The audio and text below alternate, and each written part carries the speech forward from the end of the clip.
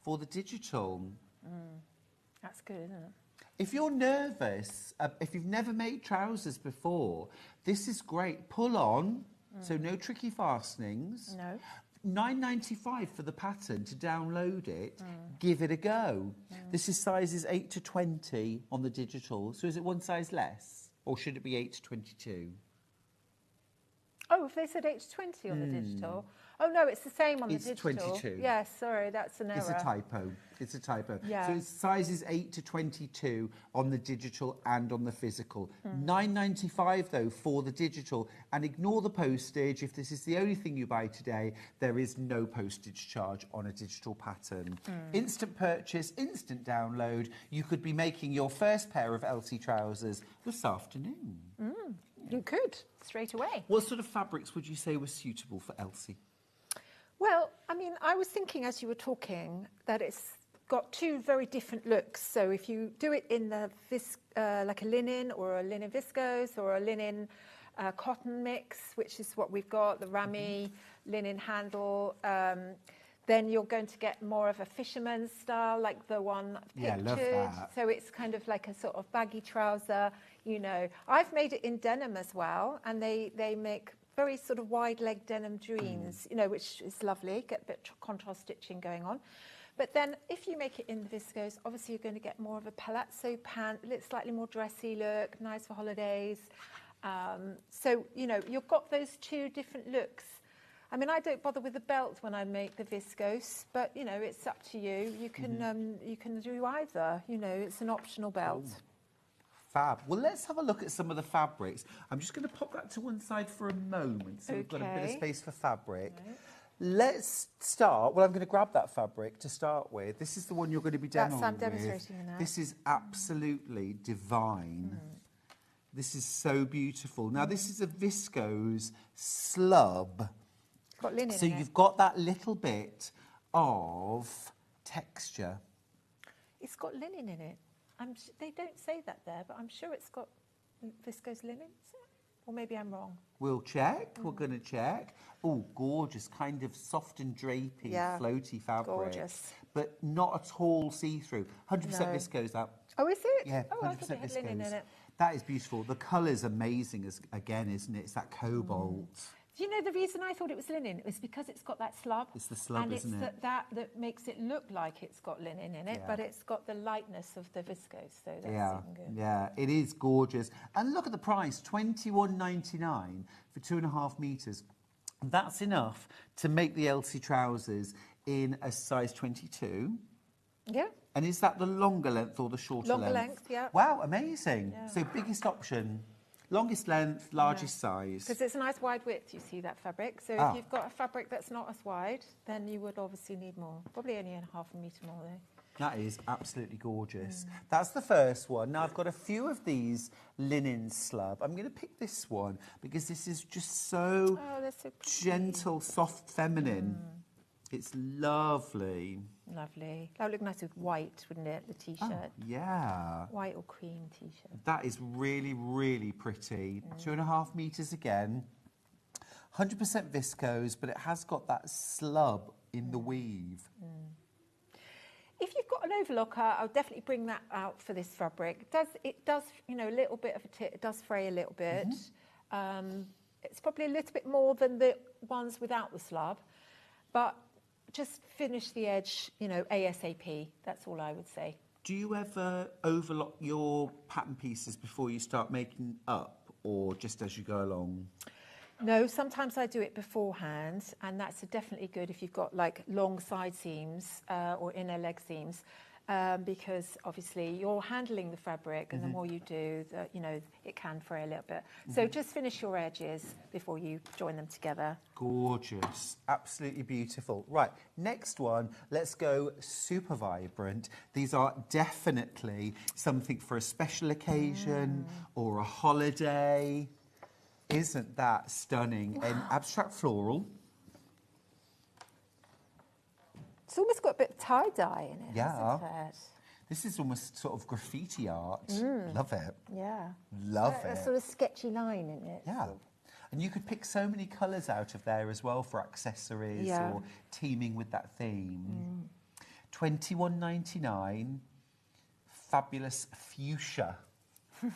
But I love that little bit of kind of golden yellow in there as well. That little bit of turquoise. Yes, I didn't notice that. Yes, it's like almost like a watercolour, isn't it? Beautiful. Digital prints are just a thrill, I think. There's so much colour variation in them, isn't there? Yes. Right, let's go more tropical next. Definitely getting a bit of a holiday vibe. Here's the coral. Here's the coral you like. Coral alert. Yes. Yes, yes, yes. Again, slub viscose, 100% viscose. I like that one. Do you like that one? I do. Yeah, I like them all, but I do like that one. Yeah. I think it's just lots of energy in that colour, isn't there? Yeah. Beautiful. £21.99 again. If you're not making anything right now, this is a great time to stash your fabrics. Just to say that there's enough fabric there if you wanted to make the Nina top in it. So if you don't want to make trousers, you can make the top in. There's enough. Suitable for Nina? Yeah. Great. And then you remember that gorgeous pink fabric that I had earlier on? Well, this is the same print, but in this beautiful sort of turquoise eau de Nil sort of... Yeah. Gorgeous. Aquavita. Beautiful. It's really light, but not at all pretty. Sort of see-through. Put your hand behind it, see if it's... Oh, it's disappeared. Yeah. Yeah, there's no see-through, there's no visibility there, is there? Great, isn't it? Yeah, it's not sheer at all. And would be so light to wear, cool. Yeah. So if you've got an event to go to, a long wedding, got to be comfy though, haven't you? You do. Or by halfway through you think, why can't I wear jogging bottoms? But actually, your trousers would be beautiful they'd be very for a wedding, wouldn't they? Oh, they would. In the right fabric. fabric. If you've got a matching top and you've got your whole outfit. Yeah. I think that would be great. Yeah, for sure. Now, let's do denim, because it's a totally different look. This would be a little bit more structure. Yes. Fabulous for everyday wear. As always, we've got our dark, we've got our medium, and we've got our light denim. Should we start with the dark? This is going to take you into autumn, isn't it, with the denim? Yeah, for sure. And also as well, you know, I love that crop length. If you're somebody that doesn't like wearing a skirt, but you want something that has a sort of similar length but with more kind of movability, that's lovely. I'll definitely get the top stitching going on with that one. What colour? Well, just like a white contrast. Oh, lovely. Yes. That's nice. Yeah. Just to show off the detail in the pattern, like the back pockets, and it's got the front side pockets as well. You can get that stitched quality, and the side seams. You can really get that stitched, nice jeansy kind of look about them. Definitely. But they're sort of wide leg culottes, so you know that's a really nice new way of treating jeans, isn't it? Yeah, and so on trend. The wide leg culotte. Definitely. Tight trousers are out. Oh, so out. Not in my house, they're not. Next up, medium. He's so naughty, isn't he? Medium. There we go. Oh, I like a nice stretch trouser. There we go, Like $23.99. This is 2.5 metres. Again, stash them, stash it. If you're not making anything right now, you can stash. Do you know, I use this denim such a lot because it's such a good weight and it's a really lovely quality. Oh, our Sewing Street denim. You like it? This one. I use it all loads of things, dresses. So, you know, what else have I used it for? Dresses and tunics, you know, it's a staple. It is, absolutely lovely. Yeah. Good colour as well, that. Yeah. Lovely. Right, that's that. And then last of all, in the denims, I've got the lightest denim. Quite retro, that, isn't it? Light denim. Yeah. But I like it. I do too. I do too. And again, add some top stitching. Definitely. What colour? Red. Do you know, I was thinking red, and I didn't know if I could say it out loud. You could go tonal with this, couldn't you? Where you get sort of like almost like a darker turquoise blue, you know, like a dark teal, so that it's not sort of so contrasting. Yeah. Just a little bit more. Just highlights the stitching, but not too... Would you ever use a very gently, like a melange, a blended colour? No, I don't like that. No. No. I don't know what it is about that. It's just a bit too... It appears, it disappears. Yeah. I mean, I like that stitching for maybe a bag or something, but for clothing, I don't know. Fair enough. I don't know. I'm a bit funny about that. Horses for courses. But, you know, feel free. Yeah. Okay, that's the denim. And then last of all, I have got some, I think this is a Rami cotton, is it? Or a Rami viscose. This is... Tell us all the latest news and special offers by signing up to our email newsletter. Go to sewingstreet.com and scroll down to the bottom of the homepage. Type in your email address and click the envelope. That's it. You'll never miss out on the latest news and special offers ever again.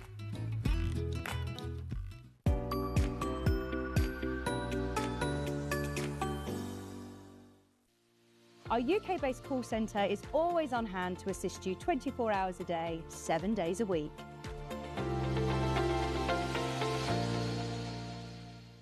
It's Flower Show Week. Join us for 4 days of all things flowers, plus an amazing chance to get your hands on a free badge that you will not want to miss.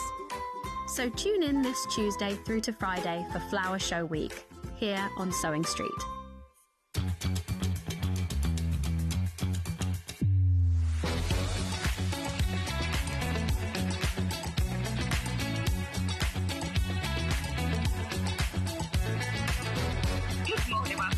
Good morning. Good morning. Good morning, everybody. Good morning. 10, 9, 8, 7, 6, 5 seconds. 4, 3, 2, 1. Visualize live. Hello, hello, hello. Friday has come at last. It is almost the weekend, and that's what's special about today.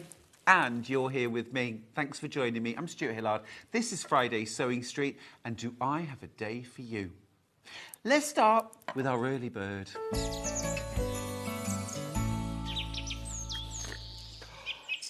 Oh, sorry, I was just having a sip out of my cup. It is really rather lovely. It's a travel cup. We're all trying to be a little bit more eco-friendly now, aren't we? And taking a travel cup to the coffee shop or just carrying a drink with us. This is, here we go. This is a travel cup. It should be $7.99. Now, there's different colours. This one's got the sea holly on it, which is rather nice. I love this touch of lavender on the rim. But there are two other colourways. I can show you actually on the web. Your colour will be picked at random. Oh, pretty. Oh, now actually, none of those are the ones I've got. We've got the ornamental onion on the left, and then we've got the kind of lavender and sunflowers and bees, and then we've got mixed blooms with butterfly with the pink lid. Well, I think whatever you get will be pretty and rather lovely. They're whimsical. They are. They're gorgeous. We are expecting some more to be delivered. So when we get the other colours, I'll show you. But anyway, $7.99. But this is our early bird. It's all part of our flower week, which has been rather lovely, hasn't it? Lots of lovely flowers and florals. So it should be $7.99, but we are going to crash under £5, just about $4.99. $4.99 is your price. Lovely. The lid screws on nice and tight. Oh, Wendy, thanks for getting in touch. Good morning. How are you? Are you ready for the weekend? Jan says, good morning, Stuart and all. Stuart and everyone. Thank you, love. Anne says, good morning. Lovely, Stuart. It's great to see you again. Thank you, my love. It's really nice to be here. Gillian says, good morning, Stuart and team. So many in baskets. Remember, your colour will be picked at random, but they're all lovely. They're all summery. And they have like a little little seal as well, look, on the cap. So if you're travelling, you don't want to spill, you can pop this out, it's kind of silicone, and then you've got your little sippy, and then you can push that back in and seal it back up. So it's really useful when you're travelling, isn't it? Or if you're going to a sports event or a quilt show or something like that. You've also got this silicone band around it, which is going to protect your hands from a hot drink. Delia says, good morning, Stuart and team. Claire says, good morning, Stuart. And all. I love that inclusiveness. Should we say hello to the guys in the gallery? Let's give them a quick wave.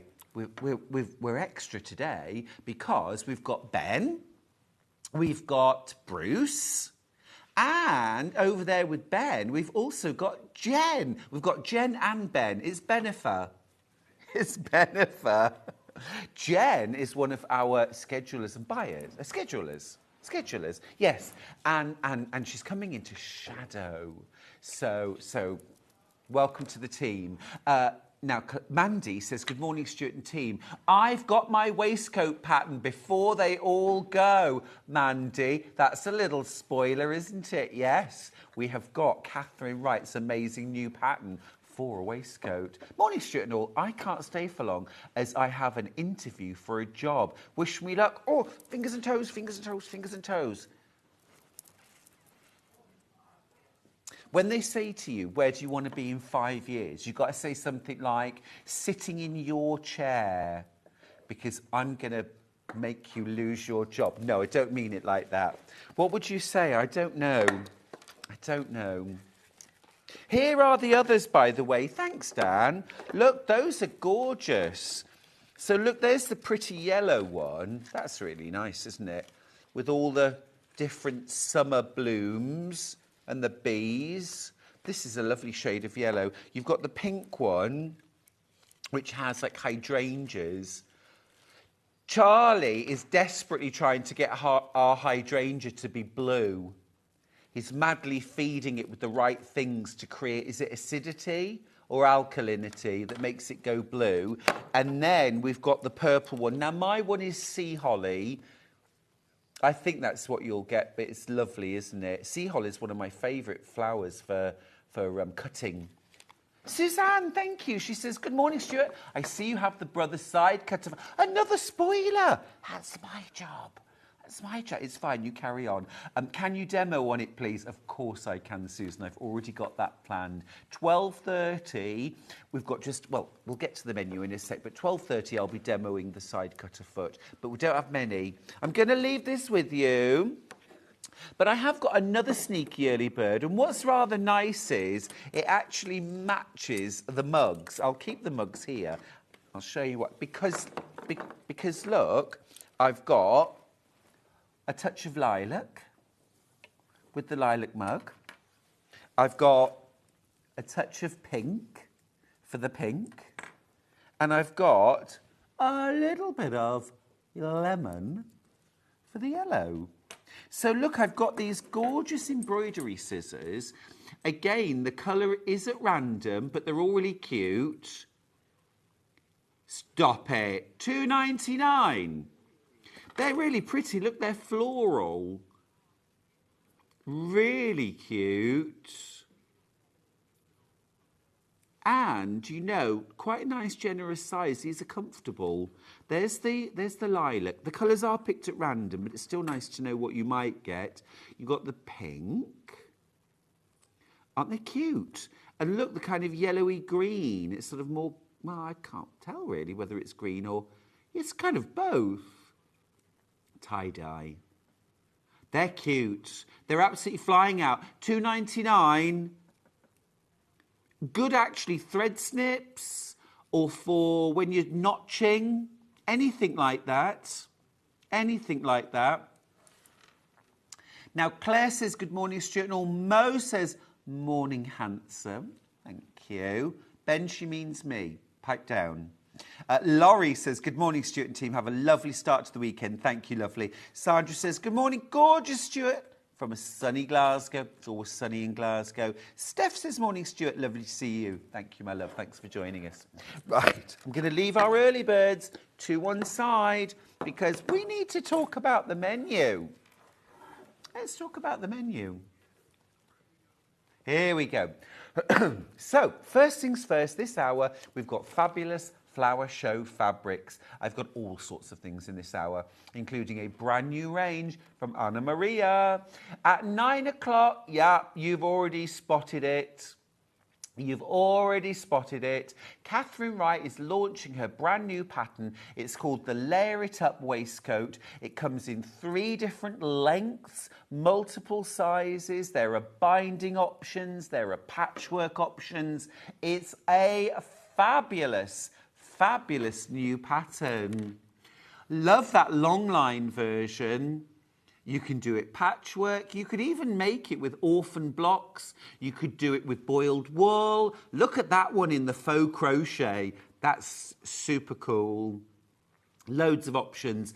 Now, I'm just going to say, you might want to shop ahead on that because at the moment, nearly 100 of you have already shopped ahead for that pattern. So I would jump on now and order your pattern. Make sure you get it before it sells out, and then you can sit back and relax. And the less time I spend talking and the more time Catherine spends demonstrating, the happier we'll all be. Now, that's happening at 10 o'clock. 9 o'clock even. Now at 10 o'clock, I'm joined by the fabulous Jane Greenoff for an hour and a half of Cross Stitch Guild. Now that goes on until 11:30, and then we'll just have, till 11:30, we've got Catherine Wright back for the William Morris Soft Diamond Quilt Kit. This is beautiful, beginner friendly, it looks stunning. At 12:30 then, we're just going to have half an hour of Brother Sewing Machines, and I've got a fabulous quilting, embroidery and sewing machine at a very special price, but I've also got the Brother FS250 and the Brother Side Cutter Foot, which I will be demonstrating. So we've got a lot on this morning. It's going to be fabulous. Lisa Lamb's got in touch to say, morning, nice holiday vibes shirt, Stuart. Is that Jen in the gallery? If yes, she's great to work with. It is Jen, and I agree. Right, let's get started. Yeah, right. Let's start with some bags. Right, first of all, flower show, remember. We're going to go straight down. Here we go, $2.99. Love this. Love this. Can I just say what I would do with this bag? I would actually cut it up. I would cut it up. And I would quilt it onto some bozal, and I would make a shoulder bag with it. A wipeable shoulder bag, because for $2.99 you'd get all the fabric out of this, and I'd use the gusset and the handles and everything, or a backpack. You could make a few slight adaptations to this, some shoulder straps, add in a zip panel inside, and have it as a backpack for $2.99. A few modifications. Fun, isn't it? Really cool fabric. I love that. Vast majority of you are multi-buying this. It's actually also a really you can make a clutch bag out. I know it is actually a bag. It is actually a bag. You could just buy it and use it as a bag. But I buy these. I also do it with chicken feed bags. I love cutting up one bag and turning it into another. Really great fun. Really great fun, beautiful fabric. There's over 50 of you with this in your basket. I've got about 100 of them left. We had a lot more than that to start with. Yeah, why not multi-buy and keep one as it is and then turn one into something else? There's a little challenge. I'm so sorry about my... No, it's okay. I'm sorry about my voice today. I started the day croaky. I seem to have a perpetual slight sniffle at the moment. It's the time of year. I think it might be actually a little bit of hay fever. Anyway, it's by the by. I never have it, ever. Right, that's that one. Now this one I would actually just have as the bag because it's fabulous. Really, really cool. So this one is $13.99, but let me... Oh, it's not. Oh, no, it's not. Lovely. Oh, no, I was hoping for $9.99. $8.99 is fab. Right, look, you've got gorgeous rose print on both sides. I think that's got a little bit of the Tim Holtz about it because it's the floral, but then it's got the franking and the letter and the writing and the layers. Do you know what I mean? It's got all of that. Nobody here knows what franking is because they only send emails. Back in the day, we used to have a thing called letters, and they would drop through your letterbox. It's got a zip at the top, but this is the really important stuff. Look, it is a cool bag. This is for keeping your picnic fresh. When you go to the park with your knitting, I'm thinking about me now, and I've got a bag full of snacks and lovely drinks to keep me going, and my blankie.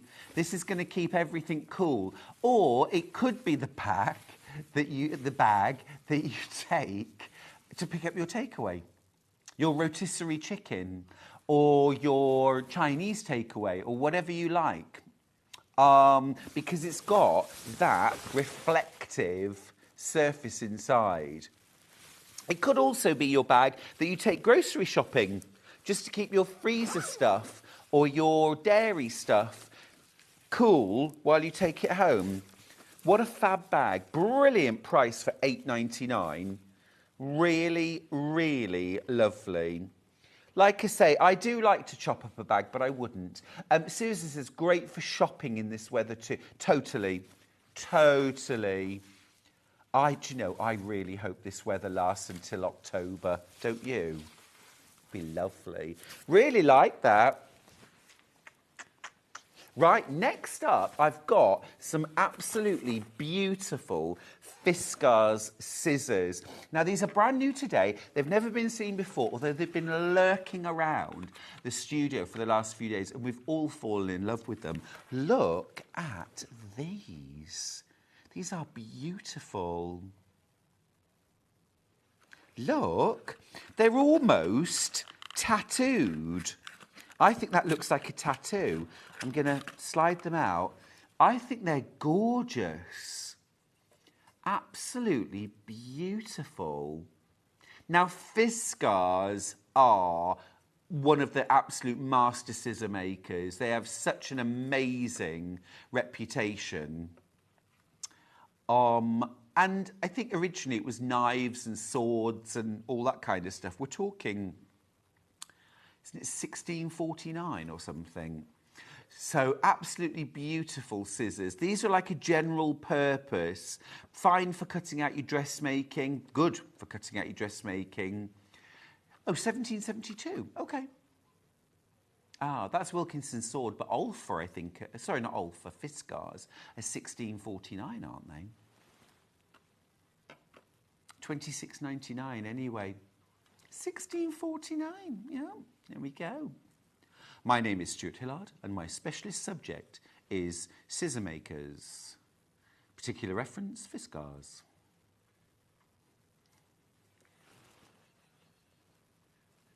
Gorgeous. Aren't they lovely? Very giftable. And they come in a very special box with the beautiful design in the back as well. I just think they're lovely.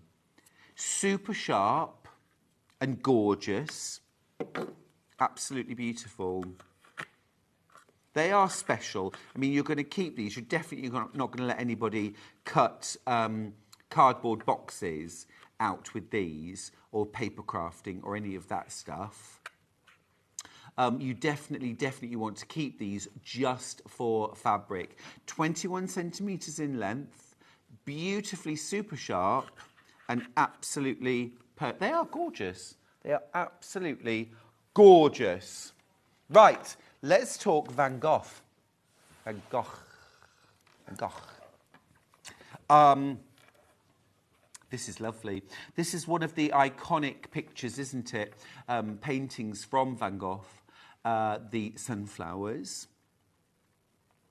They are lovely. I grew some sunflowers like this last year. They were called teddy bear. I love a bear, even in floral form. And they were sort of fluffy and furry almost. Gorgeous. And now you get a pen included. And look, lined notebook. Now this is absolutely perfect for writing notes about what you're working on. I have notebooks everywhere at home, and people often buy me notebooks as presents because they know how much I use them and how much I love them. I love lists. I love writing a list, and sometimes when I'm at home and I'm sort of doing jobs for the day, I'll write some things down. And then if I do something extra, like I might think something like, oh, while I'm here, I'll just strip that bed and wash the bedding, then I'll actually do it, and then I write it in my list just so I can tick it off. Is that cute or is it weird?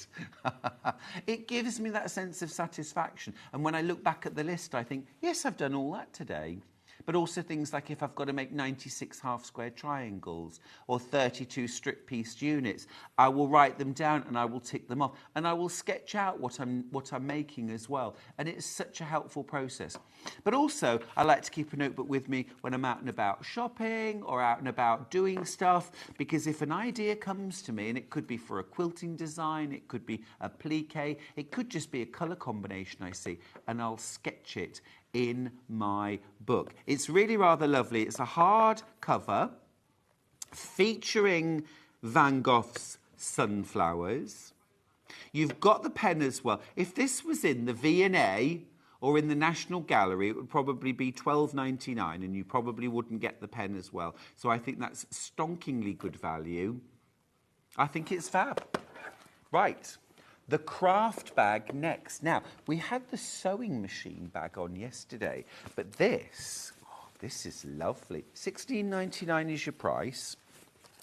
Now, this is particularly geared up for yarn crafting, and I shall show you why. So it's got this gorgeous modern floral. You've got a fabulous zippered pocket on the side. Now this would be absolutely perfect for things like knitting needles in particular. It's designed for that. You've got the length there for knitting needles, and you could get quite a few pairs in there. You've also got a little breathing hole here.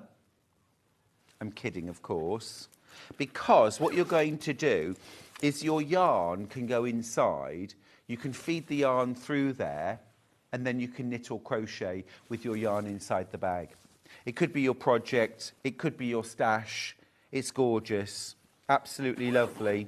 Well, some people like to walk and knit, don't they? So you could have the bag over your arm like this, with the yarn coming out, and then you can be knitting while you walk. Oh, yes, oh, yes. My friend James makes things. That's his actual Instagram.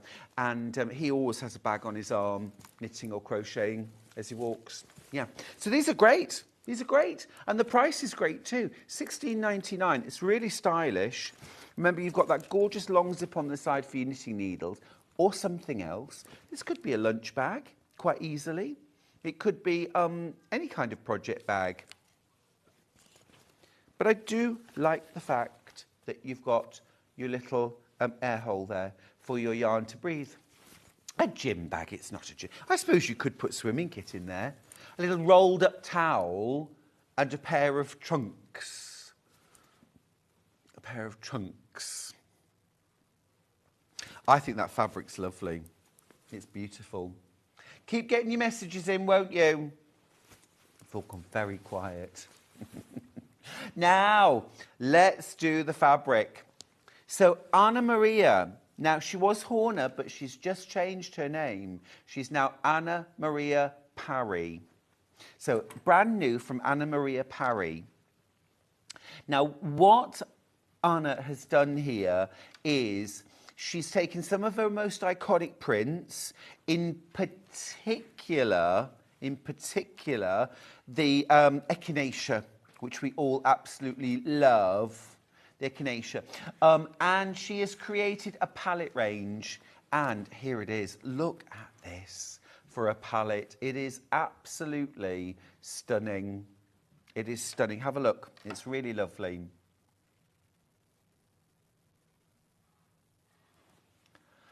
Gorgeous. Now, I've kind of course, as I always do, have to spread it into some kind of rainbow, but it's not a rainbow. You've got these amazing kind of deep mulberry. There's your Echanatia print.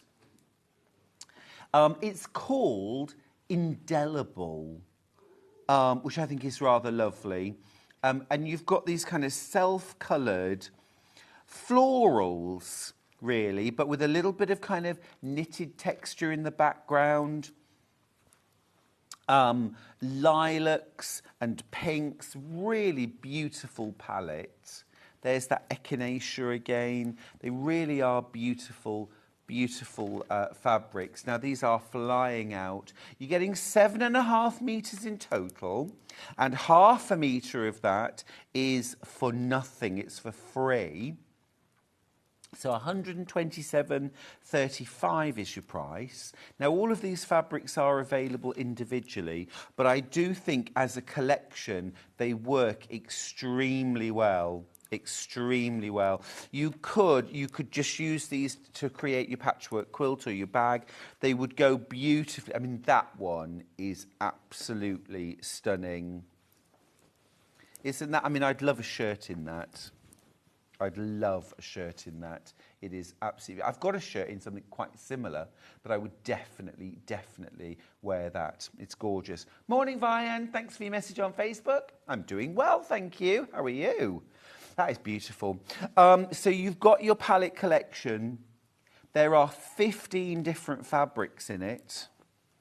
And it has a gorgeous, it's bright, but it's also got some kind of slightly moodier elements. I love this really dark teal. I love this beautiful kind of mulberry juice colour.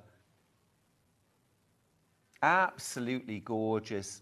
You can really play. When you have the mega bundle, this is the joy of having the mega bundle, you can play with it. You can put it up against your fabrics. You can think, right, what do I have in these colours? You can, you know, really make a choice there.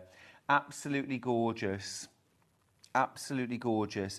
And I like some of the, like, self-coloured, like this, for example, the Echanatia, where you've got that kind of orange on orange. You've got the kind of orange on orange colour tones. But then I also love where Anna's picked out a different contrast colour, you know, and that could really sort of set you off on a different path, you know, choosing maybe scraps or fabrics from your stash. It's a great starting point. Really lovely. I've been very excited about this launch because for me, the most important fabrics in my stash are those tonal fabrics that I can use like colouring pencils in my quilt, you know. If something's already multicoloured, it sort of is what it is for me, whereas these can be anything. Morning, Stuart. This collection has atmosphere. That is such a good way of putting it, Carol. I like that. How many different designs are there? Now, we're thinking 5, but I'm gonna pull them out into their respective. So there's Echanatia. We're thinking 3. There's this large flower. Okay. There's the knitting, flowers with knitting. Right, sunflowers. Then there's a mini bloom here, all over bloom. And then there's the large sort of etched bloom. So 5 different designs, and you get 3 colours in each.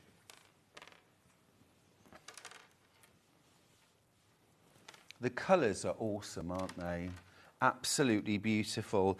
And this one here, this is a really cool print. I'm going to open it. It's like tall vases of sunflowers on like a knitted background. Let's do them by the half metre. We'll start with this one.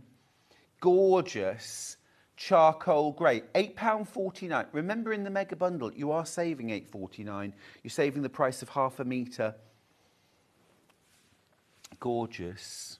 Gorgeous. This would make the most amazing backing fabric for a quilt. It would be beautiful. I mean, the thing is, don't forget that the width of your fabric is sort of between 42, 44 inches wide. So actually you could use that to back up to about a 40-inch wide quilt or wall hanging anyway. And you see, if you were doing something that was about 50 inches wide, I would just use a different fabric and put borders down the sides. You know, you could use a solid. It could be a solid. I think it's lovely. Should we go through them by design? Let's do them by design. Let's do this fabulous mustard gold next.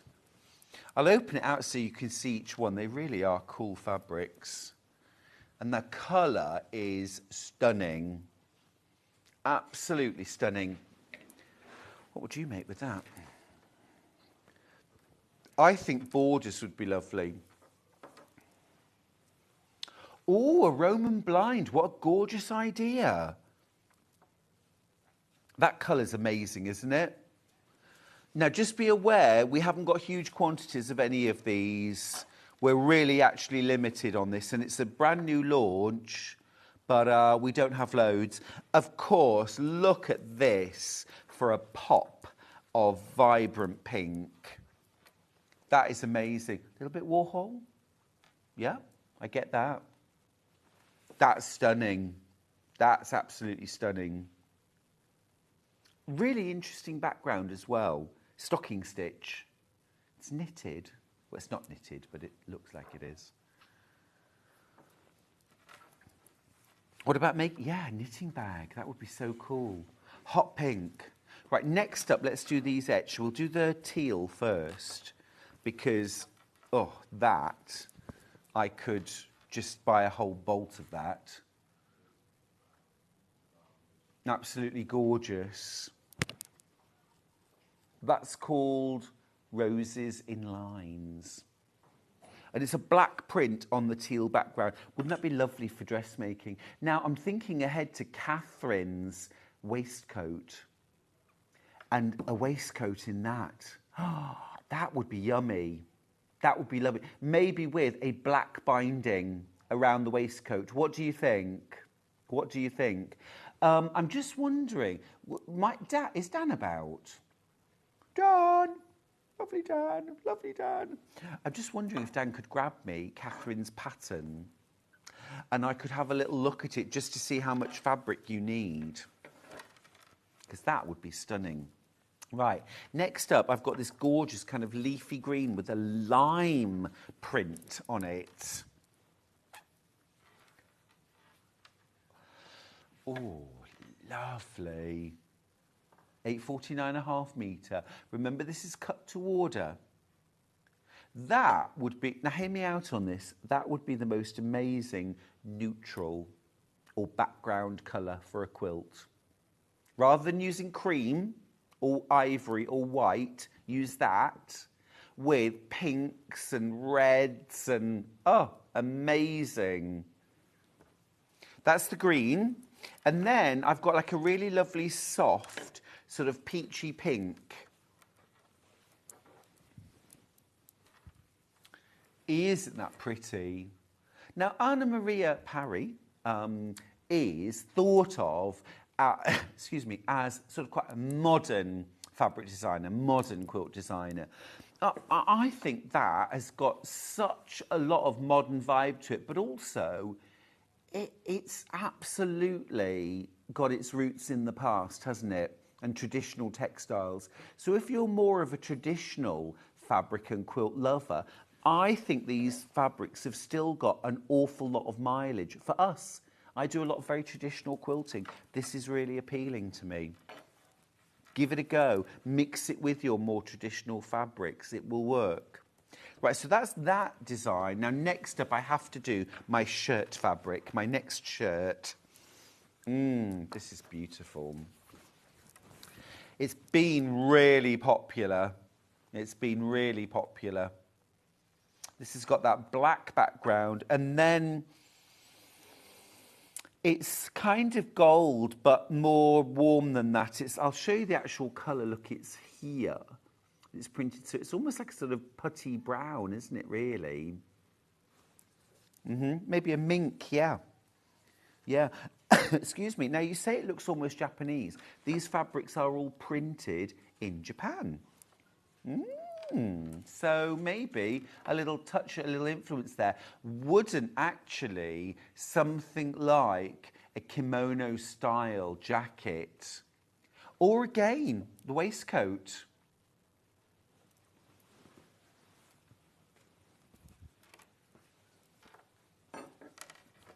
Is there anyone that could grab me the pattern, please? Thank you. Next up, I've got the green. Yum! Oh, thanks, Dan. That green is a pop, isn't it? Brilliant, thank you. Thanks. I think back in the day, they would have called that poison green in Victorian times. It actually was then, that colour of green. I think it was originally made with arsenic. And it was used in everything, fabric, wallpapers, dyeing feathers, you name it, with arsenic, which then would leach out and kill people. Oh, I mean, the story of fabric and colour, this is obviously not. It's that colour, but it's amazing. So look, let me just have a quick look. Fabric requirements. Let's talk largest size. The long version, 2 metres. The medium version, 1.1. So we'd be 1.5 metres there. And the short, 0.8, so 1 metre. And that's for the largest size. The long is unlined, and you need a similar amount for the lining for the medium or the short. But you can also do patchwork version and use fat quarters. I'm just thinking that some of these fabrics would be amazing for Catherine's waistcoat. Right, that's that design. Next up, oh, one more, lilac. Pretty. That is really pretty. And this is called lilac. It's lovely, that, yeah, really pretty. 849.5 metre. I'm going to grab the Echanatia next, because that is one of Anna's most recognisable prints. Let's do this. Look at that colour. Oh, it's like sunrise. Beautiful, absolutely beautiful, so vibrant. Now, this is Echanatia. Actually, it's upside down. That's better. Sorry. Sorry, Anna. There we go. Now, I would use this on the back of a quilt as well as on the front, because I could use this to quilt from the back. Look, you've got a diamond crosshatch already marked for you. Don't bother with any marking, just follow the lines. Oh, cornerstones. Cut out, beautiful. This is gorgeous, absolutely gorgeous. This is my, well, no, actually, this is my favourite print, but look how well they go together. Oh, love it, love it, love it. Need this, need this. Here we go, next up, this incredible, it's like blackberry juice. Anna's called it purple, or we've called it purple. It's probably us, really, isn't it? Blackberry juice. Or I remember when I was little trying to make a blackberry milkshake, and I literally just bashed up blackberries that I'd picked in milk, yeah? They just kind of floated unappealingly, sort of bleeding into the milk. Really sour, horrible, you know. My mum then took me to one side and said, let's make a milkshake properly. I'll show you how. Not with blackberries, though.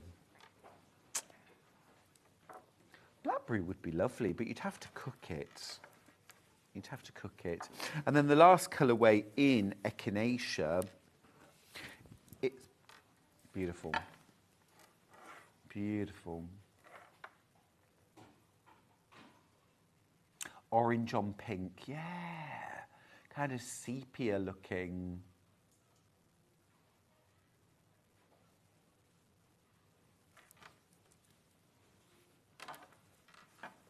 Last colourway then, and then we'll go back to the big bundle.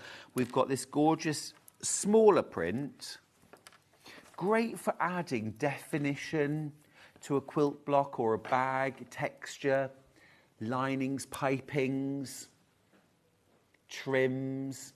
This is called Marigold, and it's deep bluish green. Well, it's almost like Christmas tree green, isn't it? And this is where fabrics in your stash like this is so useful.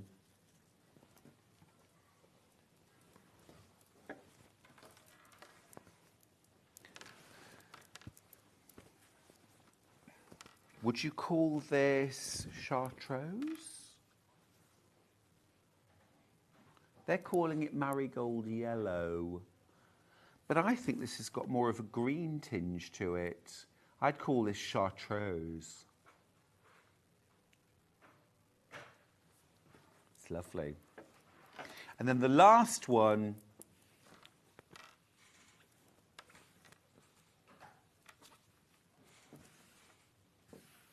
oh, I could do a shirt in that. Do a shirt in that. Yeah, that's nice, isn't it? Right, the mega bundle. This is the best way to buy. It's been absolutely flying out. Just make sure you check out your basket, please. You've got those gorgeous, gorgeous pinks and lilacs and purples. You've got those gorgeous different greens and teals and chartreuse. You've got your golden and orange shades and your black and your grey. I mean, super yummy. If that came through my letterbox, it would be a happy day. Gorgeous. Right, that's that new from Anna Maria Parry. Right, next up, something a little bit different. We've got a reed diffuser called Desire Aroma in white tea. So you've got the bottle of fragrance oil with the little wooden cap, and then rather than reeds, you've got these rather lovely balls and flowers that go in the top and absorb the oil and scent your room. It's $7.99, which is a bargain. It's white tea. It's white tea, which is how I have mine.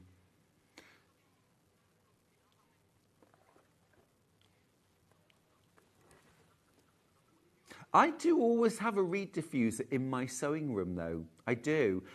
Yeah, because I like it all lovely fresh and gorgeous smelling. Yeah. Tracys Message says, good morning, Stuart, and everyone. Have a fabulous day. Thank you, my love. You too. Right, next up, I've got a bath and shower set. Look at that. You wash yourself with a rose. I mean, how indulgent is that? I'm just bathing myself with a rose made of sponge. You've got in there, you've got shower gel, you've got body lotion, and you've got your velvet rose to actually wash yourself with. It's $8.99. It's very giftable. It's very giftable. It's a body puff.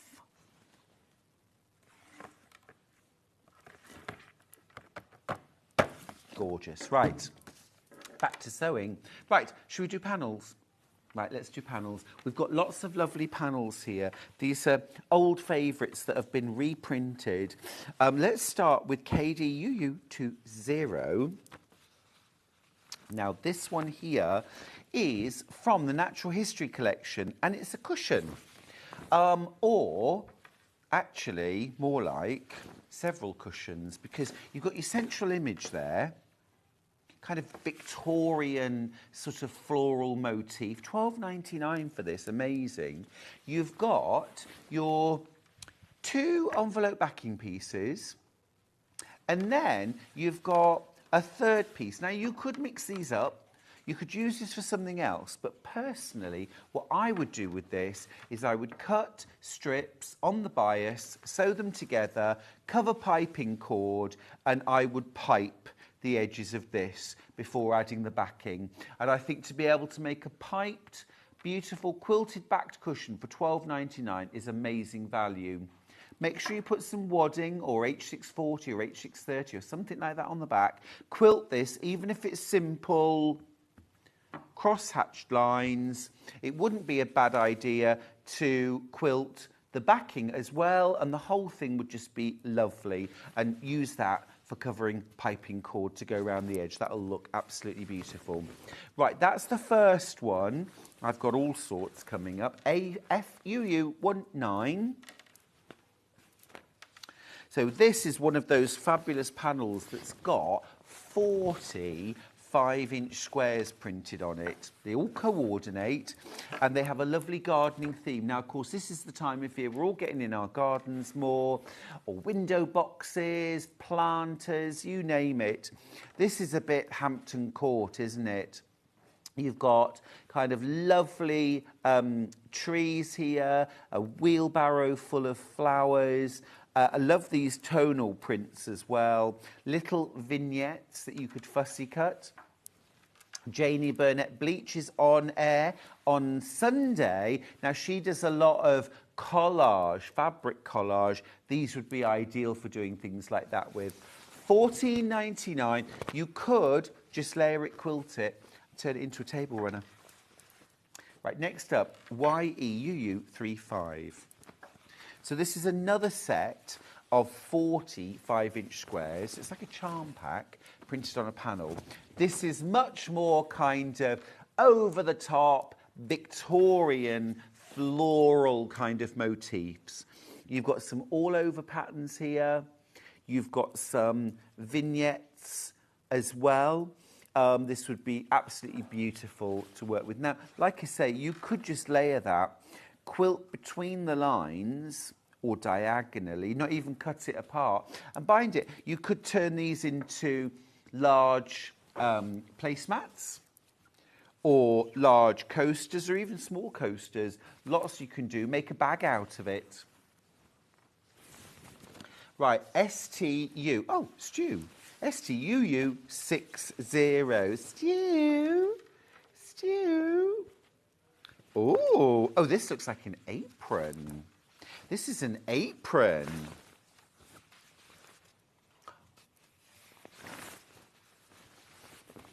Oh, I heard that. Look at that apron. That is lovely. That is lush. Now, hear me out. I would actually layer that with calico and quilt it.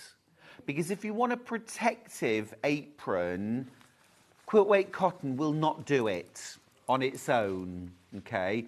But if you layered that with a bit of H640, or a poly wadding would be fine, or a whatever wadding, quilt it with some calico on the back, and you could bind the edges, or you could bag it out. So calico on the front, sew around, leave a gap, turn it through, and then quilt it. That will be fine too. You've got pockets, you've got your ties. Instructions are included for £14.99. You can't go wrong. You can't go wrong. KMUU 42. Right. Oh, I like this. So this is big fat quarters. Big fat quarters. Now, straight away, I'm thinking about a garden kneeler cushion and maybe a little tie around the waist mini apron with pockets. This is lush. Yeah, garden tool belt, you know. I mean, that one, such a classy looking fabric. It's beautiful. Or you could make a set of 4 cushions. I'd back them with something else. Pop a bit of decorative cord round the edge. And you've got some beautiful cushions. Beautiful cushions. $19.99 for those. Now, next up, YT UU70. This is also fat quarters, different ones though. This is again that sort of beautifully colourful Victorian kind of thing. Look, luscious florals on pink, on black, on duck egg, and on pistachio, which should be pronounced, did you know, pistachio. Pistachio. I believe.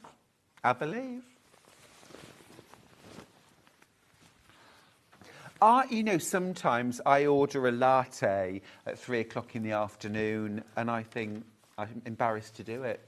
You're not supposed to drink these things after 11, are you? Italians don't drink cappuccino, nothing with milk. No coffee with milk after 11 o'clock. Espresso. You don't? Oh, you see, you'd go down very well in Italy. I would fail because I like a milky coffee. That's just who I am. WGUU15. I'm sure cafes don't mind. This is like a jelly roll printed on a panel. These are 2.5-inch wide strips. And you can cut them apart, of course you can. But I think the nicest way to use this would be to do something like make a bag, okay, and just layer it, quilt it, okay, then cut out your bag pieces. It could be a rucksack, it could be a shopper bag, it could be toiletry or tool bags. I mean, there's loads you could do with this. It would also make a really nice wraparound apron, I think. Very nice, very nice. It's gorgeous, isn't it? Really versatile. $19.99 for that. One more panel. FLUU47. This again is a jelly roll style, 2.5-inch wide strips. And you get, I think, 18, am I right? I think you get 18. Yes, 18, but they're 55 inches long, so they're extra long. But look, you get all these lovely florals. Look, aren't they gorgeous? All these different colours. Love this one with the golden. Lovely. Beautiful. Now, if you missed some of our deals yesterday or missed out on these fabulous bags, don't you worry, because I've got them back. I'm going to grab them. I've only got 5 minutes, but I'm going to show you all of these. I'm amazed that we've got them left. So I'm going to start with my favourite, which is the project bag. This is... Oh, I nearly whizzed off then. There we go. Right, this was super popular yesterday, but if you missed out, or if you're thinking, why didn't I buy 2? So look, you've got this fab bag. Now, I first thought, oh, lovely, little sort of, you know, slimline lunch bag. Not a bit of it. You've got a double zip that runs around. And then, when you get inside, check this out. It's a project bag. So you've got 7 different... pockets. Look at this. So you've got space, clear, single, zippered pocket. Clear again, and another. This is elastic with channels so you can keep tools. Double zippered clear pocket, and another. And then we're finishing with one large clear pocket. Absolutely superb for $25.99.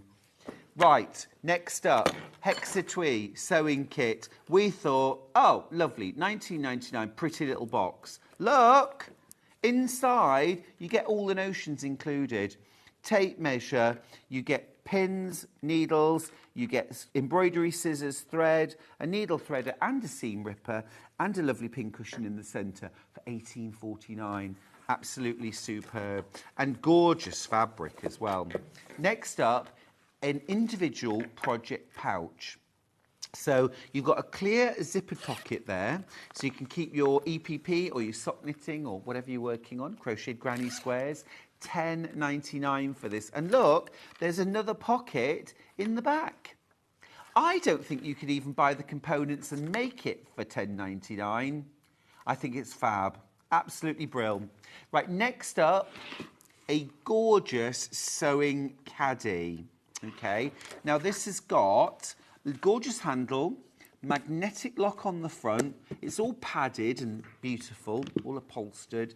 Inside, you've got pin cushion, a double concertina pocket.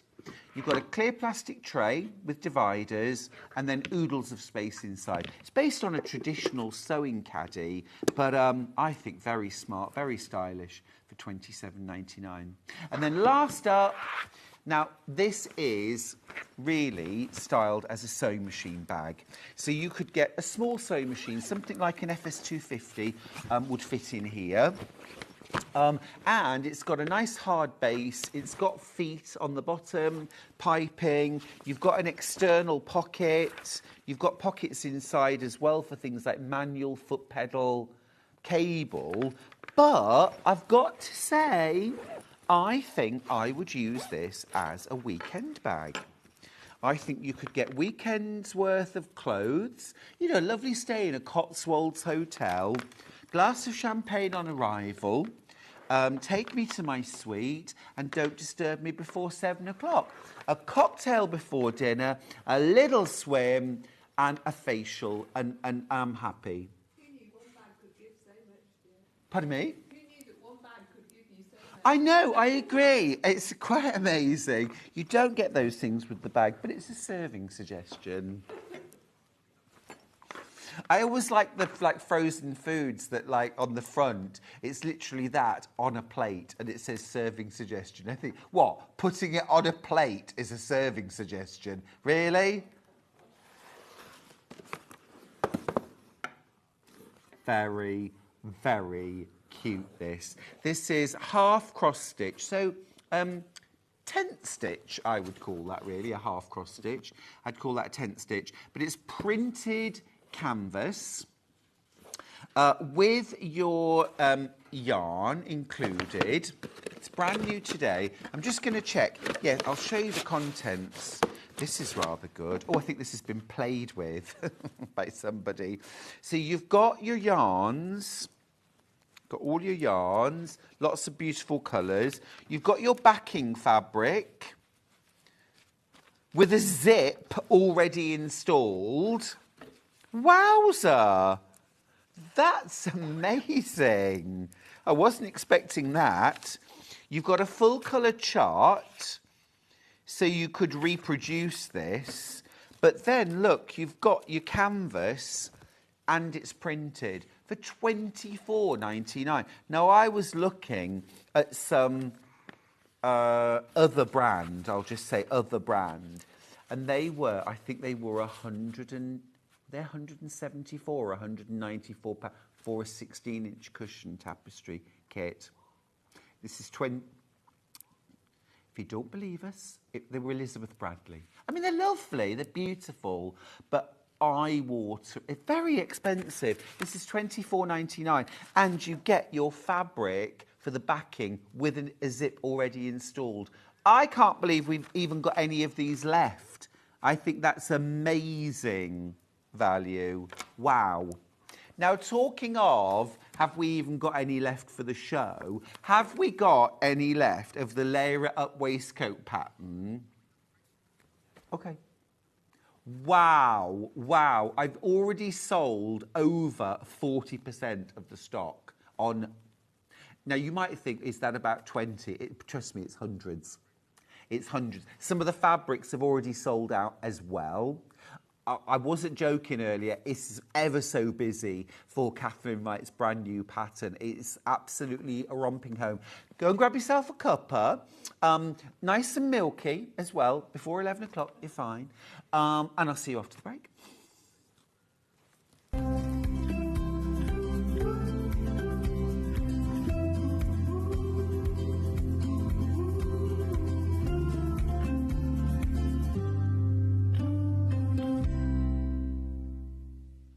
It's Flower Show Week. Join us for 4 days of all things flowers, plus an amazing chance to get your hands on a free badge that you will not want to miss.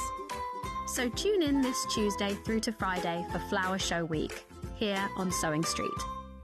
So many more quilts I want to make now. I'm going to have to live to 200. It's just been one of the best festivals I've ever been to in my whole life. I will definitely be back, and I'm going to have a quilt.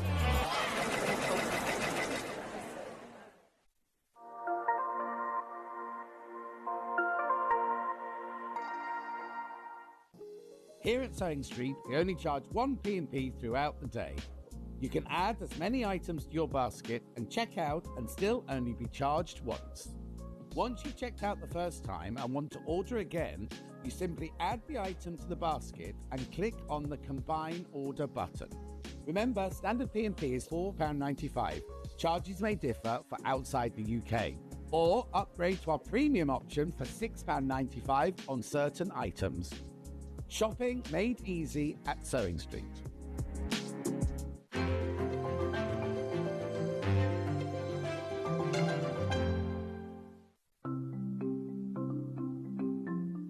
Turning tools are one of my favourite tools. They are perfect for turning tubes of fabric the right way round. So maybe you're making bag handles or straps, or you're doing small rouleau loops, absolutely perfect. So if you've got a piece of fabric here, I've sewed it in half, right sides facing. Turning it right sides out takes quite a long time. So what you need is a turning tool. If you take the tube of fabric, tack it together across the end, it just holds it together using the longest stitch, and then you just get the plastic tube, put it to the end, get your stick and push it in, and then it turns your tube right sides out really, really quickly. It's genius. Simplest thing, but absolute genius. Now, in these turning tool sets, you get different sizes. So that's the big one. So if you were using a narrower tube, then use the next size down. Now, when it's a short tube, I don't tend to tack the end. You can just fold the end in and push it through like this, and that will turn that right sides out. Look how quick it is. And if you're doing really small loops, like this one here, there's even a smaller one as well. So if you just slide the smaller tube inside, then the smallest one comes with a little metal stick instead of a wooden one. But look how quick and easy that is to turn right sides out. Saves you loads of time. When you get your set of turning tubes, do make yourself a little bag, just a little drawstring bag to put them in, because otherwise they get separated, and it keeps them all nice and neat and saves you so much time.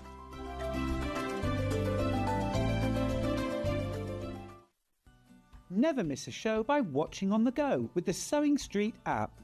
Head over to your app store now and search Sewing Street and simply download to your smartphone or tablet. You can watch the shows live and see your favourite presenters and guests. Click on the Today button to shop all of the products that are featured in today's show. Want to know what's hot? Then click here to see today's bestsellers and highlights. Have you missed a show or want to watch one back? Then click the schedule button and you can go back 7 days to watch and shop, and you can also see what's coming up over the next 7 days. Want to say hello or ask a question to our guests? Then send a message to the studio. You can also keep in touch with all the latest news, events, product launches and much more by clicking here for our social media pages. Never miss a show by watching on the go with Sewing Street. Did you know that we can deliver to over 20 different countries worldwide, spanning 4 continents from the UK to Australia? Check out our website for the list of countries and delivery costs. Sewing Street, stitching the world together.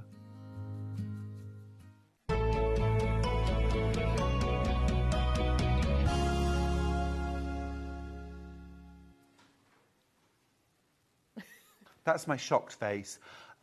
I don't think I've ever started a dressmaking hour with a, we're almost sold out, you need to hurry up, otherwise we're going to have nothing left. 130 of you have got what remains of Catherine Wright's brand new pattern. It's absolutely gorgeous. It's the layer it up waistcoat. I love it. It's 3 different views. You get so much value in this pattern. I mean, I'm not at all surprised that loads of you have pre-ordered this and already checked out your baskets. But honestly, I've never started a dressmaking hour with so little.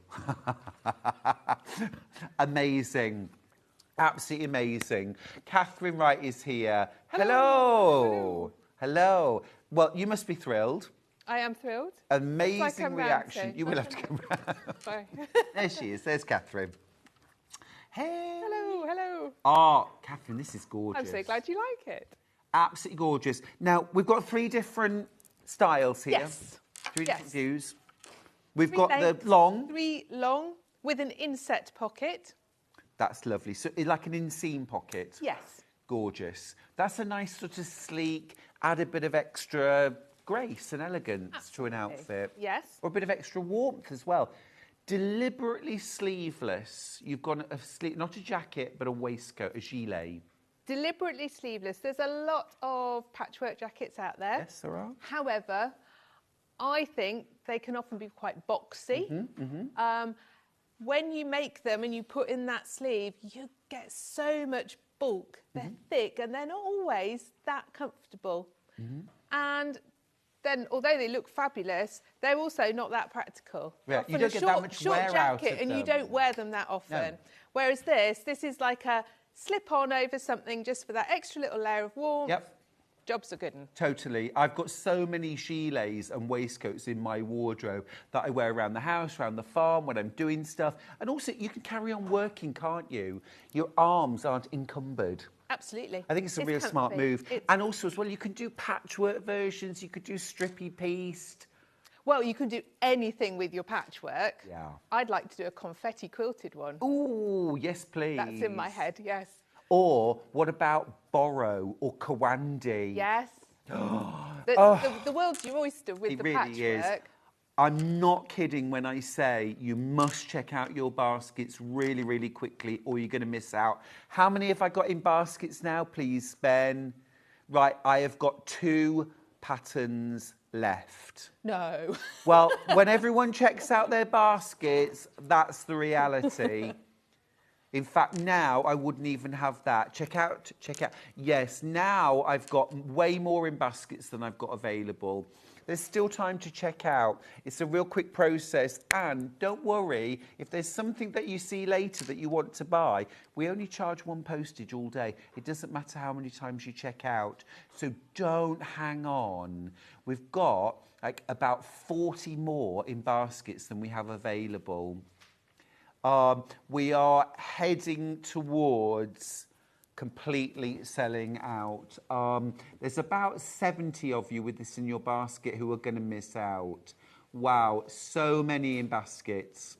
So many in baskets. I've got less than 100 physical patterns left, okay, and about 160 in baskets. So there's way, way oversubscribed, all right? Now, this comes in sizes 6 to 26, so you've got a fabulous range of sizes there. You can also make it in all sorts of lined or unlined, patchwork, whole cloth, add machine embroidery, hand embroidery.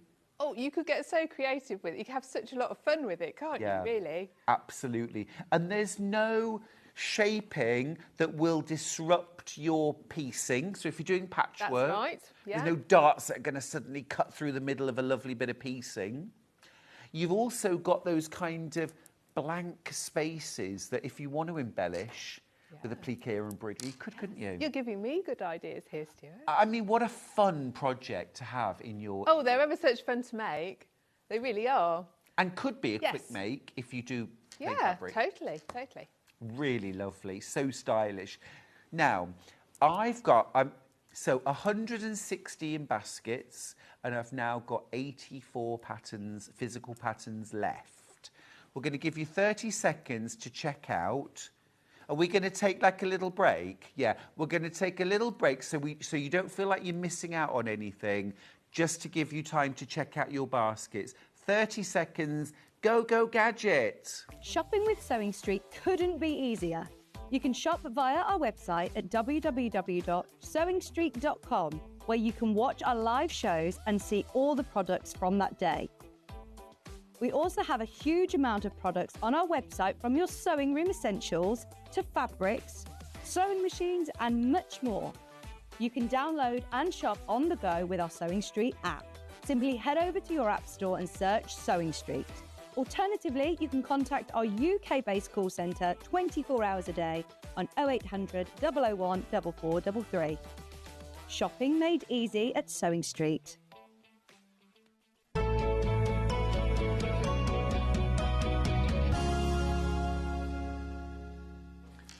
Well done for checking out. I'm proud of you. Now let's talk about fabrics. Let's talk about fabrics. We've got some gorgeous fabrics in this hour. Oh, thanks, Catherine. We've already had a couple of sellouts. Where would you like to start, Ben? Let's do the denims because they're really cool.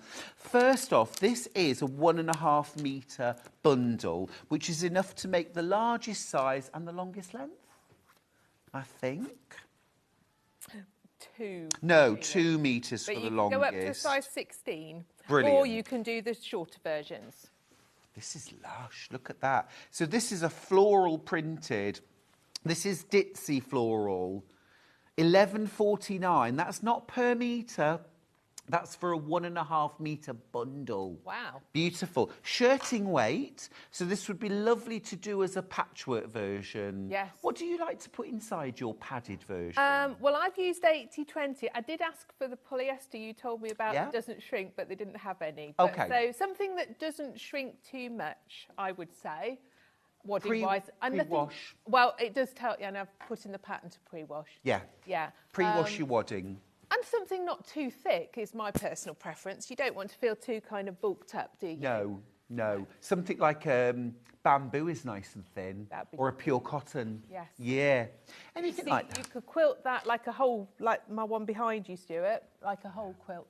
Yeah. And that Oh, would be nice. this is my favourite version, actually. And we'll get Catherine to put the different ones on. I thought this suited you so well. It looked lovely. Yeah, everything about it I think is gorgeous. Right, that's the ditzy floral. Next up, I've got the larger floral. I've not seen this before. I think it might be brand new. This is... I really Isn't like that one. gorgeous? Yeah. Isn't that gorgeous? And again, it's that sort of shirting weight. So it would be not bulky at all to layer and quilt. Absolutely lovely. Really nice. Yeah, I really like the texture in the background as well. It doesn't look like denim, does it? No, no, not at all. 11.49 for the bundle. That's 1.5 meters. Fab. Love that. Really, really busy. Now, I'm particularly in love with the stripy denim.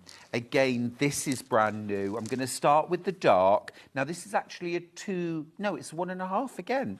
I beg your pardon. How lovely is this, Catherine? I really, really want to get some of this and work with it. Isn't that lush? This is the dark, stripy, like, well, I'd call it a pinstripe. Yeah. Really nice. It is strobing. Sorry about that. It won't when you get it home. It's just the telly. But beautiful. 14.49. That's the dark. This is the medium. I'm going to keep the dark nearby so you can just see the contrast. Okay. Okay, there's the dark. This is the medium that we've got on air at the moment. Okay, and then this is the light. Now, just a thought.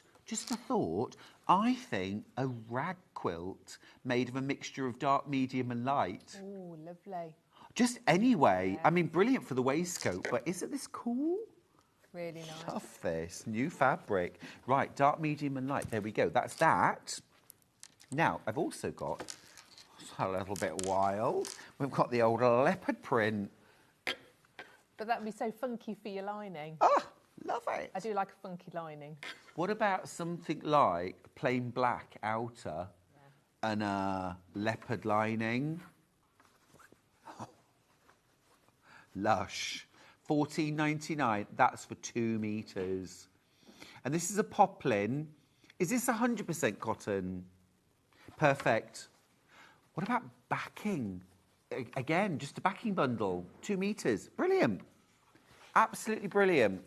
Ben, can you just do a quick check for me? Do I have any of Catherine's waistcoat pattern left? I need to put me out of my misery and Catherine, and how many have I got left? Oh, no. 27. I've got 27 patterns left. There's over 140 of you with it in your basket. There's 26 left now. Make that 25.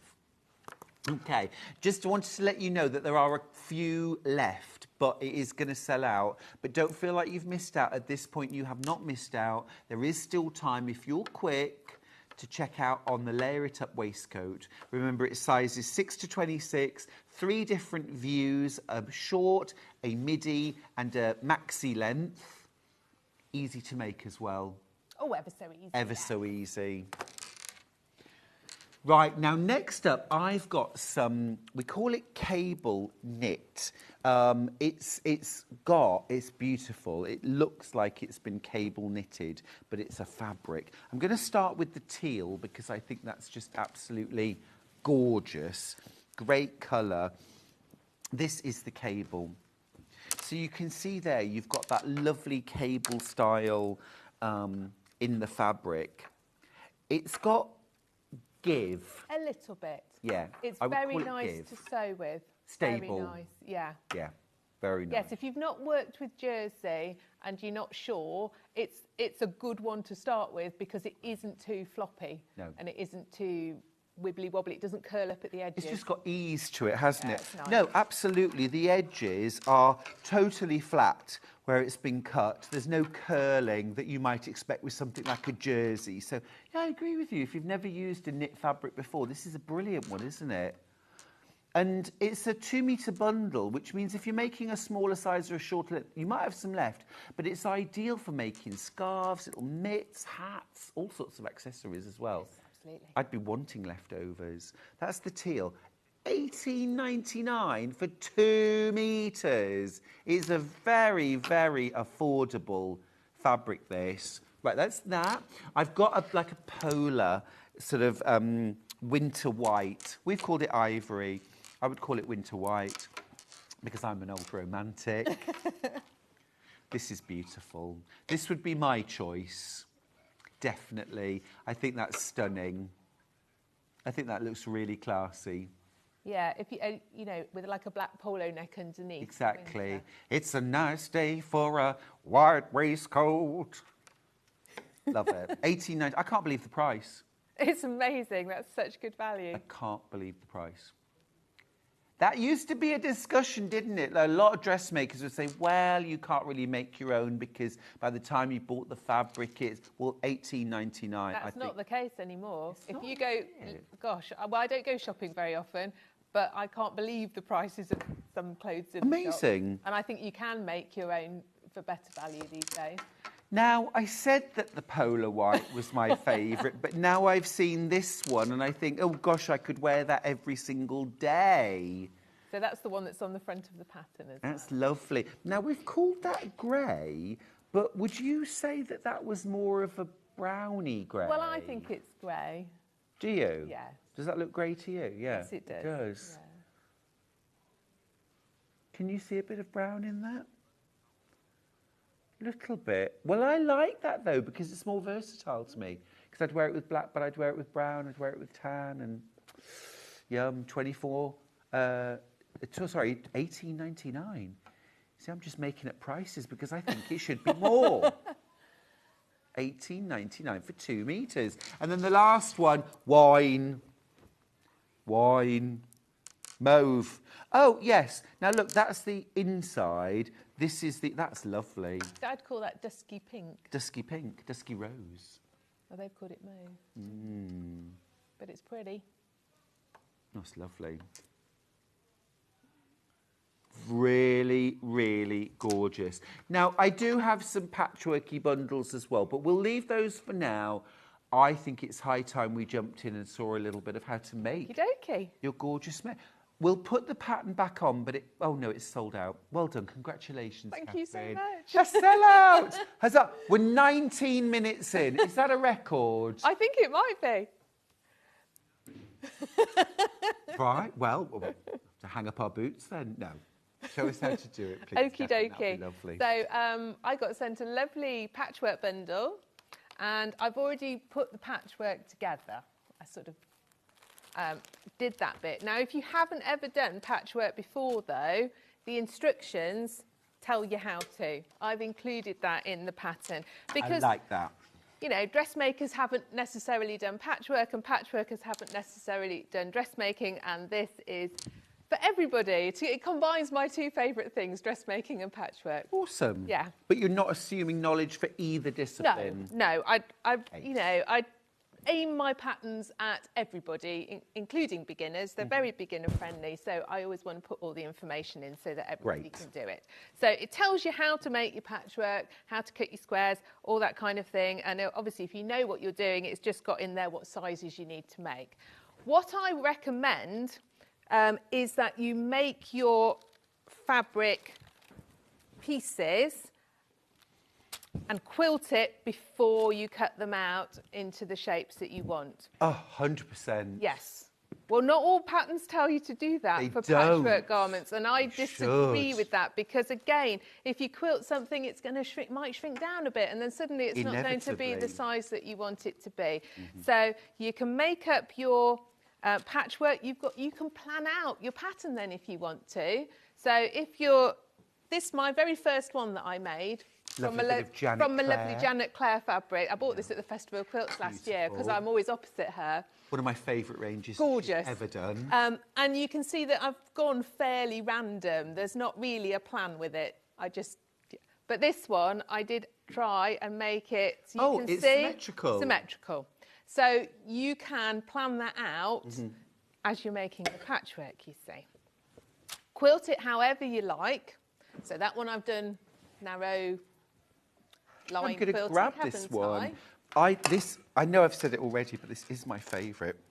And I love how you've quilted it. Lines about 1/2 inch apart, vertical. Again, it's just that little bit of extra styling, just the whole thing. Do you want to know, would you like to know a secret? Go on. So I started this and I thought, yeah, I can do this. I don't need to mark it out. Oh, right. Yeah. About 20 centimetres in, I went, oh, this is rubbish. And I had to unpick the lot and start again and mark it out. Worth it, though. It was worth Finished it. waistcoats. It was worth it, absolutely. Gorgeous. So that one I did straight line. This one I've done a grid, a diagonal grid. This one I've done a grid. This one I've used the nice little, if I show you the back, you'll see it better, the sort of wavy line patterns you get on your machine. So you can quilt it however you like. And then when you've got it quilted, then I will let you cut your pieces out. Now, what you've got to remember, this is why I've only cut out one, is that with your fronts, because you've made two separate pieces, you've got to flip a pattern piece. We don't want to have two lefts or two rights. No. You're going to be very upset if that would be happens. wrong.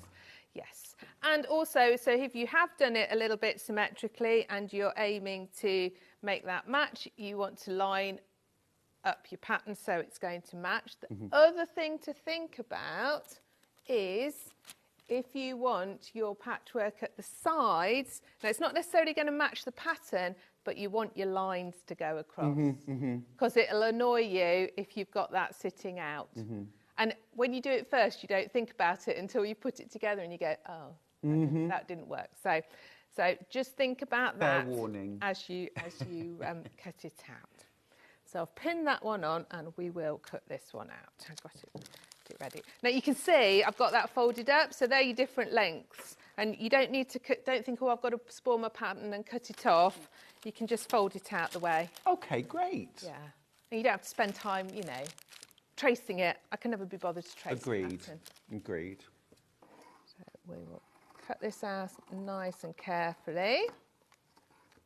Don't be throwing away those bits of patchwork, will you? I know Catherine won't, but I just mean generally.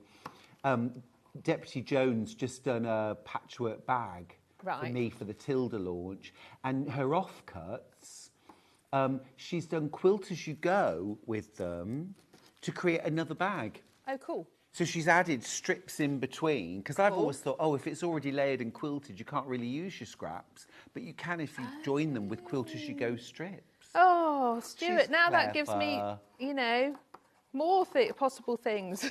I'm just giving you homework. I'm chuffed to bits, Catherine, for you that you've had a sellout so quickly. It's fantastic. It's Thank wonderful. you all so much. I hope you love it. I love it. I've worn this loads, I have to say. Festival of Quilts. I think we'll be seeing lots of Catherine Lightways go. Yes, make it, and then you can come and show me. You're going to be there every day? I will. I've got my Awesome. lovely little son. I'll do what I did last year, which is if you come and show me things that you've made that are my patterns, you'll get a little gift. Really? Yes, I did that last year. It was so nice because everybody then comes and shows me all the bags and the garments and things that they've made. And it's so nice to see them made up because you don't tend to otherwise, do you? That is lovely. So there you go. There's your challenge. Mm-hmm.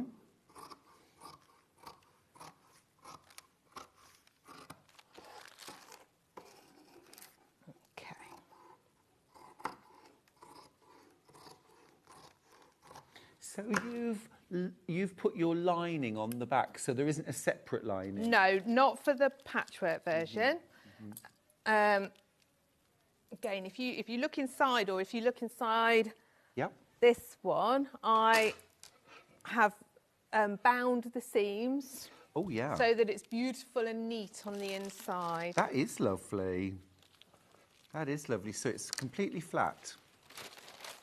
Gorgeous. That's a beautiful finish inside. You see, people often say to me, oh, what's the best project? I've never done patchwork before. Where could I learn all the skills to make a patchwork quilt? You can learn Actually, it on this. this. Yes, because I'm going to show you how to bind your pocket edges. So this is the hip length one. So this has your nice little patch pocket like this. But we've got such a nice shape. Bind the. Do you know what? They're lovely and deep. You can get all sorts in them. So we're going to bind this edge, and it's pretty much the same as you would a quilt. Yep. So I have cut. So from the bundle, there was this lovely light yellowy one, which I decided actually made a great contrast. So I cut out of all the other colours, and then I'm using this one as my binding because it sort of just gives it a little pop. Yeah, lovely. You cut that one back. You didn't include that in your piecing. No, I didn't. And this is a size 16. I just managed to make it all fit. Oh. Yes. So what you're going to do, so this is 2-inch wide. You can use ready-made if you want to, or you can make your own. I haven't cut it on the bias. You can get away without it, so it's more fabric saving. And we are going to start off with the raw edges to the raw edge of your pocket, and it's on the right side. So when you get to a corner like this, you are going to fold it like you would a quilt. Fold it up and back on itself. And it's just sort of a little pleat, isn't it, when you're going around something that's not quite 90 degrees? Just a little pleat. And then if you want the fabric bundle, by the way, that Catherine's using, the details are on screen. You get all these lovely fat quarters, okay? They are beautiful, such a gorgeous selection. You're actually getting 7 fat quarters there. Beautiful array. And then you're also getting 2 meters of cream, I think this is. vanilla, beg your pardon, vanilla, which is for your lining. And I just think that's gorgeous. Whether you're making a patchwork waistcoat, you might be stashing this. $39.99. The pattern isn't included, by the way. You would need to buy the pattern separately, and that has sold out. When can we have more of the pattern, please, Catherine? Or is that it forever? Well, no, I shall have to get back onto my printers. Okay, well, I'm being told expect an email. We want you back my as soon as printers like me. Great. I'll just trim that off at the end. Okay. We were talking yesterday, though, about how wonderful our viewers support independent designers and retailers, and it's really special. And actually, my guest yesterday said, but also as well, I'm supporting my local printer. Well, that's true. It's a little family business that I use. They're actually up in Yorkshire, but it's a small family business. Yeah. It ticks lots of boxes. Yeah, great. It's wonderful. Absolutely. And even things like the lady who's my graphic designer is a small business. The lady who's my photographer is a small business. Yeah, it's good, isn't it? It's wonderful. It's wonderful. Okay, so we're going to sew this on with a 1/4 inch seam. So that's through all the layers, This 2 is layers through of binding. all the layers, absolutely.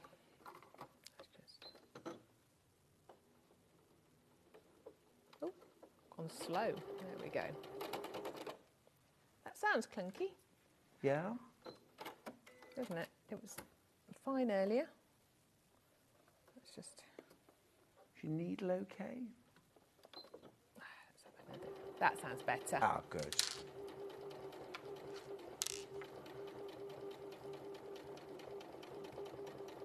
So you get attuned to your sewing machine, don't you? Yes, you can just hear.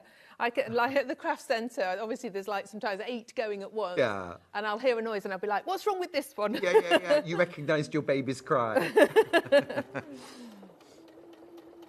You just know. I know when my long arms run out of bobbin. Because the sound changes. It'll carry on stitching, but I can hear the sound changes. I take it you'll be at Festival of Quilts. Oh, I will, Catherine. I'm there every day again. I've got my own stand. And I'm going to be launching my brand new book. But also Sewing Street are there every single day too. Oh, it's such a nice show. It's my favourite show. Fabulous. Yeah, it's fabulous. And I always find lots of other things to buy as well. Yeah. Which is gorgeous. And it's wonderful. The best bit though is seeing friends. It's so wonderful that so many of you come along to Festival of Quilts. We have our annual catch-ups every year. It's wonderful. I see people there that I've been seeing for years. It's fab. And also I get to meet people that I've never met before. And often it's people who regularly email into the shows and we meet and we chat. It's just gorgeous. It's gorgeous. It is. Right, so we've put that on like that. I've just realised I haven't got the iron out. Oh, do you want me to do that while you... I was all too excited. I'll come and do that for you. You carry on. Can't do dressmaking without an iron. So this is going to... And I've managed to catch my thing in. I'm a bit overwhelmed, is what it is. Oh. That's it. Catch my corner. So then you're going to press this away. On a 3? On a maximum? Yes. Yep. I do all my ironing on the maximum. Perfect. I iron like I cook, quickly and as hot as possible.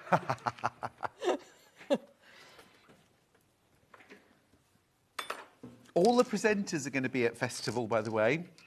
John's going to be popping in, Vix, I believe, and Bex as well. I hope Hayley's going to be there as well. I bet she will. So, yeah. It's such a nice show, isn't it? So then this is coming over to the wrong side. You see, even that looks nice, doesn't it? Yeah, it does. It looks absolutely Even that looks smashing. nice. We haven't got all our screens, Stuart. I can't see. I know, it's a bit weird, isn't it? We've got 2 of our preview screens that are out of action at the moment. That looks very smart. Yeah, so that looks nice. Now, I would hand stitch this. Yes. To make it beautiful. Yes. You can machine it, but you just might not get it quite as beautiful, is all I'm saying. So I'll leave that choice up to you. It does tell you in the instructions both methods. I'm a big fan now, Catherine, of the 505 glue stick for binding. Not tried it, but so at that's this point, run that line of glue around. That is a nice idea. Iron it to set it. Yeah. And then obviously you can still hand stitch through that, or you could top stitch from the right side. And what I would do, because it's a fairly narrow binding, is rather than stitching in the ditch, which is where I normally would from the front, I would actually stitch just inside the binding on the front. Yes. And that will definitely catch the binding at the back. So it's going to go on. I think that looks that's going to go on like that. I'm not going to stand and hand stitch it now, but I would hand stitch that. I think it gives it a really, really nice finish. Totally agree. If you do want to machine stitch it, what I actually recommend in the book, in the instructions, is that you actually do it the opposite way round. That you start on the wrong side, and you flip it over to the right, and then you do your top stitching in place, because then you get it really neat and where you want it. Okay, that's the best tip. That then goes on here when you've got your pockets ready, and we're just going to tack it in place along the front edge and the bottom edge.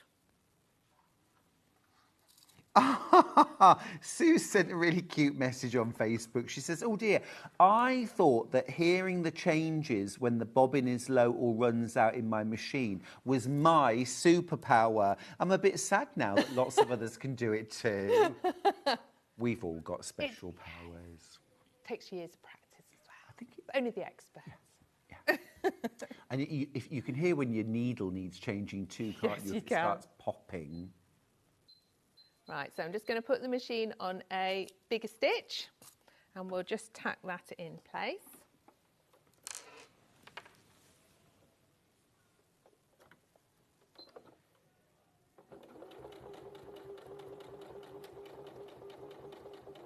So you're basting that in place along the side? I am, yes. So this is all going to get caught in when you bind it. So you're just tacking it in place to hold it.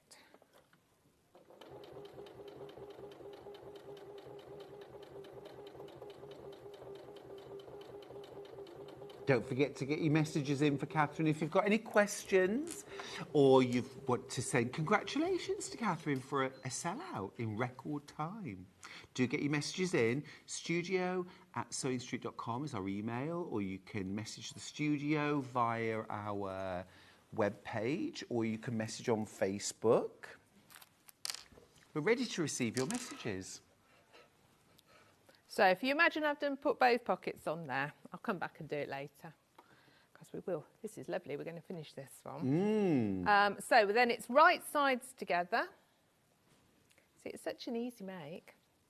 It's good to know, though, because if you've never dressmade before, ideal. Absolutely. And if you've never patchworked before, brilliant first make. And I actually think I really, really like patchwork garments. I think there's so many beautiful fabrics. And if you've got you've bought yourself like a stack of fat quarters that you really love, and maybe you've got them and you think, well, I'm never going to make a king size quilt. But if you make them into this, you get to wear it all the time and really enjoy the fabric. Absolutely. And also, I'm a put on an extra layer kind of guy. I don't always reach for the thermostat. I'm much more inclined to pop on an extra layer or take one off if I get too warm.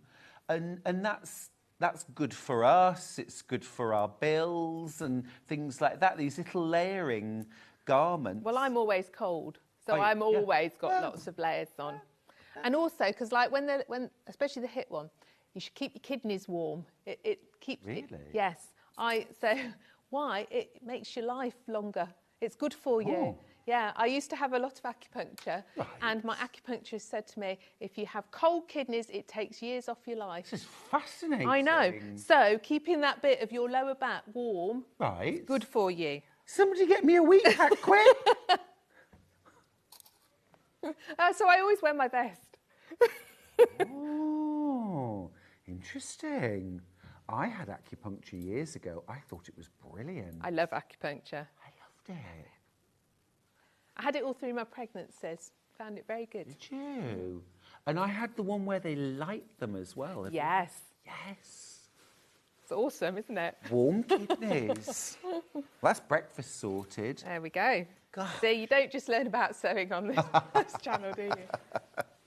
Oh, Laurie. Now, I was going to mention Laurie earlier on, actually, because Laurie is one of the first of our viewers and our friends who I met at a show, actually, and it was an absolute delight. I think it was at Ali Pally, wasn't it, Laurie? Anyway, she's messaged in and says, "Hi, Catherine. Lovely to see you. Great pattern. Would it be possible," this is such a good question, "would it be possible to make it reversible?" Yes. I think so. Well, what you're going to find... It almost is, isn't it? It almost is. It almost is. Because if I turn this version the other way out... Yes. I don't think there's any reason why you couldn't wear that. Look, that's the inside. You might change how you do tie. You might change how you put these on. Yeah, you don't have to put them on at all. Okay. So how I've done it is that I have bound my seams, and fairly neatly and invisibly. Beautifully. So I think that you could, yes. It's not truly, truly reversible, but there's nothing to stop you. If you wanted to put pockets on the inside, you could put extra pockets. Why isn't it truly? Oh, because of the pockets. Because of the pockets and because of the bound seams. If you wanted to make it truly reversible, I'm just thinking you've almost got to do it like Quilt As You Go, on those side seams and shoulder seams, and then you could, couldn't you? I mean, I think it's there enough for me. I'd turn that the other way round. Brilliant question, Laurie. Thank you for that. Liz says, "I'm going to be sorting out my fabric ready for the pattern arriving. I have some Indian, is it Gota satin? That sounds stunning. That will make a beautiful short waistcoat. Oh, that's fabulous." Viv says, "Morning, Stuart and Catherine. I'm just getting over a major op." Sending you a lot of love for that. "So I missed the start. I was sleeping. I don't blame you. Can you still get the pattern, please?" Viv, you can't at the moment. It has sold out, but we're going to beg, whatever we have to do, Catherine, to get some, and you have to get them printed, don't you? Yes, yes. So it might be a few weeks. Yes, yes. But we will get it back But we will do our best, absolutely. Yeah, thank you. Okay, so the shoulder and side seams you're putting together with a 1 centimetre seam. Okay.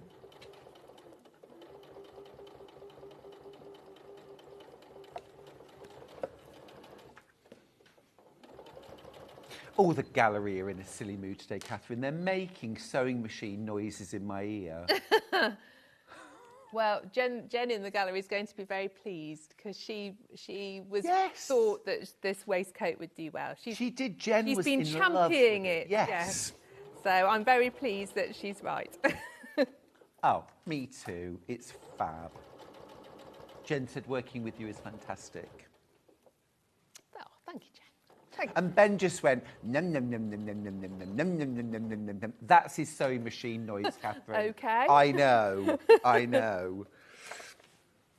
If you've ever wondered why I fiddle with my ears, because I'm taking it out so I don't have to listen to them.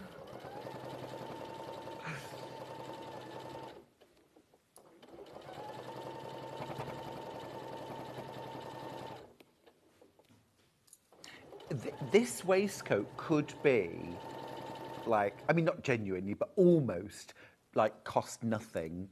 If you went to your scrap box, I mean, you mentioned confetti or what's the other? Crumb piecing. Can you imagine? Well, you know I like a bit of crumb piecing. And you totally turned me on to that as well, with the little thin strips in between. Yeah. But you could also patch the lining, couldn't you? There's no reason why the lining can't be pieces patched together. No, none whatsoever. The wadding could be pieces. You can, yeah, you can join your wadding inside. No one's going to know. No. No, very. I mean, it could be a very sustainable garment. For sure. And of course, you can also do patchwork with other non-quilt cotton fabrics. We know this, don't we, really? But, you know, it could be denim offcuts, it could be dressmaking offcuts. there's a lot of opportunity to be creative with this, which I think is really nice, actually. Yeah. The fact that it's on wadding, you could even do sort of stitch and flip onto your wadding. Just make sure it's oversized and then cut it down with the pattern pieces so that you could use fabrics even that had a bit of stretch in some of them. The wadding would stabilise them. Okay, I think now, Catherine, every time you come on, a different waistcoat. So there you can see we've got our shoulders and side seams together. Yep. So that's goes together very nice and quickly. So then at this point, this is when I would bind my seams. Now I'm going to do it with this one because this is what I've got cut. But you can make it match. So it's really the same idea as you're binding your edges, but you're going to line up an edge with your raw edges of your seam. You're going to stitch along the same seam line to hold it in place. So you're sewing through all the layers? Yes. Yeah.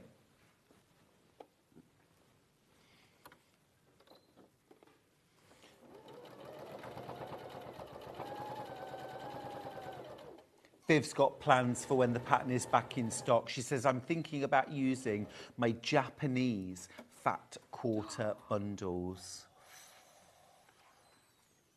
Yes, those like indigo colours. That would be amazing. Or like the Japanese florals with the gold print and things like that. That could be really cool. We're all going to have waistcoat envy. I know. Aren't we? Well, I'm also thinking sashiko. Yes. Or you could do denim and then add a bit of sashiko stitching. Yes. Couldn't you? A bit of hand stitching. But there's no bad options. If you feel that your seam's a little bit bulky, we can trim down one side of it just to reduce the bulk. Because obviously you've got, 4 layers of cotton and 2 bits of wadding. True. But you only need to really trim down one side. If you cut down both sides, all you're doing is making a smaller, bulky thing. Yes. Yes.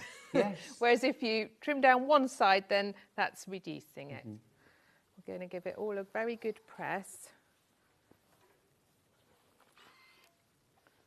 That colour combination is beautiful. It's nice, isn't it? Really lovely. Okay. Good old press. And then this piece that you've put on here, we're going to do this. And then we're going to tuck under the raw edge. And again, I could trim it smaller, really. And I'd hand stitch that in place. Yes. So that's a single fabric binding, is it? Single fold? Yes, it is, yes. Single layer of fabric. Because I was looking at the inside thinking, how have you got this so beautifully flat? I've done bound seams, but where they're sort of bound almost like a quilt. But that can be bulky, whereas this is very flat and discreet. It's flattened it down, and obviously if you use the same colour, it then makes it almost hidden, absolutely. Yeah, that's how you'd get your reversible. Yeah, so that's how you're going to bind your seams. So you're going to do that on your shoulder seams and on your side seams, making it look beautiful and neat. Got it, yeah. And then when you've done that, all you've got to do, there's there's a lot of binding, but it's well worth it. It just makes it look lovely. Yeah. So you're going to do exactly the same. We go all the way around our neck edge and we go around our armholes. Perfect. And then you're going to get this lovely, nice. And I think it looks nice as a contrast, but of course you can do it whatever colour you like, can't you?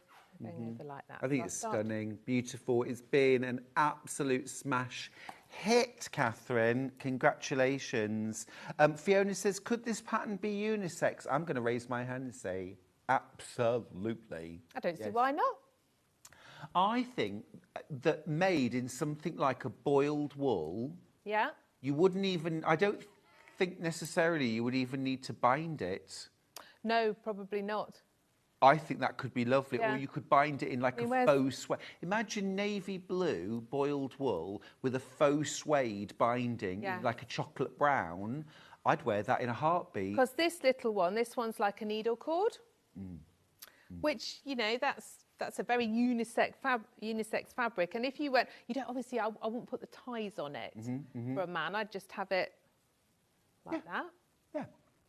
It's a little bit country music. It is. Or you could even put, you know, there you can get like sort of toggles or something like that. Yes. Frogging. Yes. Anything like that. Yes. I mean, you've got options with the closure.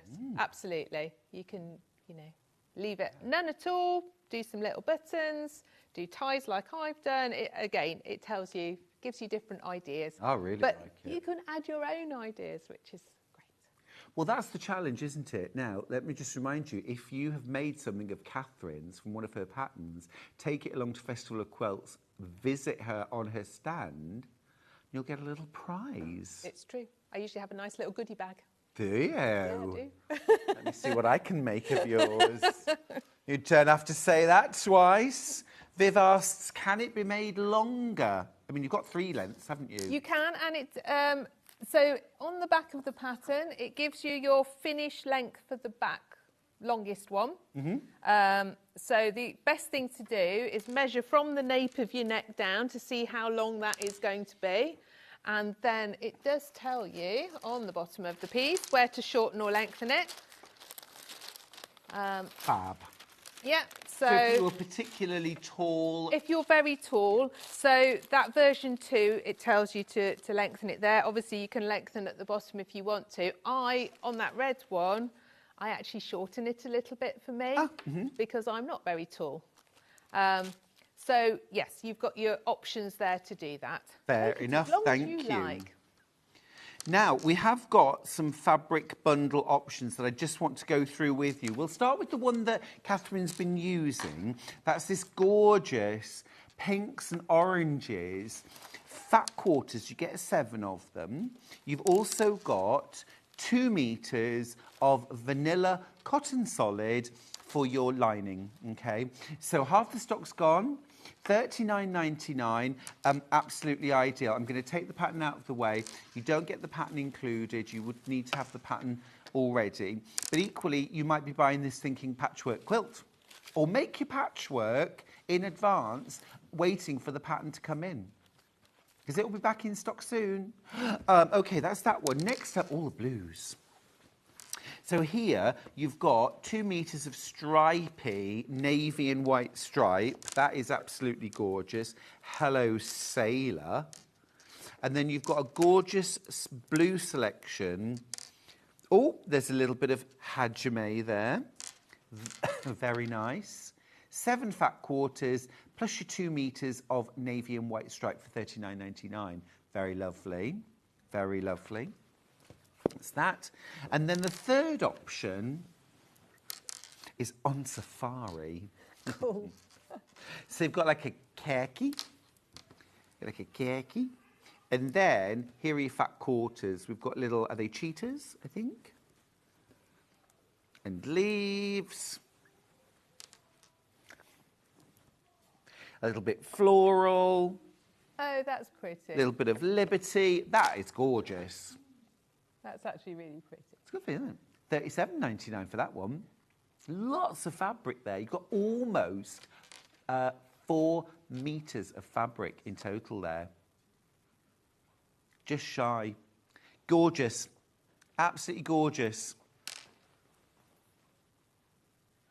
Now, don't forget, we have got those beautiful cable knit fabric bundles, $18.99 a piece. We've got teal, we've got a gorgeous dusky rose, we've got that creamy white, and we've got the grey / is it sort of maybe slightly browny.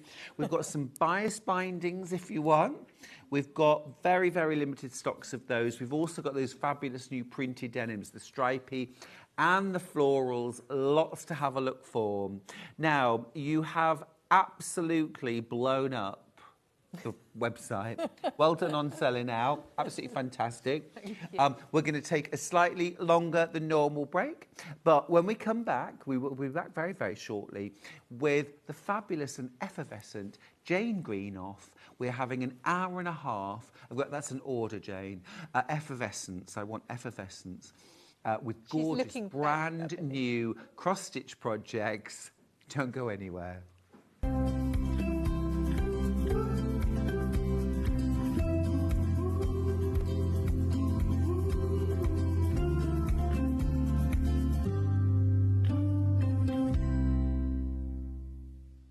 It's Flower Show Week. Join us for 4 days of all things flowers, plus an amazing chance to get your hands on a free badge that you will not want to miss. So tune in this Tuesday through to Friday for Flower Show Week, here on Sewing Street. So many more quilts I want to make now. I'm going to have to live to 200. It's just been one of the best festivals I've ever been to in my whole life. I will definitely be back and I'm going to have a quilt.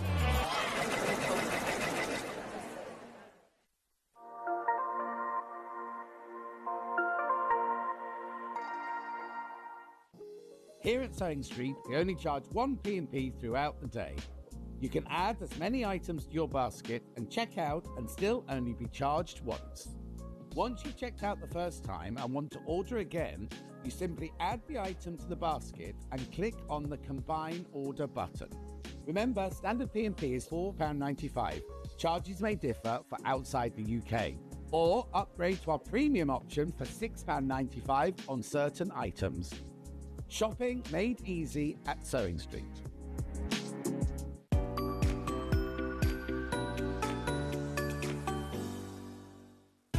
Keep up to date with what's on Sewing Street, as well as all the latest news and special offers by signing up to our email newsletter. Go to sewingstreet.com and scroll down to the bottom of the homepage. Type in your email address and click the envelope. That's it. You'll never miss out on the latest news and special offers ever again. Did you know at Sewing Street that on various products we offer split pay? That means on certain items you can spread the cost over 2, 3, 4 or sometimes even 5 interest-free monthly payments. Just pay the first instalment when you purchase and you're away. So shop your way with split pay. Did you know that we can deliver to over 20 different countries worldwide, spanning 4 continents from the UK to Australia? Check out our website for the list of countries and delivery costs. Sewing Street, stitching the world together. Our UK-based call centre is always on hand to assist you 24 hours a day, 7 days a week.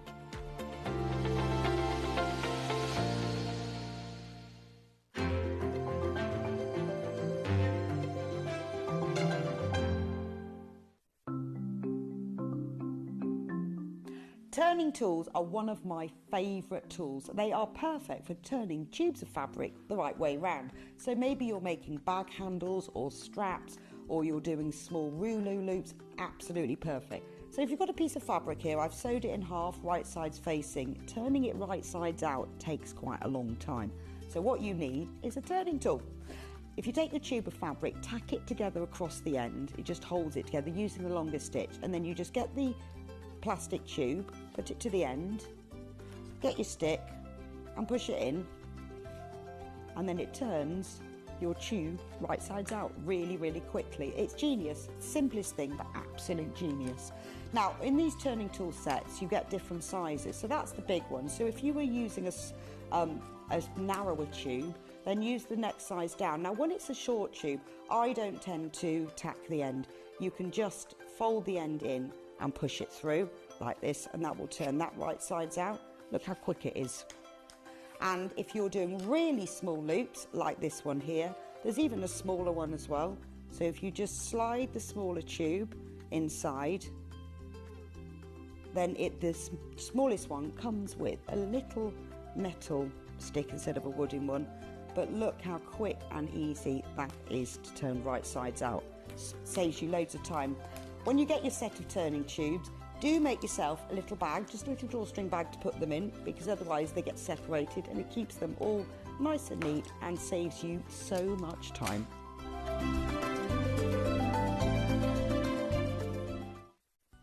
Never miss a show by watching on the go with the Sewing Street app. Head over to your app store now and search Sewing Street and simply download to your smartphone or tablet. You can watch the shows live and see your favourite presenters and guests. Click on the Today button to shop all of the products that are featured in today's show. Want to know what's hot? Then click here to see today's bestsellers and highlights. Have you missed a show or want to watch one back? then click the schedule button and you can go back 7 days to watch and shop, and you can also see what's coming up over the next 7 days. Want to say hello or ask a question to our guests? Then send a message to the studio. You can also keep in touch with all the latest news, events, product launches and much more by clicking here for our social media pages.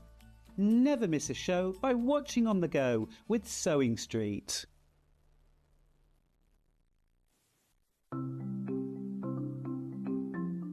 Nesting seams is a really good way of getting perfectly matching seams. We use them a lot in patchwork, but they're also really good for dressmaking as well. So I've sewn these two separate pieces of fabric together and I want to join them. So what you do for nesting seams is press the seam allowances over to one side. So with this one, I'm going to press them over to the left. So you could do that from the wrong side. I also like to give it a little press from the right side, just gives it a neat finish. Now, with the other seam, I'm going to press this one over to the other side. So the seams are pressed over to that way, and then I'll give it a little press from the right side. Then you take the two seams, and because I want them to sit exactly one on top of the other, if you take the top fabric and pull it very gently, it stops. It stops just there, and that's the nesting of the seam. Because the seam allowance is higher this side on this one, and higher on this side, it makes the seam nest. So all you have to do now is pin, then sew them together.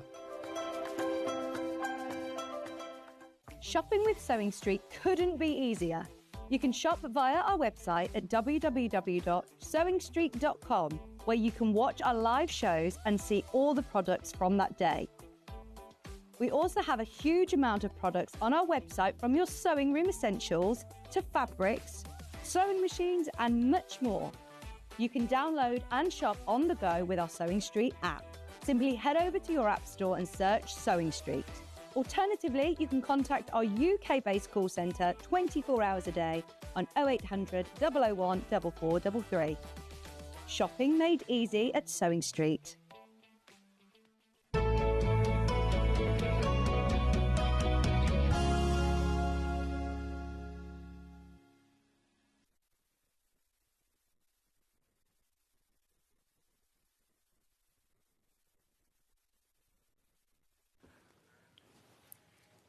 Welcome back. I didn't think we were ever coming back then. Yeah, we were going to the pub. Morning, everyone. Morning. Jane Greenoff, everybody. She needs no introduction, literally. How are you? All right. Well, actually, I'm fine. But if I start to tear, right. Yes, it's simply that I have a leaking left eye. Oh. I explained to someone the other day. It's all those keyholes I used to look through. It needs doing, and I can't face it at the moment. But if I start sobbing, don't take any notice. We'll distract you. You're not upset. I'm not upset They could in any be way. tears of joy. Who yeah, knows? That's what it is. Tears of joy. We're going to jump straight in with brand new from Jane Greenoff. It is the Cross Stitch Guild Little Greenhouse Pincushion on Ada. It's available on linen too, but we'll start on Ada. This is $14.99. It is super cute. It is 360 degrees of fabulous delight. This is cute, Isn't Jane. it cute? So this all started, you know, we've been doing the houses. I'm just going to grab a house. Yeah, do. So it's now the greenhouse that belongs to the Georgian one. So it had to, the size had to be different. Otherwise, we were going to have, well, you know, a gigantic sort of greenhouse. Exactly. So there you are. Pop that is stunning. Absolutely beautiful. This month's house is a greenhouse. I mean, perfect time of year for it as well. Oh, yes, absolutely. Laden with pots and plants, all are growing. It's fab. And so much fun to make something away from, you know, a picture, a framed, which are lovely, but nice to have a change. Nice, you don't have to frame it, isn't it? I do like making things that you can use. My work table is covered in those things, pincushions, needle books, all sorts of things that you can actually use. What have you stuffed with this? This is dry rice and lavender. My choice. But dry. You could use polyester wadding for this, but there's no doubt they sit with a nice thump if you've got something heavy in it. So the dry rice is very good. And as I said, the pins just pop in easily. And you know, we never put pins in our mouths, obviously, because it's disgusting. But should you do that, the rice helps to take the moisture away from your pins. Oh, right, okay. Because you know, they sometimes put rice in salt cellars. Yes. To keep them from getting damp. Yes. So, yeah. So there you Brilliant. are. That's, it's absolutely gorgeous. In the kit, which is flying out, over half the stock has gone. This is the Ada version. You get everything in there that you need. Oh, this is stuck together with elephant spit, isn't it? Yes, yes, I will. Disgusting. I'll let you do the honours. This is historic because when we used to do our kits into the shops, people would take the things out. You know, things would be pinched. Yeah. Yeah. So if I get this out really carefully so we don't spoil the packaging. Yeah, absolutely. There we go. But absolutely everything in there. So you've got all of your beautiful quality embroidery threads. You've got your needle, John James, OBS, go for quality. Absolutely. You've got your piece of Ada. Smashing. You've got your card for sorting your threads. It's little details like this that keep customers coming back time and time again for your kits, isn't it? And then another thing I absolutely love, look, you've got black and white symbols and full colour. So whichever your bag is, and actually for me it's a combination of the two. Yes, yes. It's a combination of the two. This is lovely because you can see what you're going to get. You sort of can, if you can't visualise it. I am strange in that I can design using symbols. Where you were going there. I thought you were just going to say, I am strange. Just leave it at that. Oh, yes, I am strange. The thing that I discovered that I had was the ability, because long before colour printers and computer design, everything I designed was designed with a pen on graph paper. Oh, was it? A rotoring pen. Fine rotoring pen, graph paper, Tipp-Ex, scissors and glue so you could cover mistakes up. It was pretty... long-winded. Yes, it was tough, actually, looking back. Anyway, I designed using symbols and I could visualise what it was going to look like because I had this kink, I think. Obviously, a lot of people don't have it. I mean, I can remember a colour if I want to go out to buy thread or a trimming for a garment. I don't need the garment with me. I can almost always get it right. Just know the colour. I know the colour. It's a bit sad, really. No, it's an amazing skill to have. It is a useful skill. When you start describing your paint colours by the Madeira shade chart, you know you need to get out more. Anyway, there you are. That's so. You've done your time with this. It's not surprising you've got these skills. How long have you been designing? 40 years. You know, it's 80, actually 42 years. Isn't it? Are we 25? We are, aren't we? Don't. I have to keep reminding myself that 1999 was not about 7 years ago. Do you know, because in my head it was. I had a birthday card. I was 75 last week. Stop it, I won't believe it. I know. Anyway, was. And one of my birthday cards said, I thought I'd just tell you, the 90s were 30 years ago. I'm going to let that just sink in. Rude. How rude was that? Anyway, sorry.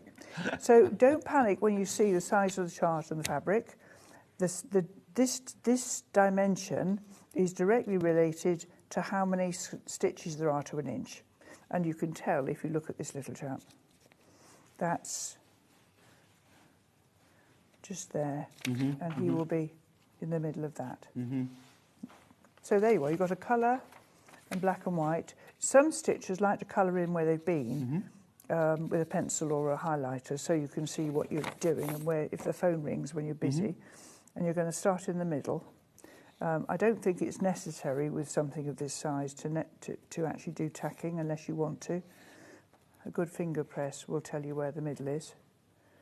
Otherwise, what do you mean by tacking? Well, on a bigger project, like some of the things I'm going to show you, to find the centre of the fabric, you do the folding and the ironing, but I would run a tacking line under and over 2. And then when you're counting from the middle out, you can count very simply on the tacking lines. And then you just pull that out when the stitching's finished. That's a great tip. Right, we'll move on to linen. The Ada is fast approaching limited stock, by the way.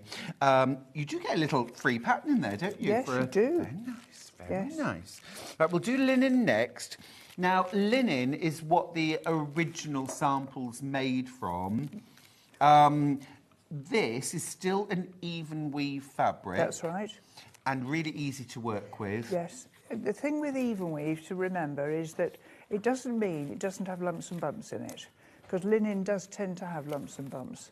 What it means is if you put a ruler on the fabric, Ada or linen, and you count from left to right, say, with a tape measure, the same number of stitches will go in that shape each time.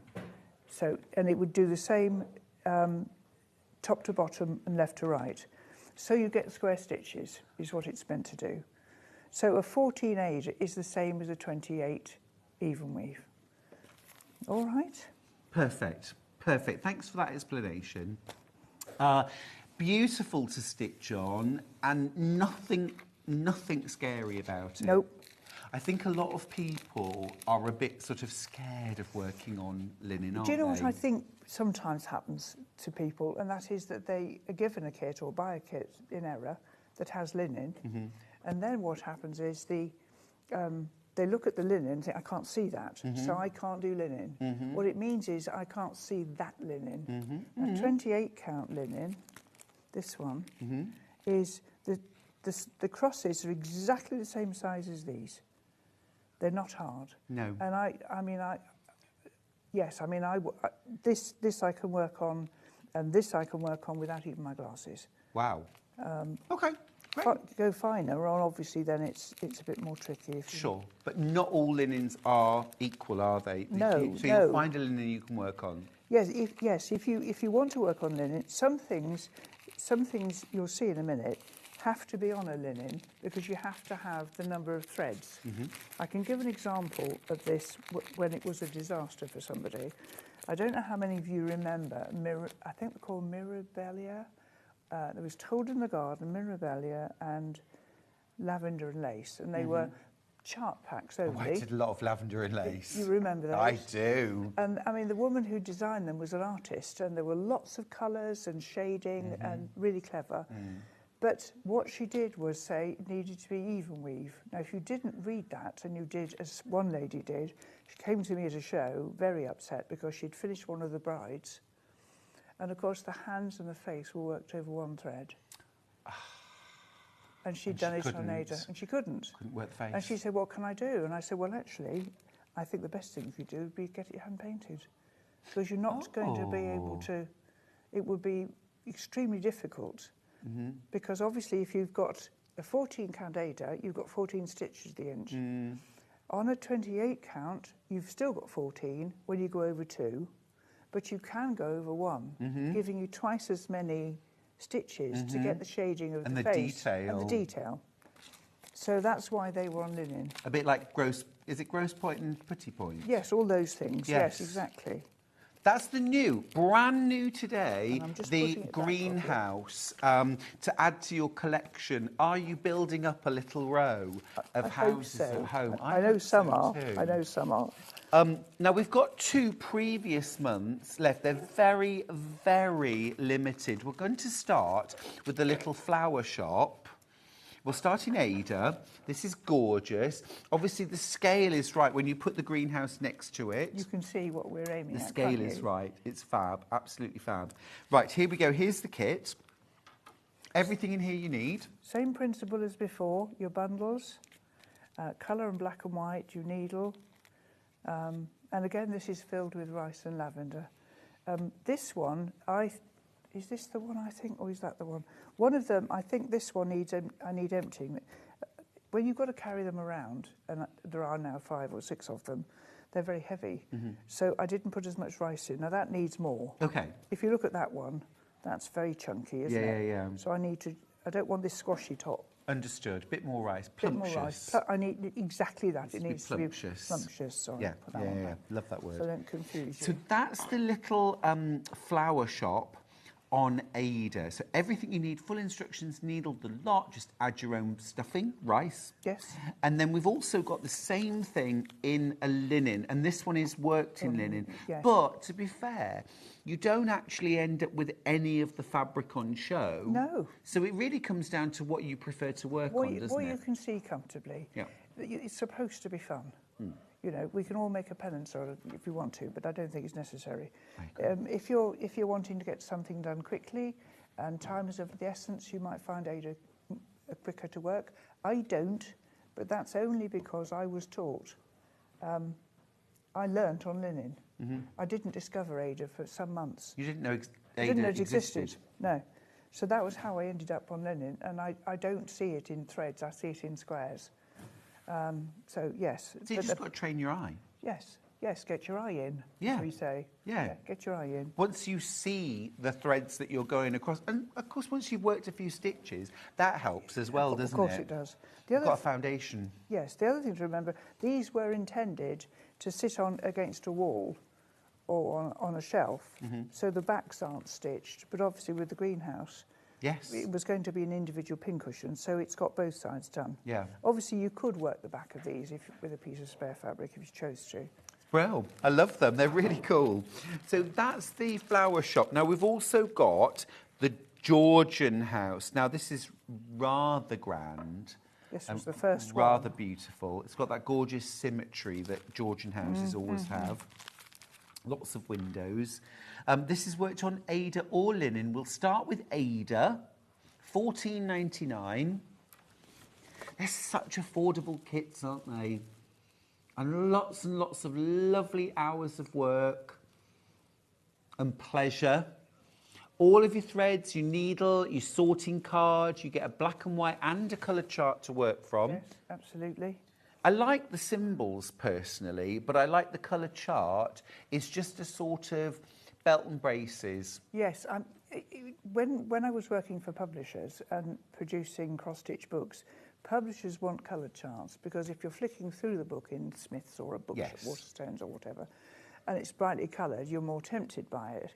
If you're a stitcher, and if you use a lot of, for instance, we're going to come to my red rose in a minute. If you were looking at that on a coloured chart, it would be quite difficult to tell some of the reds apart. And certainly with a printed item, like a book, where the printing, well, it varies, doesn't it? We know it varies. Yes, so it's nice to have the symbols as well. Well, I like things you can't argue with. Yes. This is a circle, that means it's green, Yes. and this is a straight line, which means it's blue. Absolutely. Yeah. And there's no messing about. Yeah, yeah. You're speaking to the woman who did a whole evening stitching and did a cottage in Stowe, and I didn't pay attention, and I did a whole roof in green instead of grey. Oh. I had to unpick it all. That was Prime Suspect. Do you remember that? Oh, I do. Jane Helen Thompson, Mirren. Helen Mirren, yes. Yes. Yes, I was watching Prime Suspect. It's one of her earlier roles, wasn't it? It was, yeah. Great. Long time ago. Right, same thing in linen this time. Oh, yeah. Little bit of the linen is on show, just inside the windows. Rather than glass, it's the linen, isn't it? Gorgeous. Is this based on a real house or Not many? really. There are 2 Georgian houses in Fairford, and it's that business that the top row are always smaller, so that when you look up to the house, it's because it's high, it's the way they're proportioned. And if you look at Georgian properties, I mean, I do it all the time. It's somewhere like Chipping Norton we were in the other day, and of course Bath when I was down there with Jenny Dixon. You look at Georgian houses and you've got 2 windows the same size and then the next lot a tiny bit smaller, giving this illusion of height. It's When you're clever ever stuff. staring at the houses, do people ever come out nervous that you're casing the joint? Not yet. Not yet. And of course in places like Bath, they've got tourists looking at houses. Of course they have, all the time. Yeah, lovely. So much inspiration, isn't there? Yes, yes. It's a gorgeous idea for a cross-stitch, isn't it? These little houses. Now, let's move on to something else that's new. The Indian Flower Trio. This is exquisite, absolutely exquisite. I'm going to pass the samples to you. These are so beautiful. I'm so pleased with them, I have to say. Gorgeous. Brand new, not been seen on air before. No. No, and I have to tell you, this was all because Bill and I had 2.5 weeks in India earlier this year and had an absolutely fabulous time. Did you love it? Our 4th visit. Oh. I can't wait to go back. Mm-hmm. Anytime you like, suit me fine. We did something very different this time. Because we wanted to do certain things and none of the arranged companies had what we wanted, we actually did our own thing. Probably wouldn't have done that in the first time I went to India, but so we flew into the cities we wanted to go to and had a car and a driver everywhere. Oh, fantastic. So, because there were only 2 of us, we got into all sorts of venues that we wouldn't have got into if we'd been a group of 12. A big group, yes, of course. And these are the colours of some of the flowers. That's pretty. I think if I can grab this. Of course. I'm going to do the I'm just going to show you something. So this kit is worked on Ada or linen. The details on screen are worked on Ada. So if Ada is your thing, go for this kit. It's $25.99, and you get to make the biscornu, which is this. You also get to make the wat bow, which is used as the scissor keeper, and then you also make the. Is it a needle book? Well, it's what you want it to be, really. You could put your scissors. If you look at the way it's made, I've just put the little buttons in, so you can. Oh, very cute. You know, you can use it in the way you want to, really. Yeah. So if I just get in amongst it, I just wanted to see. There you are. That's what I was looking for. Here's a snapshot that I took in a flower market. Ooh, beautiful. Now, you would never have put those colours together. Not really. Not really. And so I took that and thought, I'm going to design something with orange and purple. So I came home and fiddled and farted about. And actually, this is what we came up with. Yeah, it's really, That's how it looks lovely. when you've stitched it. So that's what you're working on. I'm going to move things over, Jane. Sorry, Can't see them it's there. sorry, it's me as usual. So we were missing a monitor down there, which we'd normally be able to see in. There we go. So you've got your biscornu here, your wat bow. I'm just showing off that I know what they're called now, Jane, at long last. What's it taken me? 4 years to stop calling it a cornucopia and a biscotti. There was something else you called it this morning. It was nice. Like a corn... Was it cornichon? Cornichon. Cornichon. I love a cornichon. Are they? I'm having pate. It's like a mini gherkin. Yes.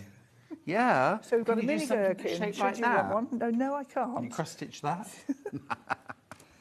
So this is delightful. Absolutely. I'm ever so pleased with the way it... Now, this is a pre-sorted Be warned, one. I've got tiny quantities left. Tiny quantities. Less than 10. So, 22 in baskets. I've less than 10. Well, ever so pleased you like it. I mean, It's that's lovely. really exciting, actually. Look, I'm coming out in goosebumps. Oh. So there's that's the little biscornu. So that a biscornu is just 2 squares, but they must be squares. Do you suppose Don't ask. It's someone's birthday. That's what the noise was. Would you accept our apologies for the racket? Right, 2 identical squares. There must be 2 identical squares, or it doesn't work. And when you make it up, I think I'm going to cheat and find the diagram. Cheat, Jane, cheat. There you are, look. There they are. You join the middle of one to the middle of the other, and as you fold it round, so it's actually only the same as putting a pincushion together, it's just a bit skew-whiff. And that's 3 little shapes in a row. And then you've got your charts in colour and black and white. You see, look at that. I think it's pretty to look at. It is, it's gorgeous. And I really, although there's, obviously lots going on the front of this, I think that is a beautiful, dainty motif there on the back as well. And of course, remember, you've got these charts to use again and again. Absolutely. You could change up the colours if you wanted to as well on a future project. They're just delightful. So you've got your Ada fabric in bits, a bit of wadding for that. You've got the little buttons. This is this delicious linen band that we get from Germany, and the lining fabric. Oh, you get your faux silk lining as well. Yes, and then this is for making a twisted cords, because you need a bit longer. All mine are done on 80 centimetre lengths, as you can see there, and it would have been very difficult to sort this. if we hadn't pre-sorted it for you. It's fabulous. Now, we've also got that kit. Oh, I've only got a handful of those on Ada. Right, be quick. Linen now, same kit, but on linen. Now, this is what the original is worked on, actually. So if you love this look, then go for the linen. Now, I've got single figures left of the linen as well. It's really beautiful, isn't it? Really stunning. But I was very pleased with it, I must say. You see, you must go on more lovely trips. I think you're right. Jane, because that's where you're getting these, you know, wonderful inspirations from. I've got how many pictures I must have taken, I can't imagine. And there's a lot on at the moment, one way and another, but I'm really waiting to get back to my drawing board, and we'll do some more Indian things. So do you do sort of like physical, like pencil and paper drawings first, or do you go straight to your computer program? No, I print off squared paper, a size that I like. And I mean, I like working on A4 for scribbles. And then I draw in pencil, very sort of bit all over the place, which of course isn't countable. And then I would go. So you're not drawing within the squares at this point. You just, no, if you want to draw a circle, you draw a circle. Exactly. So drawing flowers, you know, I'm definitely doing that sort of thing with a pencil, and then putting a middle in, and then looking and maybe adding a leaf, and it's all a bit flowing. And then when I'm reasonably happy with that, I'll actually square it off with my pen, my old black pen, yet again, and I go round the drawing, doing this to the shape. And obviously sometimes you're inside lines and outside, and you have to doctor it a bit, because the point of counter cross stitch is that you can count and you get a replica of the drawing. Now, in some cases, we use fractional stitches, and that's where you make a triangle-shaped stitch. That's the modern version. Originally, counter cross stitch was whole stitches, always. So there are, I don't think, if I just glance at this, this has no fractional stitches. If it had got a lot of fractional stitches, what I'd be tempted to do is work it on linen rather than Ada, because you've got to pierce the middle of the square to make the triangle shape. On linen. On Ada, sorry. And obviously you're aiming at it, but you're not necessarily going to hit the right spot. No, so it's two slightly left. harder. Linen, two left. So linen, it would be my choice for this. Yes, I'm not. Personally, I'm not that keen on fractional stitches on Ada. No. I always think they look a little bit messy because you've split. Yes, the it's fabric. not quite. It's not intended for it. No. But I mean, in some cases it works. My dear late colleague Jo Verso, her book Picture It in Cross Stitch sold over 1 million copies in English. And I mean, it was an extraordinary book, but she modernised cross stitch. So if you wanted to do a power plug, because your husband or partner was an electrician, you could reproduce it, but you had to have the fractional stitches. Yeah. So it's a more modern look, let's say. Good. Now, you mentioned a red rose earlier, and we have a beautiful red rose right here on Ada or linen. This is called a red rose. We'll do Ada first. I was ever so pleased with this. This is so lifelike. Well, I was, you know, I'm not very good at drawing, okay? I didn't even do it at GCSE, you know, centuries ago. Well, they missed a trick there, not getting you in that class. And I wasn't allowed to do needlework either, because I was wasting my mother's money and the teacher's time. Were you too naughty? No, I wasn't naughty.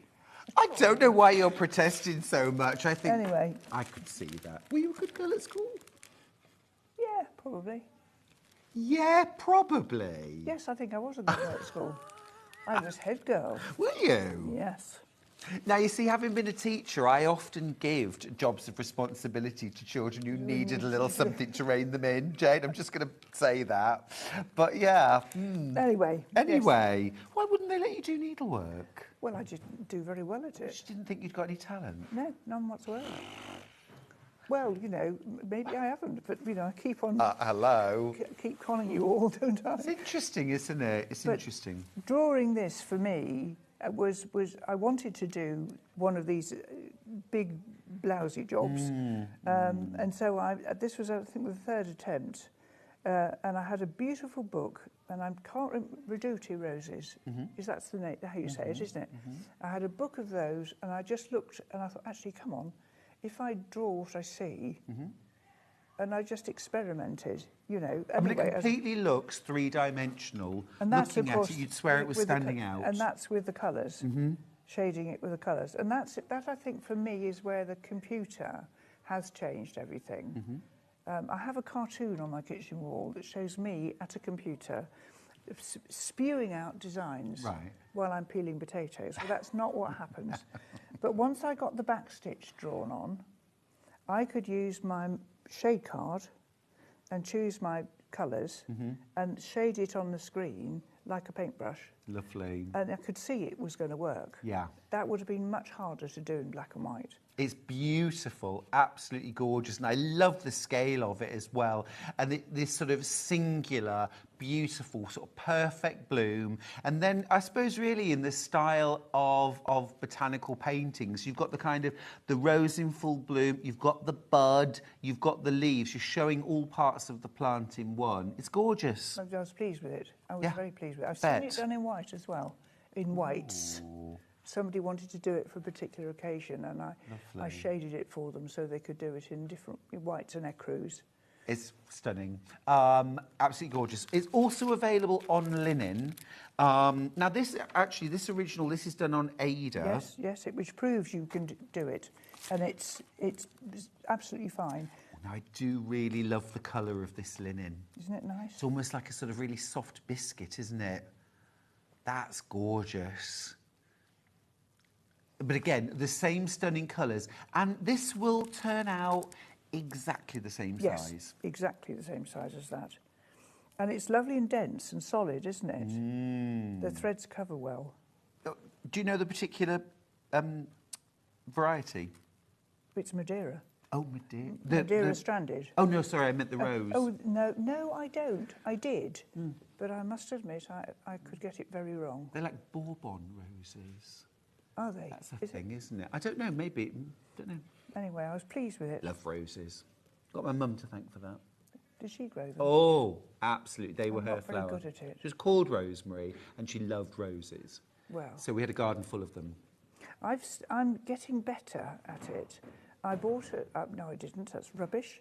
For my 70th birthday, my son and his wife and my daughter and her partner, they bought me a trip to David Austin's Roses with afternoon tea. Nice. And a voucher to buy a rose. Great. Which I did. That's a lovely present. It's a lovely present, and it's called Gertrude Jekyll, after the gardening lady.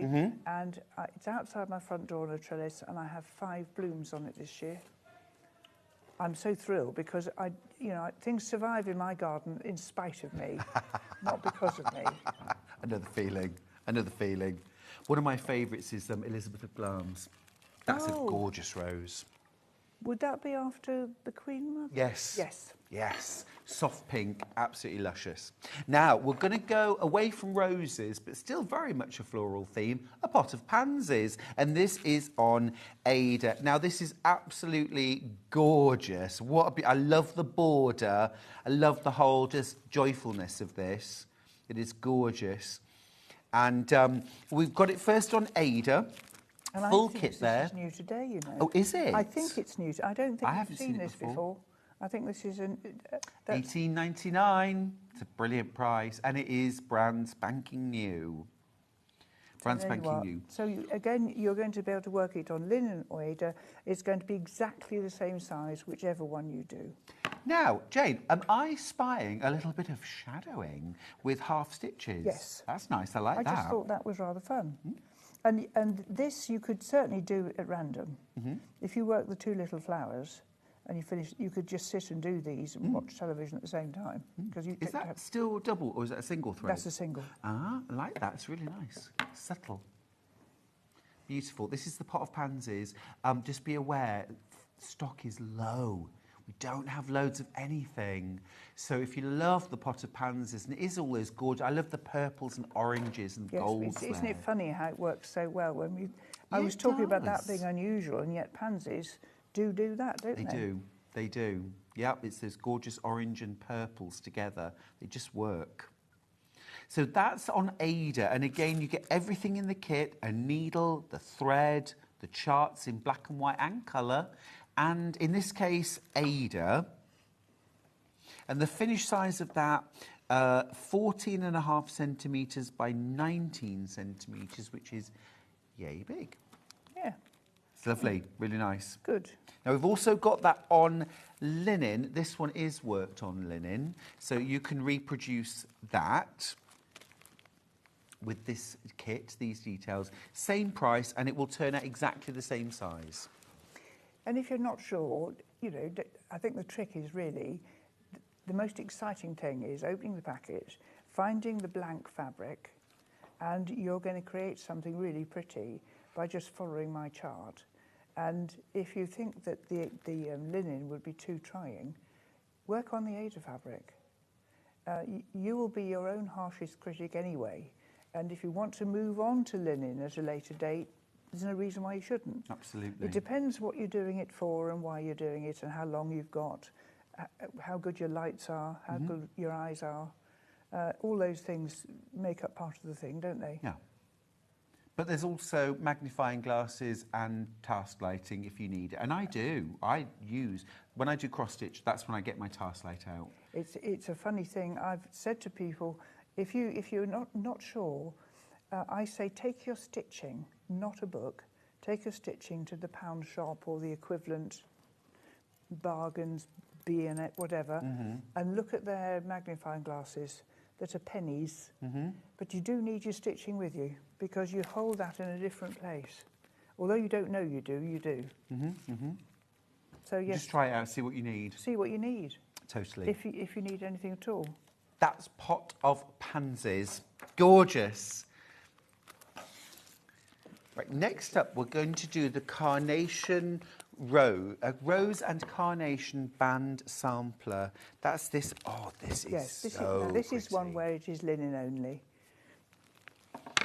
I'll show you the finished sample. That is absolutely stunning. I'm going goosey again. Yeah, it's gorgeous, Jane. So this was originally done as a class.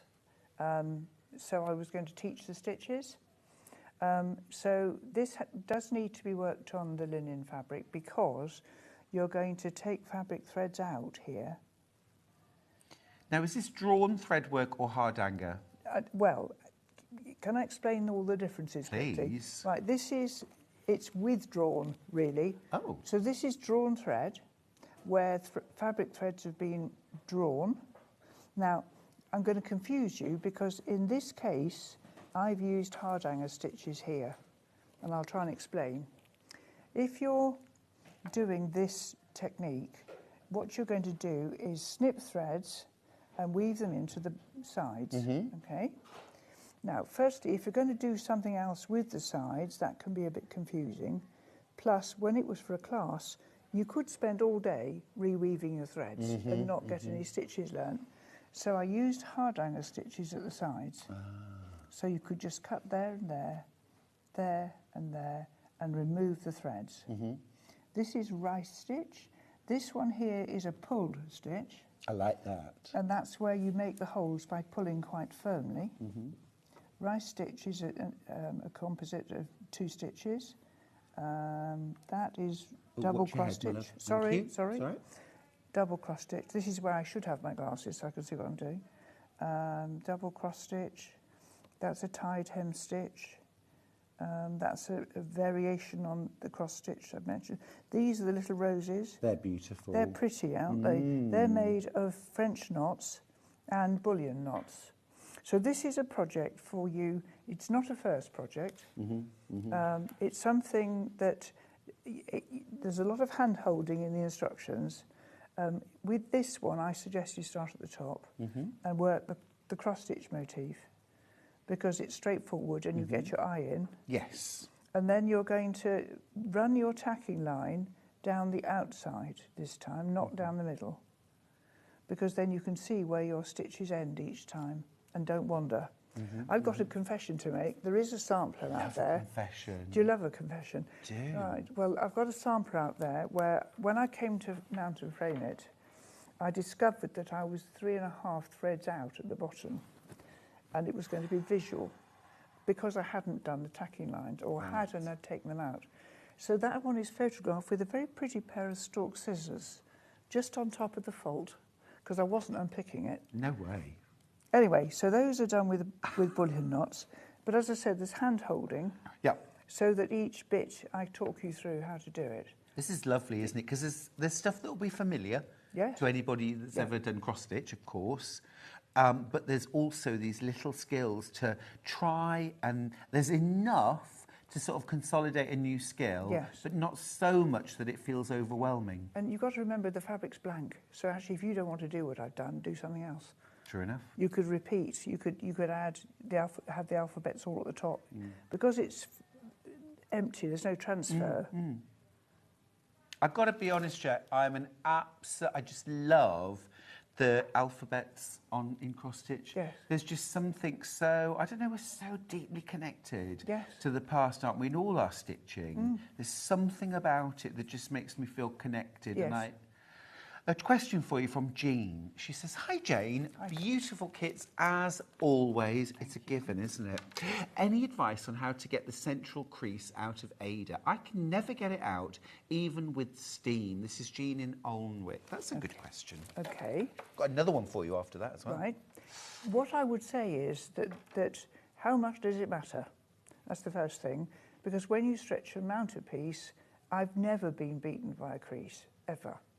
So don't worry too much unless it's not what it's presenting you with an issue. 4 layers of bath towel on the ironing board. Have the piece of Ada with the fold up, so it's that way. Lay it out, and with a hot iron and the steam, give it quite a good one. I do have in my cupboard 3 cans now of spray starch, because I use it specifically for making folded hems, for treating the edge of the fabric, about which I'll explain in a minute. So have a go with spray starch, or there's something you guys have. Well, I love Best wooden press. Best press. I've best seen press, that here. Or flatter. I'm also a lover of the clapper. What's that? The clapper. So dressmaking tool, really, but you can approximate it. Oh, bracelets coming down. You can approximate it, but basically it's a heavy wooden block. Right. So you would iron something, give it a bit of steam or a bit of heat, and then immediately put this heavy block of wood on top. And what it does is it absorbs the heat and keeps transferring it back into your fabric. It also sets one of these. Thank you, Dan. It's one of these. Do you know, I have never seen one. And you let it go cold. And basically, because fabric has a memory, we give it a new memory. Bash out that old memory. And you just leave it there till it's cold. And it sets in place. Well, so you could do that with your folded bands as well. So press them and then leave it on top and you get the flattest. It's actually, when I said about the spray, all I use that for is that because this has been much handled, and I'm doing the hem at the end, a lot of the dressing has gone out. Yes. And when you're going to do something called scoring, which if I get time I'll show you, makes the perfect fold on linen. Perfect fold. It follows the line of the threads perfectly. So when you make and so I put the dressing back in before I do the scoring. Do you want to show us that? I don't want to throw it at you, but yes, if you want to, that's fine. I'm going to just see if I can find a little piece of... Yeah, for sure. While you're having a look for that, I'm going to introduce a pair of Victorian poses. And here, right by me here. Oh, these are absolutely delightful. I'm going to just move this up to show you. So you've got 2. These are on Ada. And I must tell you where they originate from. Yes, please. So you've got anemone and you've got... No, poppies, beg your pardon. Yes. Poppies and pink roses. So these were little hand-painted Berlin charts. So they came from Germany. I bought them in a beautiful shop in Berlin. And they were done in about from 1860-ish onwards. And at one point in Germany, there was 1,500 women working in a factory where there would be a printed chart, not unlike what we've been looking at, like the rose one. But they would then hand paint the squares with a paint not dissimilar to gouache. It wasn't gouache, but it was They were similar. painting the canvas. They were painting the paper chart. Paper charts. The paper chart was being painted, and the early ones, they're a work of art. They're really quite collectible now. I have one really nice one that's behind glass and on the wall.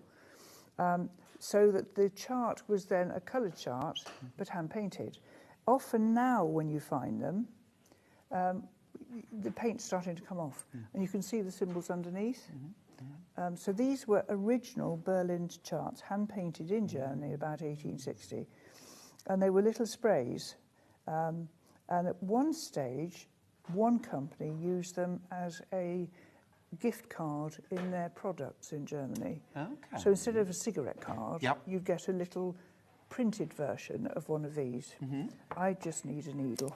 Let me just grab one. Yeah, no problem at all. These are beautiful. I love the sort of intense. I always think like Berlin woolwork. It's quite sort of intense, quite Yes. moody colours, aren't The they? Or very woolwork, bright. Yes. It all happened because of aniline dyes and the fact they were able to dye colours for the first time. And so people got crazy about the wools and then needed the patterns. Later Berlin charts tended to be simpler. Okay. Fewer colours used Right. because obviously it was quicker. We'd calm down. We'd calm down a bit. You Right. forget though, don't you? Yes. That until actually, really in world history, quite recently, there were some colours they just couldn't do. No. Or they couldn't do that were stable. There were no purple. No. That's why the Victorians loved it, because they could have purple. I was talking earlier on about poison green. You Yes, know, oh, yes. yes, killing everybody with their violent, was it What would it have been? arsenic? Yes. Yes, Because arsenic wallpapers in the had wallpaper. arsenic. Yeah. Yarn and fabric and all sorts, feathers in your hat, all poisonous. Yes. But no one really thought about it at the thought time. about it, no. Right, scoring. Okay, so I'm just going to show you scoring.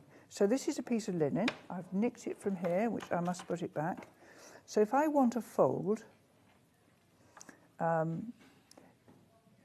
can't spoil this, but just suppose I was going to be doing a hem. Sure. I would actually remove a fabric thread so there'd be a ladder, because that's where the stitch is going to go. Can I borrow that just for a second? This?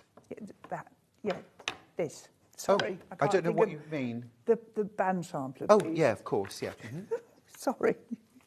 Oh dear, I've been gardening for hours and hours and hours, and I don't know whether it's my back, my front, or my legs, or what. Oh. But there's a phrase for it, and I won't use it on air. Right, so I'm going to just put my needle into the fabric, or my pen or pin or whatever, and I'm pulling the fabric, not the needle, which proves how badly it was cut. Now, that is a perfect straight line. Perfect. Yeah? So, and to get rid of that, we have to go through the processes we've just been talking about. And of course, we do it on linen, because linen stays creased, as I'm a walking example. My family call it rich wrinkles. Rich wrinkles. Yeah, it's So, true enough. so if I do it again, and it's a funny thing, because you won't do it right the first time, you'll pull a needle. So if I put that in there, ready? And then I pull the fabric. Now, if you're working a long sampler, you might be doing this in short stages. But if I just fold that one, you'll see. Perfectly straight, yes. Which is how you get this to work. That's clever. So when these hems, it tells you all about this in the pack, obviously, and in our stitch book and others, there's demonstrations of it. But this is counted from a thread withdrawn there, and then it's 9, 9, and 7. So that's 1. Then I do another one at 9, and then one at 7. The 7 one is the one that folds underneath. That's the hem, yeah. And Understood. then actually it'll completely line up. That's clever. It's ever such a useful thing. Yeah, If thanks you're- for showing us how to do that. I mean, it's actually obvious, but it isn't, if that makes sense. I'll pop that back in there so it's in the right Brill, place. and I can now say forevermore that Jane Greenough taught me how to score. I just walked into that, didn't I? Boom, boom. Boom, boom. Boom, boom. I have another question for you. We're all picking your brains Oh, come on today, then. Jane. Go on then. So Viv's messaged in. She says, morning, Jane. Can I ask, when doing shading, do the stitches go the same way as your stitches as a left-hander? I'm never sure. Now, I'm not certain what you mean, No. so I'll go with it. If you're a left-hander, do whatever's comfortable for you. The secret of counted cross-stitch is consistency. That's the only word you need to remember.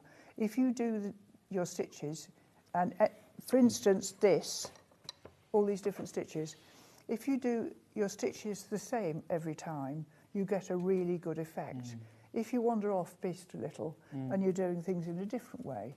So, for instance, I work my four-sided stitch from left to right, and they say cross-stitches can't pull because most of us are taught not to make holes. All right? I like that. Well, we used to have a bumper sticker that said cross-stitches can't pull. Really? It was disapproved of. Was it? Yes. So this stitch, you can actually almost make it look as if threads have been removed because you pull hard to make the holes. So it's not the stitch you're looking at, it's the holes. I wonder whether Jane's asking about, you know, the shading at the bottom of here. Yes. Does it have to go a particular way? And if, because obviously normally we go both ways and... Yes, choose one that you're comfortable with and do that, but be consistent. Yeah. So if you're doing shading, it wouldn't matter which way you did it. Obviously, if you mix the shading up, you'll get a different effect, not a wrong effect. I could have decided to do over here, facing the other way, as if there was light coming. But certainly the consistency, so if you do your cross-stitch from left to right or right to left, if you're doing Algerian eyes, which is a little eyelet stitch, you go clockwise or anti-clockwise, but then always go the same way. That way, you're going to get a consistent look and feel. Yeah? Because your eye is drawn to inconsistencies, isn't it? Even if you're not a stitcher. Yours will be one's own. I know if I look at something, I can look and see and wonder why I didn't spot that before. Oh, it's always once it's framed or once it's quilted. Yes. Now we're going to do flowers for all seasons. This is over 140 colourful motifs to cross-stitch all year round. Jane, your words. $8.99 for 140. This is one of a series. I know you guys have had the Christmas book. I think the Christmas was the first one we did. So if I just turn pages for you. Oh, these are lovely. These remind me a bit of Berlin wool work as well. Yes, yes. I mean, Some actually, of them, yeah. let me just think. That certainly might have. That was certainly a Berlin chart. Here's some with fractional stitches. That's what I meant by the fractional stitch, where you get the little triangles. Yeah. It does make that work, but obviously that's done as a pure cross stitch without It's the them. only way to get something pointy. Sometimes, isn't it? Or if you want things pointy, you have no choice. Yeah. Have you ever done sea holly in cross stitch? I haven't done sea holly. I have done holly ever so many times. Yeah, being Christmassy. Yes. Do you take requests like a DJ? No. No? Good for you. So there you are. So the thing is that these That's lovely. little series of books, I mean, they have been immensely popular. I'm very pleased. This is obviously a Cross-Stitch Guild product. And the theory is we've done flowers, Christmas. I'm saying nothing, okay? Absolutely nothing. We must have a rowdy party and a cross-stitch show, mustn't we? We should do, really. We should play them at their own game and say something like, block your ears, everybody. Come on, Jay, show me some cross-stitch. Oh, I'd see I'd turn off. Yeah, but that's Don't turn off, Don't will turn you? off. Don't turn No, off. I won't do that again. Come on, Jane, show us some cross-stitch. We've got some basic diagrams in the back if you've never stitched before, and you'll be able to see. So this is the flowers. Lovely. So we've done flowers, Such good value. houses, Christmas.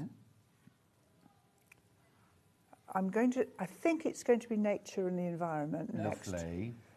Sort of hedgehogs and animals, and I think. There's going to be borders and bands.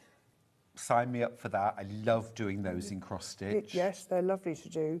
And then hopefully we'll have a little slipcase so you could keep your whole set in them. Oh, gorgeous. So it's in the pipeline, as I said. Have you ever done, this is very, I know you Go on. don't do requests, so I'm not asking for that reason, but have you ever done like patchwork quilt style? Have you ever done like a sampler quilt almost done in cross-stitch? Not really. We did do a series of Afghans. Oh, lovely. When I think when my magazine was out with Future Publishing, we did an Afghan over 2 or 3 issues, and that was certainly big flowers. It was very popular. Amazing. Yes, very popular. Yeah.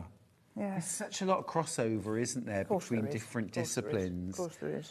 Now, next up, I've got something really, really special. Absolutely gorgeous. This is the Flower Sampler book, and this is... I mean, there's a lot of heirlooms created in cross-stitch and fine embroidery, but this is definitely up there, isn't it? It's a bit special. There is a story. Of course, there is always a story with Jane, isn't there? So this was two things to say. First of all, this was the first thing I did when we transferred to Madeira threads from DMC, and that was a lot to do with supply issues at the time. But what I didn't realise until afterwards was that I walked into my thread cupboard and they were in colour order. So I stood there going, oh my God. So this was designed, I had a basket in my hand and I went round the... So there were the greens, and then there were the... Instead of number order, which can be all over the place. Yes. So it was like a shade card. Like a palette. Like a palette. Oh, how divine. It was... I bet. Yeah, well, exactly. Anyway, My so mouth's that's the watering. first part of the story. Now, this is the second version of this, hence this, because some person, as I'm on air, stole it at the Festival of Quilts. I'm going to say 10 years ago now. And we hadn't got these. We just had a little cupboard built with chicken wire to have a little safe place. And this couple must have worked in pairs because I went and got it out. And then I went back and it's gone. And the thing that really made me wild was I went to the organiser's office straight away and said, I think that someone's picked it up in error. And would you possibly put out could someone just check if their child maybe, it's a rag book, could have picked it up. I'm sorry, Mrs. Green, if we can't do that, we can only give out emergency messages, right? As I walked back to the stand, someone's 40th birthday was announced. I'm not going to Did you light up like a torch? I wasn't nice to know. I wasn't nice to know. Anyway, so I came home on the Friday night upset and frustrated. You know, it's a considered purchase. You're not going to spend that money having not been able to see the thing. No, and it's a true heirloom, isn't it? Absolutely. We're going to be at the Alexandra Palace Fair, and I don't have a sample. And I think I did 6 or 7 versions of my angst on Facebook and deleted them, obviously, because it was inappropriate. Eventually, I just put, I'll just have to tell you what's happened today, blah, blah, blah. When I got home on the Sunday night, there was a message to say, don't worry, you'll have a new copy of the book in time for Alexandra Palace, 6 weeks. The Guild had got together, and 2 groups, I didn't know about the 2 groups then, worked the pages, and this is the copy that was made, and I put together the night before we set up Ali Palais. And then the second version was handed to me at a Scottish event because those who weren't picked to do it were hurt and wanted to be involved. Yep. And they worked one I keep at home. Oh, wow. So this is the country... How lovely. That is the community we want to celebrate, isn't it? Not the odd rogue. You just wonder if someone's got it on their coffee table and pretends they've stitched it. They'll never feel the satisfaction of working even one stitch, though, will they? The point is that you made it, isn't it? And it's lovely to work. So basically, what you're going to do is get this great bundle and not panic. It is a great bundle. It's a great bundle. So what you're going to do is you're just going to work the cover. which is a different, slightly different colour. This has faded a bit. This is tea-dyed and this is antique white. And it's in there. Yep. And you're going to take the cover and you're going to carefully put everything else away and not read the instructions, okay? Just work the cover. Cross-stitch, four-sided stitch there. Instructions are all given. Then you start on the pages, and if you work them in order, you learn the tricks as you go along. Now I want to show, I don't know if you can understand if I pull this apart. Can you see how that? Yep. Okay, so that is the fold. The back and front are worked like so. This is a hem that you put round where you can cut it off at the edge. And then they're fitted into the book with slip stitches. I see. So it's not a double page, it's an individual page, it ends there. Yes. Gotcha. So that is two pieces. It's one piece of fabric folded in half. Means you can't see the back of the work as you go through. Spaces for you to personalise. There's a house there with some French knots. There's a little band sampler here. This is using some silk thread, space-dyed silk thread. This is darning, pattern darning. Oh, that's pretty. Which is interesting to do. And then this is pattern darning. This one is what we call a CC work, and that's where the pattern is not stitched, the background is, from the place called a CC. What, sorry? A CC. A CC, like That's as in a St Francis? As in St Francis. And if you go to a CC and walk the streets, you'll see lampshades, curtains, roller blinds, and if you go to the markets, you'll be inundated with sort of a CC. Okay. Some of it's come from China, no doubt. Okay. Black work. I bet you can spot a fake, can't you? I'm quite good at it. Do you know, I was at a framer's once, just outside Newbury, and they had odd frames sort of made up where they used up ends, and I bought 3 or 4. And she said, actually, you do needlework, don't you? I've been given this sampler to stretch them out, and I'm just not sure about it. And I said, well, come and see it. And she said, yes. I said, oh, yes, that was done yesterday. And she said, well, so we took it out, and it had the coffee grounds still on it. So it was a sampler that had been stitched, dunked in coffee to make it look old. Gotcha. But there were coffee grounds stuck under the frame. Anyway, it wasn't an original. No. Black work. Now, then you've got a hard hanger section. So it's obviously not a first project. If you've worked from a chart before, and if you've worked on an even weave fabric before, this is easily in your area of expertise. This is very much hand-holding in the instructions. And this is hard hanger. This is hard hanger, and this is drawn thread work. So this is a hem stitch square. That's hemming. And that's what I was saying about pulled. That's all just pulled work. No threads have been removed. So that's pulling the thread tight to create the hole. So no threads have been taken out there, whereas they have been taken out there. Got you. It's very clever. And this is to try and... obviously, you can't prevent a serious thief, but these are screwed down. Yeah, that'll do it. In the hope that... And, you know, we want people to handle them and look at them. Yeah, of course. But... Anyway, that's the to story. Be able to trust people as well. Well, as I say, I celebrate the community that jumped in and said, they did. we'll It was make wonderful. it for you. It's wonderful. I'll never part with my flower book. Yeah. Some nice messages. Oh, lovely. Excuse me. Margaret has messaged in to say, actually, I think it's Alana, to say, morning, Stuart and Jane. Really enjoying the show from Alana and baby Simon. We're starting Simon very young. I think he's about a year old now. Oh, bless Simon. Yes, he's been watching Sewing Street since he was born. You can't do him any harm. Yeah, absolutely. Maria's got in touch too to say, hi, my lovely sewing friends. I've not been on here for a while. I've been busy with the grandbabies. Yes, well, that'll do it. Yes, that'll it will. do it. As am I, darling. I am. Wednesdays are my grandchildren day. Well, they're absolutely exhausted by the time they leave. Completely wiped out.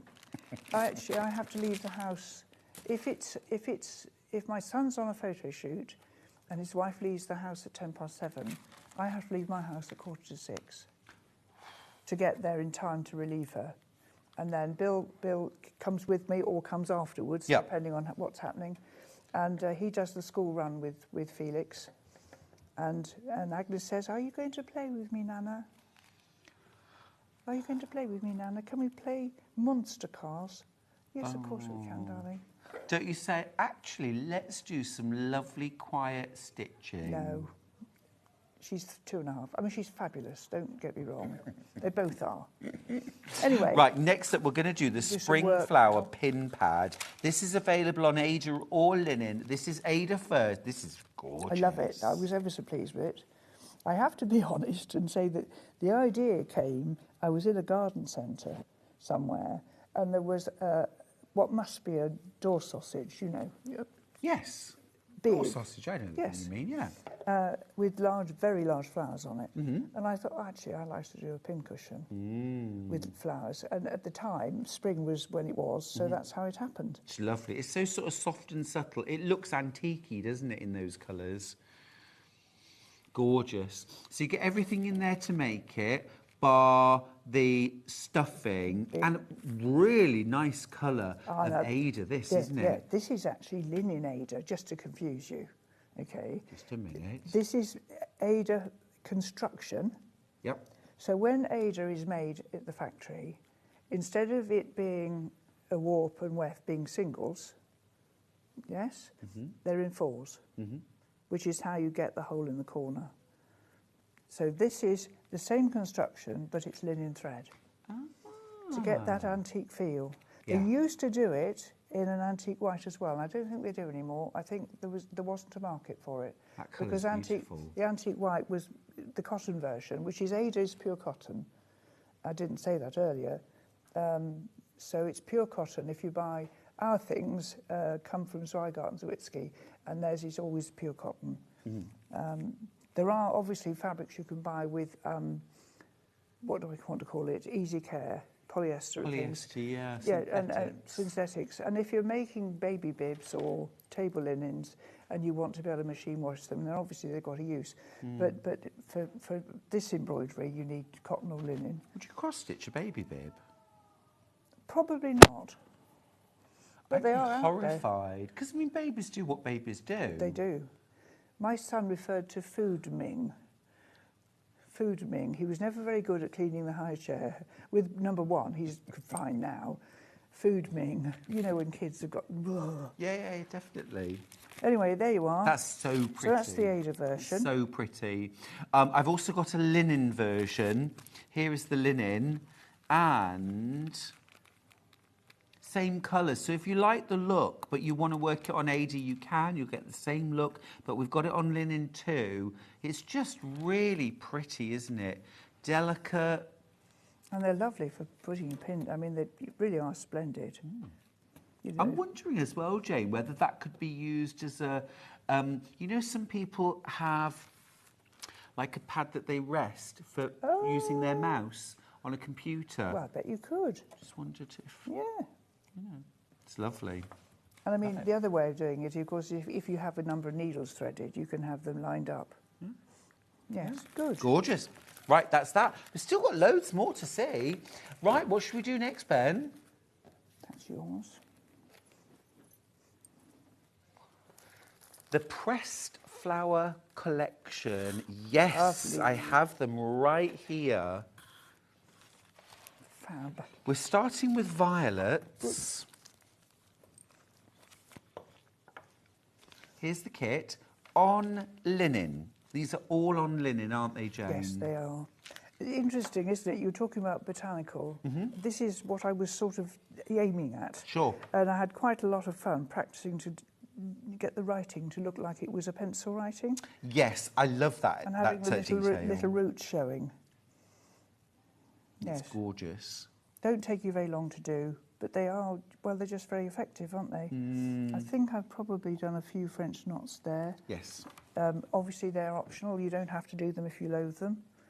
But no, I think it worked really well. And that's raw linen, which, of course, is my favourite, all favourites, really. Oh, is it? Love it. Gorgeous. Love it. The price as well, under £10. Thread, needle, linen, and your chart. Yes, and a thread card to sort your threads. Do you get your colour and black and white? Yes. Amazing. Brilliant value. It's such an affordable hobby, isn't it? Cross stitch. Well, yes, it's one of those hobbies. I mean, you need a pair of sharp pointy scissors, a needle, and time, don't you? That's it. Actually, what happens is I've counted this week and I have 47 pairs of scissors. Why All right, Jane, you win. Why? Why? Because you couldn't find them, so you bought another pair. Yes, I mean, and I think I got How many eight. pairs? 47. See, I just wonder how you can have 46 other pairs of scissors and still not be able to find one of them that you have to. Well, I've now got them. I've moved my office. We've changed around. My son came into my little office, banged his head as he always did, and my husband brings me coffee and bangs his head because I'm in the eve. And my son actually said, "Why are you still doing this? It's ridiculous. You're not. You need to move back into the bedroom." And so actually, my wonderful carpenter came and took my handmade desk and turned it upside down and moved me into a much bigger room, which I have filled. Of course you have. Already. Of course you have. Hopeless, isn't it? No, it's great. So next up we've got Poppy. Again, only worked on linen. Really lovely. Like you said, it's not going to take you that long. It's a lovely project. They would make pincushions if you wanted to. You know, you don't have to have a frame picture. These are box frames because getting square frames is ever so difficult. Square frames, there's a shortage of them for some reason. You ever produced frames? Once, when we did a series of miniatures, I had frames made to go in the pack. But really, these days, with the establishments out there, I mean, places like Range and Dunelm, etc., Sure. you probably can't do it. Produce them for the money, absolutely. Sue's got in touch. She says, morning both. Morning, Sue. Love watching you two together. I've bought some kits, so I really must learn how to do cross-stitch now. Well, good for you. I think so. Absolutely. Why not?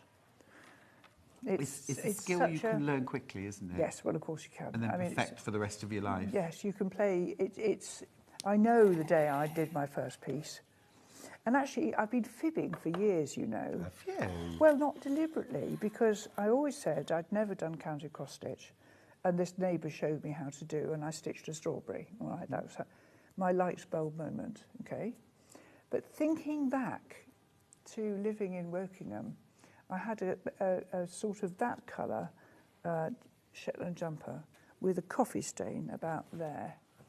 And I had a craft book, and I embroidered an Eiffel Tower on top of this jumper to cover the stain, following a chart. So you did do it? So I had done it before. But a completely... I mean, it's obviously a very different thing doing it on a woolly jumper. Yeah. But, yeah... And were they crosses? I did crosses, yes. It didn't actually work because the jumper was... Yeah. There is a stitch you can do. I think it's called duplicate stitch. Yeah, or Swiss darning, yeah. Swiss darning. That's where you do... Yes, so if I'd known, I would have... Anyway. Yeah. Just I've been fibbing all these years. OK, so here's Sweet Briar. I always get it out of people. I've got that manner, haven't I? That must be it. I confessed. The allure. The allure. This is Sweet Briar. Very pretty. Oh, I feel like I'm going to sneeze, Jane. I'll just walk away. It's just a tickle. You know, sometimes when it's a bit of dust or something. No, it's gone. It's gone. There we go. So again, great fun trying Briar. to get the writing to look as if it was handwritten. Yeah. But they're fun, aren't they? Yeah, they're gorgeous. Absolutely lovely. And I love the sort of antique-y colour as well. It's just all lovely. Yeah.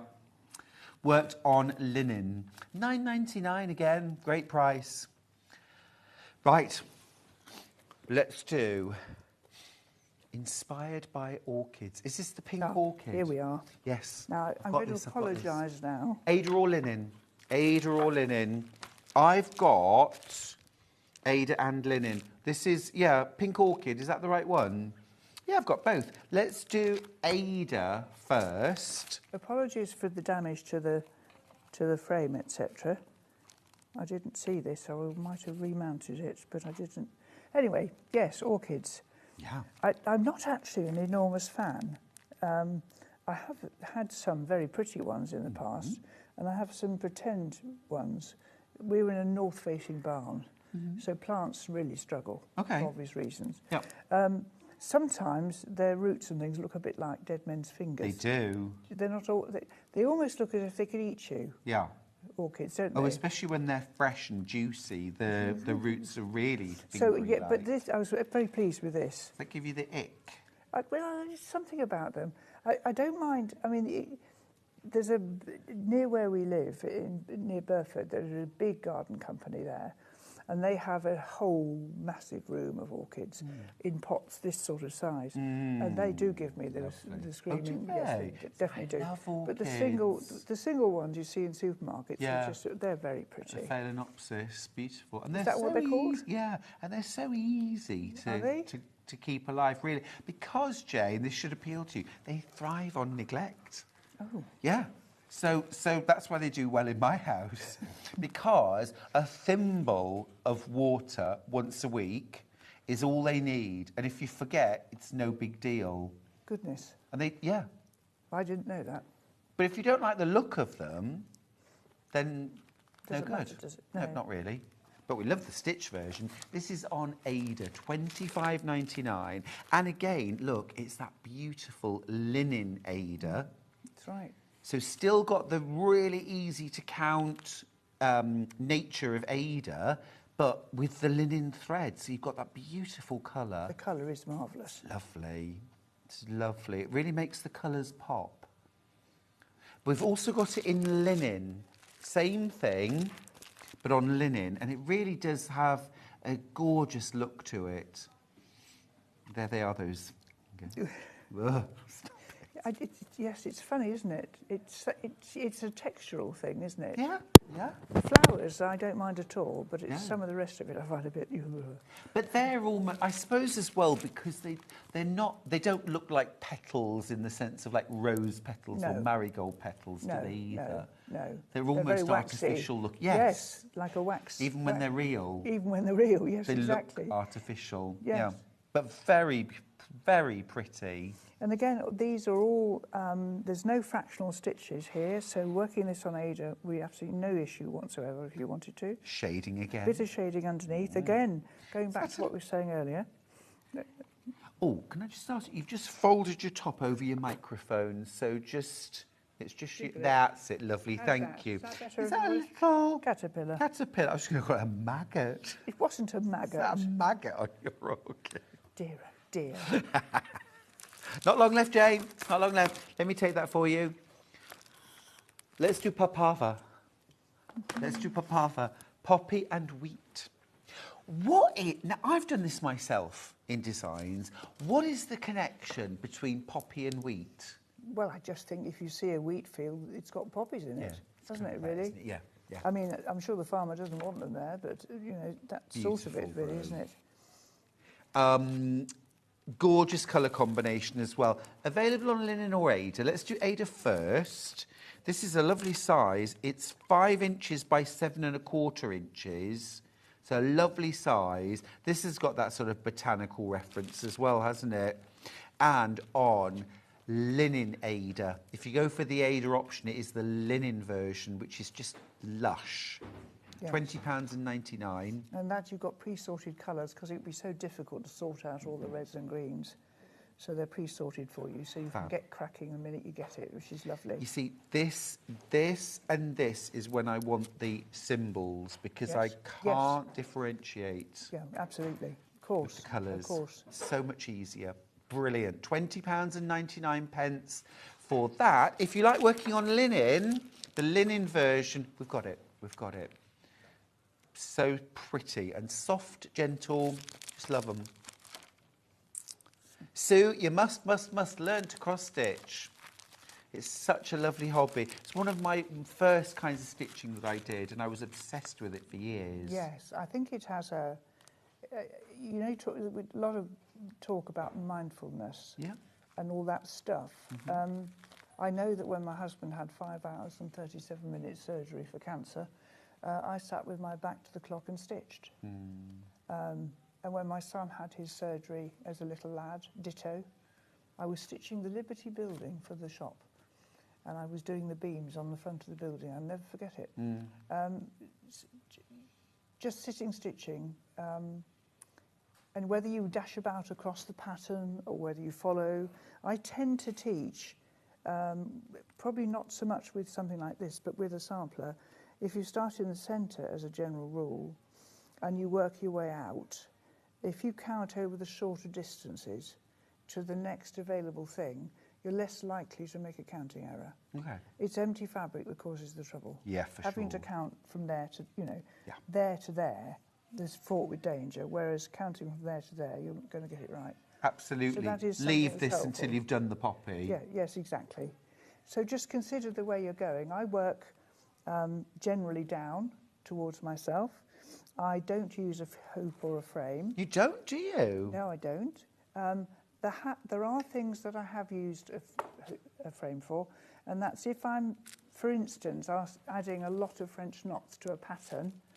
I have an upholstered frame that dear Sue Hawkins made me some years ago now, and basically it's a square, but it's upholstered like the arm of a chair. It's in a William Morris fabric, and I've got a weight in the same fabric that goes on the corner, and I can pin that. Is that a Sue Hawkins frame? Lovely. Yes.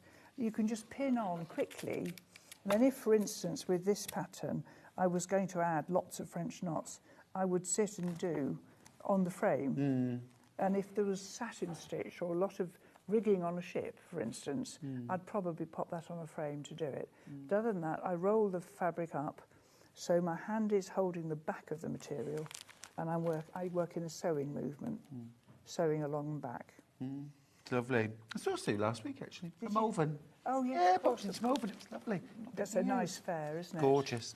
Right, last item on the show is the vintage flower sampler. And I've had my eye on this for a little while, Jane. It's so different. It is different, isn't it? It feels almost Jacobean. Yes. There's something about it. I think, if I was brutally honest, I would say that I'd been to Whitney Antiques that morning and looked at all the old samplers and some of the early needle pointy, petty pointy, and some of the, what's the word I'm looking for? The pictorial ones with animals in the grass and flowers. And I came home and sat at the drawing board, and that's what happened. Yeah, it's gorgeous. It's absolutely beautiful. Now, oh, there's that dust in my nose again. I'm sorry. No, don't worry, sweetie. We've got it on Ada. Oh, it's so annoying, though. I feel like I've got a perpetual cold at the moment, Jane. And I haven't really. Do you get hay fever? I haven't before, but I think maybe this year. Is that what it is? Because I haven't felt ill at all, but I've got a funny sort of almost blocked up ear. I'm constantly sniffly and a bit throaty. Is that what it is? Well, I just wondered, the number of people who said, I've never had a pollen allergy before, but I'm a bit tickly this year. Exactly. And this will surprise you, Jane. 54 years old. Look more shocked. Thank you. Good. Excellent. Right on cue. Never had it, but this year. Interesting. You see, my husband had it very badly until the World Cup four goes ago. Right. We were up on Winter Hill outside High Wycombe in long grass. And by Stop. We got to the car, and he couldn't see. I mean, Really? He was just in a terrible state. And actually, he seems to have grown out of it. We got caught in... Was it great? Your microphone's folded in again. Sorry, I must... It's that linen, it's a little bit of starch in it. Yes, I need to. You need to pop your collar. We went out to a friend's house in Spain, not knowing that he was acutely allergic to olive pollen. And this couple had 1,500 olive trees on the estate. Selfishly. I know. And we went to the chemist, who can't sell you anything in Spain unless you have a prescription for hay fever remedies. So he was in A&E. Oh dear. No, Look at this colour palette. It is nice. So, it is beautiful. That's very It is neat. absolutely beautiful. And is there gold thread in there, or are these tiny sequins? Tiny sequins. Tiny sequins. Quite a different look for me. That's my favourite thing in the whole show. Well, isn't that interesting? I think it's just I like really the different. feel of it. Yeah, I like the feel of it very much. Gorgeous. It would have been called a spot sampler if you were putting this in an auction. Really, a spot sampler? Why? Where you would just work these individual... I didn't buy one once. It was £400, and I didn't buy it. Do you wish you had now? Yes. There were two. I could see the regret in your face. There were two obvious darns, and I didn't know enough about it. But basically, they'd been removed and attached to a garment or something. Right. They'd actually been used and replaced with a darn. So it was in use. It wasn't that it was darned. No. And I didn't buy it. Anyway, thick screen. We've all got buyer's regret about something. My son refers to buyer remorse. Yes. That you wish you had or you wish you hadn't, depending on Exactly. Exactly. We've all done both. We're going to finish where we started with the pin cushion. In Ada... Oh, I've got 3 left in Ada. 3 left. Last couple of chances. I think the kit is just... There we are. Well done. I've got Ada Oh, here. you've got the Ada. There's the Ada. It's a thing of absolute beauty. I love small things, Jane. I love making small things. Yes, There's something really... Very satisfying. Very satisfying. And 3-dimensional as well. It ticks loads of boxes. Gorgeous. Also linen available. We'll pop the details up on screen for that. It's really, really limited too. I've got 1 left in linen. Oh, I beg your pardon. 1 left in Ada now. I've got a few left in linen, but not many at all. 37 in baskets. I don't have that stock. Jane, as always, it's just an absolute joy to spend time with you. Thank you so much. And you. And thank you for being so candid and see you next month. Generous with your skills. See you next month. Next month. What house are we doing next month? We're doing... Or is it a secret? We're doing the posh house. Is this based on where you live? No. It's the posh house. Is it John Scott's house in Costitch? No. It is Palladian style. Oh, next month. Put it in your diary. Right, don't go anywhere because Catherine Wright is up next with a beautiful quilt kit that anyone can make. And I think Catherine's inspired a lot of people to try patchwork for the first time today with her waistcoat. So let's dive in. After the break, it's a full hour show. Don't go anywhere, and I'll see you after this.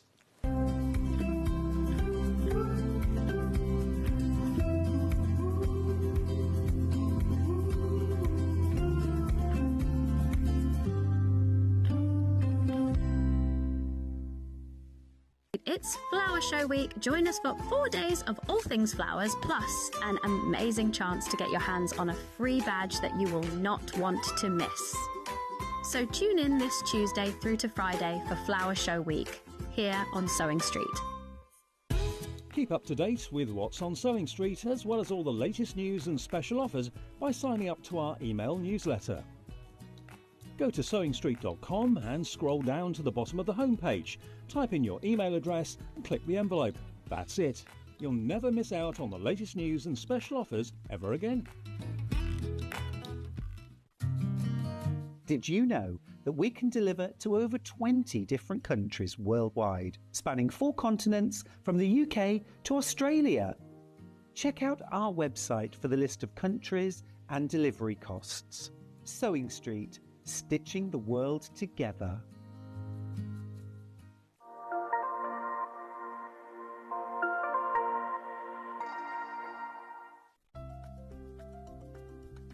Wondering what wadding is? In sewing, wadding is the soft padded material used in the middle layer of quilts, cushions and other projects. It adds warmth, texture and structure to your creations. Wadding comes in different materials like cotton, polyester or wool and various thicknesses, so you can choose the perfect one for your project. Whether you're quilting, making a cosy blanket or adding softness to a bag, wadding is what brings that snug and cushioned feel. Here at Sewing Street, we only charge 1 P&P throughout the day. You can add as many items to your basket and check out and still only be charged once. Once you've checked out the first time and want to order again, you simply add the item to the basket and click on the Combine Order button. Remember, standard P&P is £4.95. Charges may differ for outside the UK. Or upgrade to our premium option for £6.95 on certain items. Shopping made easy at Sewing Street. So many more quilts I want to make now. I'm going to have to live to 200. It's just been one of the best festivals I've ever been to in my whole life. I will definitely be back and I'm going to have a quilt.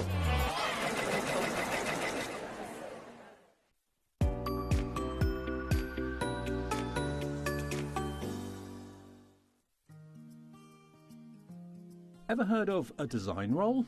It's a bundle of pre-cut fabric strips, each typically 2.5 inches wide and the full width of the fabric. Design rolls are made up of coordinating prints and colours, making them perfect for quilts, patchwork or other strip sewing projects. No cutting or matching needed, just unroll and start creating. Design roll, a simple way to bring your project to life. Did you know at Sewing Street that on various products we offer split pay? That means on certain items you can spread the cost over 2, 3, 4 or sometimes even 5 interest-free monthly payments. Just pay the first instalment when you purchase and you're away. So shop your way with split pay.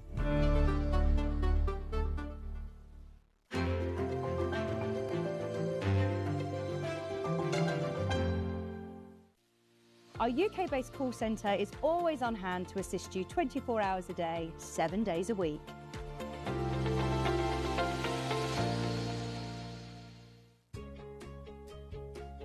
In sewing, the term square up means trimming your fabric or block to ensure it has straight edges and perfect corners. Using a ruler and rotary cutter, trimming away any uneven edges. This step helps your pieces fit together neatly in your project. Square up is a quick way to keep everything perfectly aligned.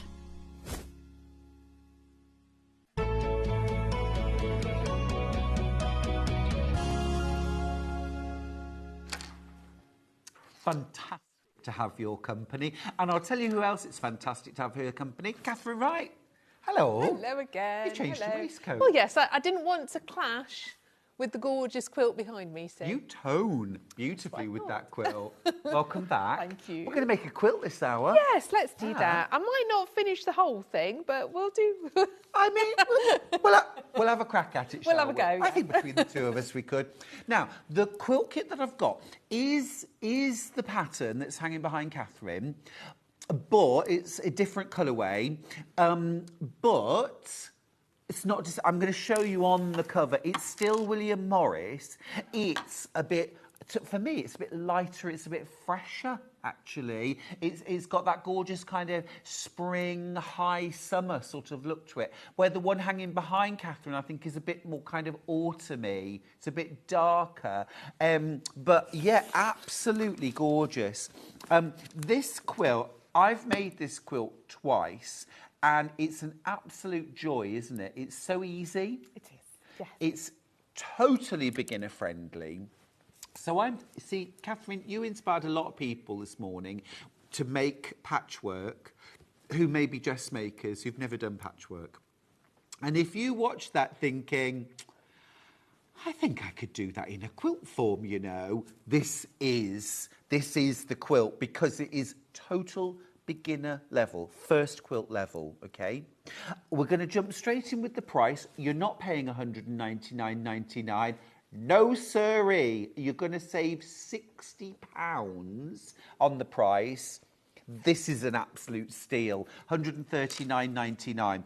Now, the quilt, again, is the perfect size if you want to make a bed quilt, but you're new to quilting because even at full size, this is totally manageable on a domestic sewing machine. Definitely, yes. Nothing, this is 152 centimetres wide, so slightly over 1.5 meters wide by 183 centimetres in depth. So this is going to go beautifully on a single or a double bed as a quilt, but if you've got a queen or a king, I would do it the other way and have it sort of down over the end. Yeah, looks lovely. Don't have to make massive quilts, even if you've got a massive bed. Should we dive in and have a look at the fabrics? Beautiful. Oh, this is always the fun bit. I love it when I get sent these. It's like having a little Christmas present. Wonderful. It's wonderful. Now, your split pay is $46.66, so you don't have to pay the $139.99 today to get the kit home. If you've never used split pay before, when you come to check out your basket, there'll be an option. Do you want split pay? Tick the box, And you've got it. So you don't fill in a form, you don't have to call the call centre, you don't have to have credit checks, anything like that. What would put me off is if I had to fill in a form. Yeah, absolutely. I'd be like, nope. Literally just ticking one box. You tick a box. Amazing. And then you've got it. 46.66, and we send it to you in 3 to 5 working days. 1 P&P all day as well, of course.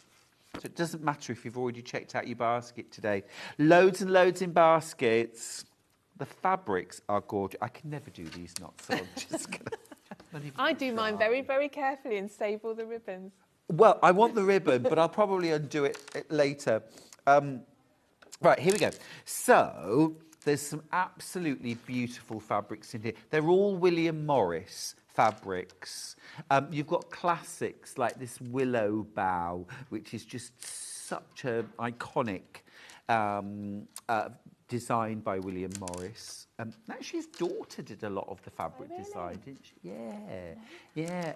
I love this one. I've used this in blue and green colourway. It's absolutely gorgeous. Almost like the encaustic tiles that you get in Victorian houses, isn't it? Ah, yeah. Stunning. A little bit of drama there. This is so kind of almost gothic, isn't it? And then even your light-toned fabrics, where in another design they might have been a plain or a sort of simple tone-on-tone. You've got all this rich design here. This is your background colour. And I say background colour, if you look in the actual design, you've got these chains that run around in... Lovely Bruce, our director, would you mind showing the picture of the quilt again, please? Because I think it's beautiful. Really fresh. Total Morris. It's William Morris through and through, right out to the binding. But it has a lightness and a freshness. I always associate sort of Victorian decor with quite dark, quite moody. Yes. But this is light and fresh. Summery. It's very pretty. Gorgeous. Remember, you're making a £60 saving on the price, £139.99, and your first split pay just £46.66. You get full instructions are included, okay, and very easy to follow. And Catherine, you're essentially making 3 different blocks. There are, yes. There's just 3 different blocks in it. A 4-patch, a 9-patch, and what did you call it? A split 4-patch. A split 4-patch. Yeah. So here's block 1, literally 4 squares sewn together. So if you're a total beginner, if you have never done patchwork before, and you watched Catherine's demo earlier for the waistcoat, first skill. Yeah. Job's good and we're done, easy. Okay. Second, what I would call a split 4-patch. It's still a 4-patch, but 2 of your patches have been split down even further into their own little 4-patch. So you've got smaller 4 patches sewn together to make that 4-patch. And then your third block is a 9-patch. Simply 9 small squares sewn together with this diagonal sort of chain running through. And those are your blocks. Absolutely. Fabulous. I remember when I first got this quilt kit home, I don't know if you thought the same, Catherine, but I looked at the quilt, before I looked at the pattern, I thought, oh, is this sort of Bargello style? Have I got to do long? Is it made in quarters? How do I make this? It's one of those excellent designs that looks way more complicated than it is. Totally. But it's split into individual blocks, beginner level, and a very, very nice price. Thank you, Catherine. A very nice price. Loads and loads of you with this in your baskets. Do check out. Don't miss out on this quilt kit because it is going out very, very quickly. Absolutely flying out. Now, we do have a little bit of an issue with sky at the moment. It's freezing and flashing. Lynn, you did try and tell me. I've just noticed you're freezing and the sound disappears. It's only happened since Catherine's segment started. It's me, is it? Oh, dear. I'm sure it's not. We're fine on the website. We're fine on digital. Yeah. We're all on it. We've all jumped on. Well, I haven't jumped on it. I'm still here chatting.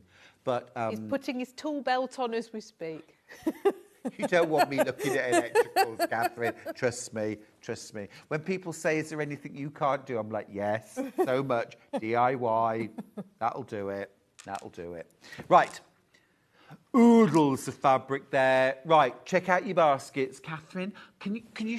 I mean, are you able to show us the 3 different blocks? Absolutely. Can we start with the easy one? Absolutely. We will start with the 4-patch. Great. What I'll say first is your cutting's very nice and straightforward on this quilt. We're all whole numbers and half numbers, which again, if you're new to cutting, when you start cutting quilts, when you start getting things like 3/8 and 7/8, it can like blow your mind a little bit, can't it? But these are all halves and whole numbers, so lovely, easy cutting. I got it all cut out. Sometimes I like to cut the whole quilt just to see, because and just to see what's left. So I can tell you this kit has loads of spare fabric in it. Gorgeous. So you've got room to make a mistake. Fine. You know, or some cushions. or you've got some lovely stuff left over to make cushions or a waistcoat or whatever. Yeah, exactly. Keep those spare bits for other projects. So your 4-patch is made up. You can perhaps see as well, I have labelled them all. Have a little roll of masking tape in my sewing box, a little bit of masking tape with the letter on so that I don't get things mixed up. And where I've got 2 colours the same, but different sizes, I've written the size on so that I don't get mixed up as well. Cool.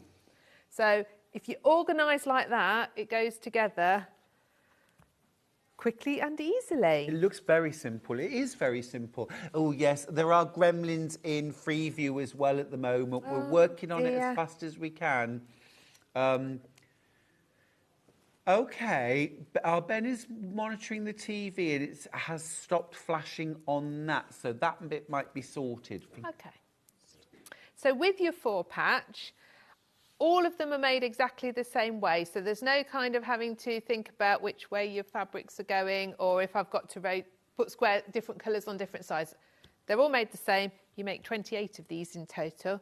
And they all look exactly the same? And they all look exactly the same. Fantastic. So I like to lay it out so I make sure I've got it right compared to my picture. And then we're always working in rows. You very rarely in patchwork having to sew round corners. We're always going in straight lines. Great. So we're going to take our first 2. We're going to put right sides together. If you are new to it, I always kind of recommend a pin just to hold things. If you've been doing it forever, you probably don't pin anything anymore. But you know what? It can just stop things sliding. Catherine, I pin more now than I did in my first 5 years. Well, there you go.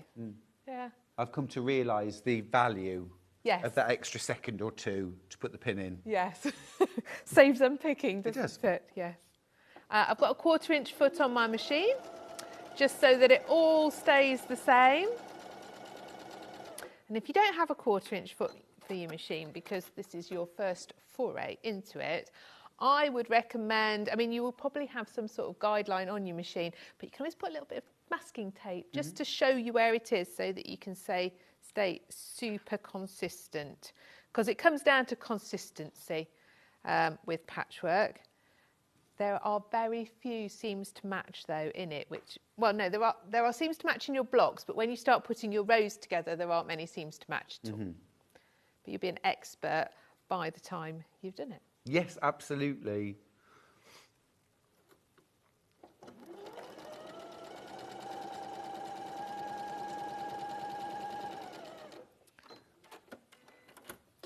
So you've done your first pair like that. Now, your pressing is really important. We're going to press them so that the seams go in opposite directions. So one that way, one that way. This way, when we put them together and want to make the seam match, they're going to nest together beautifully. And lovely hot iron. And I like to press on both sides. So I press it on the reverse and then I usually turn it over and press it on the right side as well, just to make sure the seam's really, really open. Nice and flat. Yeah, it's amazing how many people can't iron their sewing, actually, because we're so used to ironing. When you iron your clothes, you do it as fast as possible, don't you? Because you don't like doing it. And when it comes to sewing, you actually have to really press and spend a little bit longer on it so that you get lovely flat seams. It's true in all disciplines, isn't it? Dressmaking, pressing Oh, is yeah. vital. Absolutely. And your sewing looks 100% better once you've ironed it as well. So there we've got our 2 pairs. Do you mind just flipping those over for a second, just No. so we can see how the seams are going in opposite directions? Because we often talk about them nesting, but I don't know if total beginners always understand Yes. what we're on about. So when you're making this block, you can see that your seam is always going to go towards so not your light one, it's going towards your green or your darker one. And then you'll remember and get it right every time. Yep. So now we're going to try and match those seams together. The way I do it, and I know there are different ways, is I always tend to sort of roll it back like that, make sure it's lined up, and then roll it down and pop a pin in. Some people like to pin both sides, don't they? Yeah. I just pin one. Sure. Do what works for you. Yeah, agreed. I think if you press the seams in opposite direction, you can sort of feel they almost click. They do. Together, they kind of lock together, absolutely. And then we're going to put that together with a 1/4 inch seam.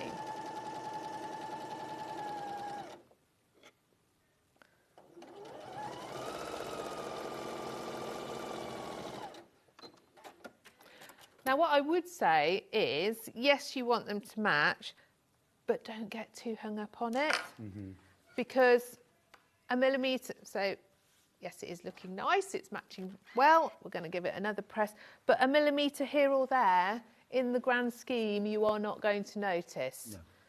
You might notice when you're sewing it close up, but once it's on your bed like this, if there's one tiny square bit that isn't perfect, no one is going to see that, and the overall effect is still going to be lovely. Would you not agree? I would totally agree with you. Yeah, it's really easy to get hung up on the odd tiny bit. Yeah. Yes. We have a little rule at the craft centre that you can't do it more than 3 times. 3rd time you live with it, whatever. Okay. Yeah, fair enough. Because you can send yourself bonkers. Yeah. So that's block 1. That's block 1. Done. You haven't even got to think about other colorations. They're all like that. All the same. Fabulous. Okay, so block 2, it's going to start in a very similar way, but we've got the little baby ones. We're going to make 2 of these. Yep. So this is what I called the split 4 patch. So it's 2 little 4 patches and then made up into one big 4 patch with a couple of plain squares. Correct.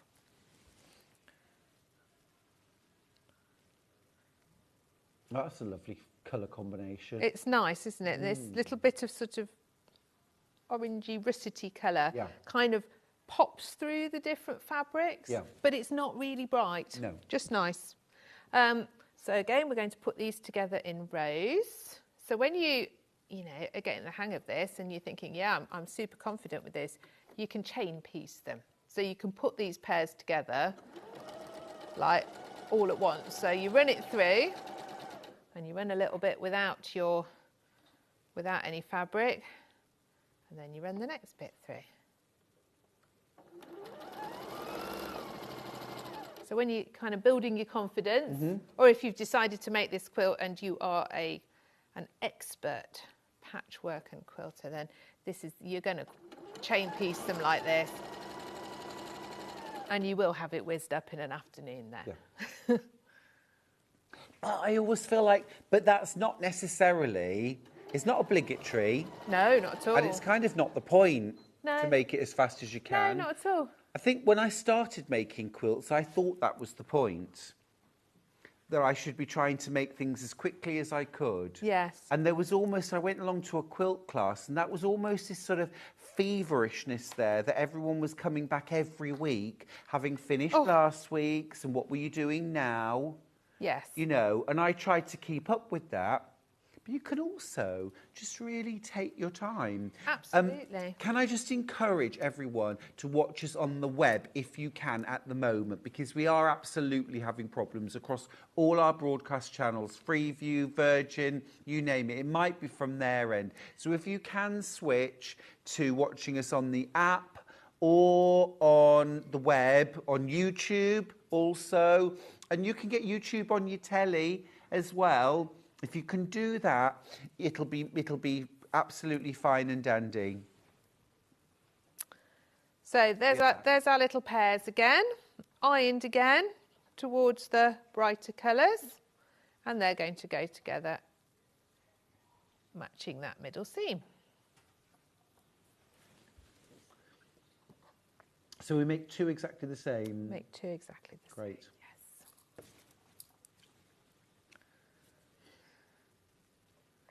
No, there's pleasure in taking your time, isn't there? And just enjoying the process. Yeah, absolutely. But if you've decided you like this, the machine's decided to misbehave. Okay. Is it gremlins across everything today? I'm just going to turn it off and turn it back on again. Oh. Don't quite know what's happened there. Classic move there. If you've decided, you know, oh, I like this quilt kit, I'm going to buy it and do it for my friend for a birthday in 2 weeks, then you can speed it. Yeah, exactly right. Exactly right. I still, you know, I've gone back now to making block by block. I had a very long phase of chain piecing. And then I got to the stage where I thought, you know, I'm happy just doing 1 block at a time, and I'll sew the individual elements and I'll put them back where they came from. I always like you do, lay out the block next to me. And part of it, I think, now is because I just find that easier to keep my head around. Yeah. I'm just working on this. Bex has got in touch to say, morning all, I'm making my first quilt for, oh, am I allowed to say this on air? Anyway, I will. For my mum's 80th birthday. Mum is 82 this year. Oops. It's taking a little while. But I'm sure she'll still love it. You. Right, so now I have laid out my 2 little mini 4 patches with the other 2 larger squares that go in this block. And I notice as well that the grey squares are creating a diagonal chain. So they're creating, yes, these don't swap positions. Okay. Again, they stay the same all the way through. Got you. I like that because sometimes you can get quite, you can get a little bit mind blown, can't you, when things start rotating? Yeah. Yes. Put these together. And you see, I also have to pin the seam where I'm going, if nothing else, to remind me which side of the square that's right. that I'm sewing. If you put your pin towards it, that's pointing at where you're sewing. Absolutely. Because the gremlins do jump in between picking it up and getting it under your machine. Totally. And they twist the block. Especially, say you're doing it on your ironing board, and your ironing board's over there, and your sewing machine's here. Literally in those 5 footsteps, it's turned round and gone back to front 3 times. Yep. Oh, Bex, I'm proud of you, though, for keeping going with your first quilt. It will always be a very, very special quilt to you forevermore. Now, fingers crossed, we are back cooking with gas on all channels. We've just heard everything's okay. Now, if you've missed anything in the melee of trying to get us back on air, then let me just recap for you. This hour, we're looking at the soft diamonds. Oh, it's just gone again. Oh, Ben, we're back. Do you want to recap now, or shall we? We'll keep demoing. We'll keep demoing. Okay. Apologies, Kath. No, that's all right. Okay, so there's our rows. Again, we're going to join together. We've got just 1 central seam to match there.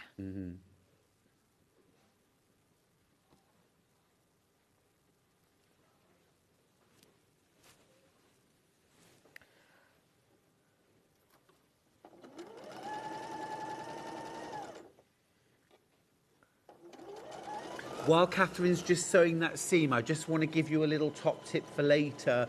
Don't forget that we've got the Brother side cutter foot back in stock. I've only got 40 of them. And if I don't anymore, I've got 30 left. And they effectively, it's like having an overlocker attachment for your brother's sewing machine. There's a blade there, and as you're sewing and doing your overcasting or your zigzag, your blade is cutting through the edge of the fabric just before you sew it. So you get this beautifully neatened edge.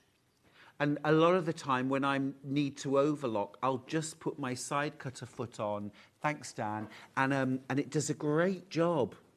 I'll be showing you how at 12:30, but I'd grab your foot while you can. I use brother machines at the craft centre, and Have that's you a used great, the side it's a great cutter? tool. Yeah, They're so cool. Yeah. They're so cool. And particularly, you know, if you haven't got room for an overlocker, or you don't use that sort of thing that much, Yep. it's just a really useful thing to have, isn't it? Agreed. Totally. Okay, so I've done block 2. There we go. Amazing. Gorgeous. So block 3. Block 3 is a 9 patch. So again, I'm just getting my colours, and all these are going to, again, be made exactly in the same way. You almost feel, I've got them out like this, I feel like a little chef, you know, getting my spices. Like not they do on that I ever do TV. cooking like that, but No, like but you when do they've on got TV, things yeah. in bowls. Yeah.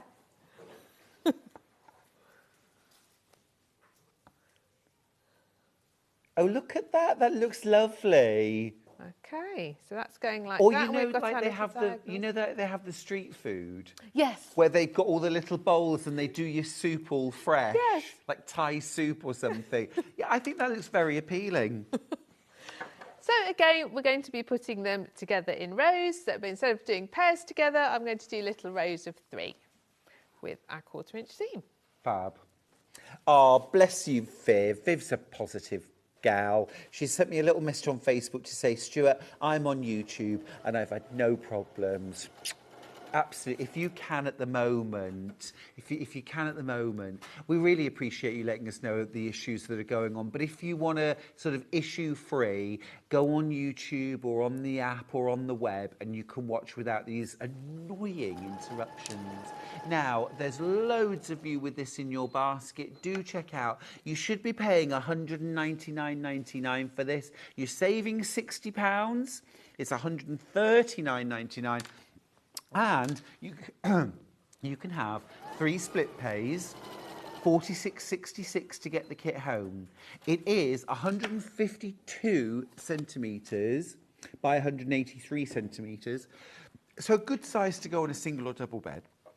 And total beginner level piecing. Size you can manage on your sewing machine as well. Glorious. Look at these gorgeous fabrics that you get in the kit. They're all from William Morris. They're all 100% quilt weight cotton. Amazing quality. They're all from Free Spirit. And they're just beautiful. Easy to cut. Whole and half numbers only. Strips and squares. Easy peasy. And just a delight to make. But my stock is dwindling. Once you've all checked out, I've got about 7 kits left. I've just come and threaded. So just give me a mo. Do you need a handle? You're all right. Yeah, I know that the TV freezing is not helping, but as I say, if you can watch us on YouTube or online, then there's no problems there. Absolutely. Absolutely. I do have some backing bundles. I've got some wadding on the hour as well. If you want to have a look on the website, you can shop ahead. There we go, back in business. Fab.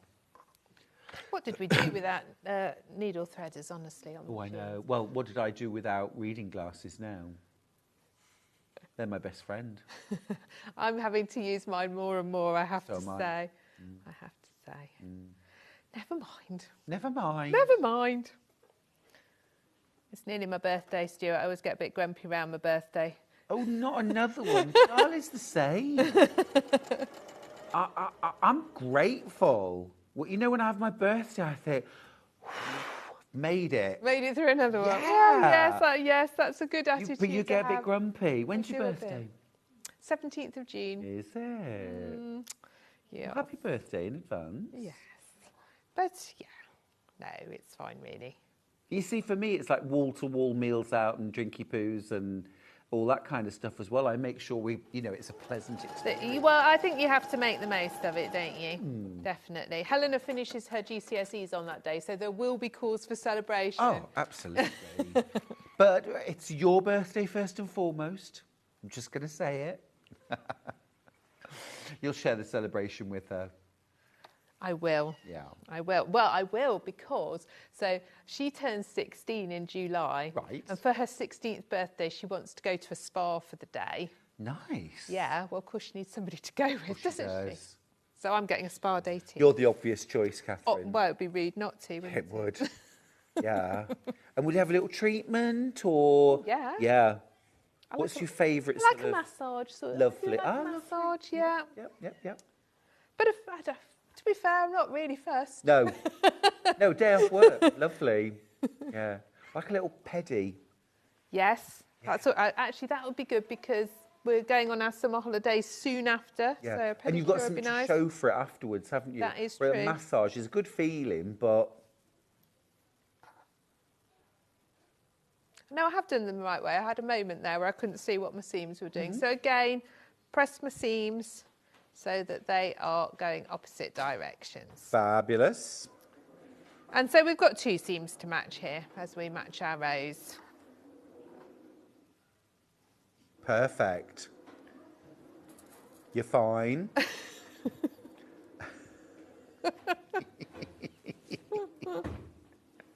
Very discreetly done. We're all giggling.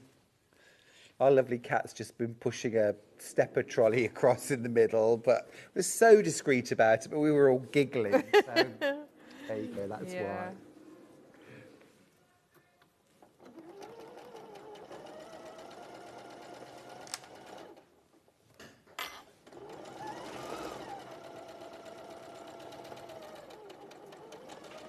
So your daughter's doing her GCSEs and she's having to do all that at 15. Yes, because she's young in the year. Yeah. Yeah, she's not 16 till July. Yeah.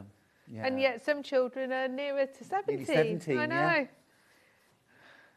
Yeah. But she's pretty grown up. She can handle it. Yeah, for sure. I suppose, they have to choose somewhere to cut it off, don't they? Oh, yeah, for sure. I was young in the year. Were you? Yeah, of course. yeah, it with was June. So yeah. I always used to get exams on my birthday. That was really rubbish. That's rough. It was rough. That's rough. I was sort of slap bang in the middle. No one wanted to go out with me on my 18th because they were all busy revising for exams. Oh. But I'd have gone out. I'd have gone out with you. I'd have been okay because I would have already been 18 February, you see.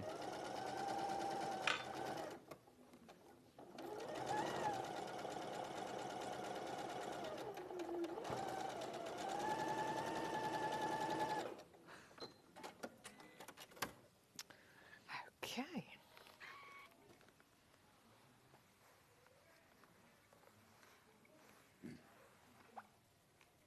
And that's always a good press. Yes.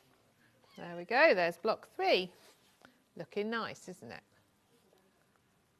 Yeah, looks great. Looks great. So you're going to carry on like this. I'll make some more while we're chatting. And you know the 9 patches and the Yes. split 4 patch, they're all exactly the same coloration as well. So you make them all exactly like this. When you put them together, you may...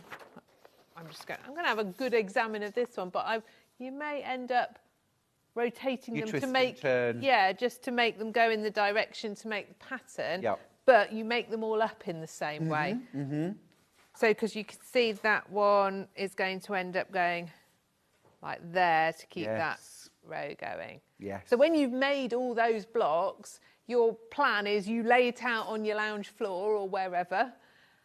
You take a picture of it on your phone. Yes. And you have a look at it, because if you look at it through your screen, you will see if you've got something wrong. You will. You can stand and look at them forever, like directly, and not notice, can't you? It's so Totally. weird. And then if you look through a screen, you'll see instantly if something's been rotated the wrong way. So once you've got your pattern right, like that, all laid out, what I do, it's like this is row 1 that I put together. So if I'd got all my blocks laid out, I would stack all my blocks up from left to right, pop them together, label them row 1. And I'd do that for all the rows so that they were all in order, ready to be put together really carefully. And then you've got your picture as well to refer to make sure you're putting them together correctly. See, I'd mess that up in 2 minutes flat. Well, you can, yes, but I mean, I would. You've also got a really, like here, it's numbered really carefully. So you could do it the other way, where you've got blocks 1, you've got blocks 2, you've got blocks 3, and then you literally work your way through. I'd have them on the floor like you say, set number out. 3. I'd just have to pick up 2 blocks, sew them together, and then put them back. Yes, not all of us have massive sewing spaces where we could leave it out. No. That's the thing. No, true. Or if you were coming and doing it in a class, you'd lay it all out, but then you'd have to pack it away to take it home. Yeah. So freezer bags, Yep. little pins and labels is the way to go. Yep.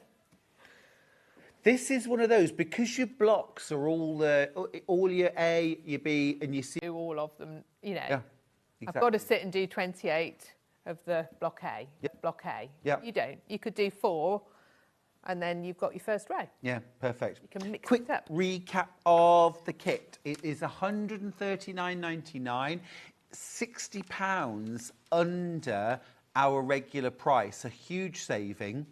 Beautiful, all William Morris fabrics from Free Spirit. The quality is amazing. They're a joy to sew with. It's really beautiful, really kind of summery and fresh and light. This is your colour palette. You've got this gorgeous array, soft blues and blue grey, this slightly deeper kind of bluey green there and here, and then this lovely freshness that you get from the terracotta and this more vibrant green and gold. Just a beautiful, beautiful colour palette there, and fabulous fabrics, all really iconically William Morris. Just an amazing bargain, really, I think, for all this gorgeous fabric. And your free pattern, that's included in with your kit. Easy to follow, and this is truly a beginner level quilt. If you're a, really experienced quilter, totally for you too, just something that you can make and really just enjoy the gentle process of quilt making. When you come to lay out your blocks, they're all numbered. So your 4 patches are block 1, your split 4 patches block 2, and your 9 patches block 3.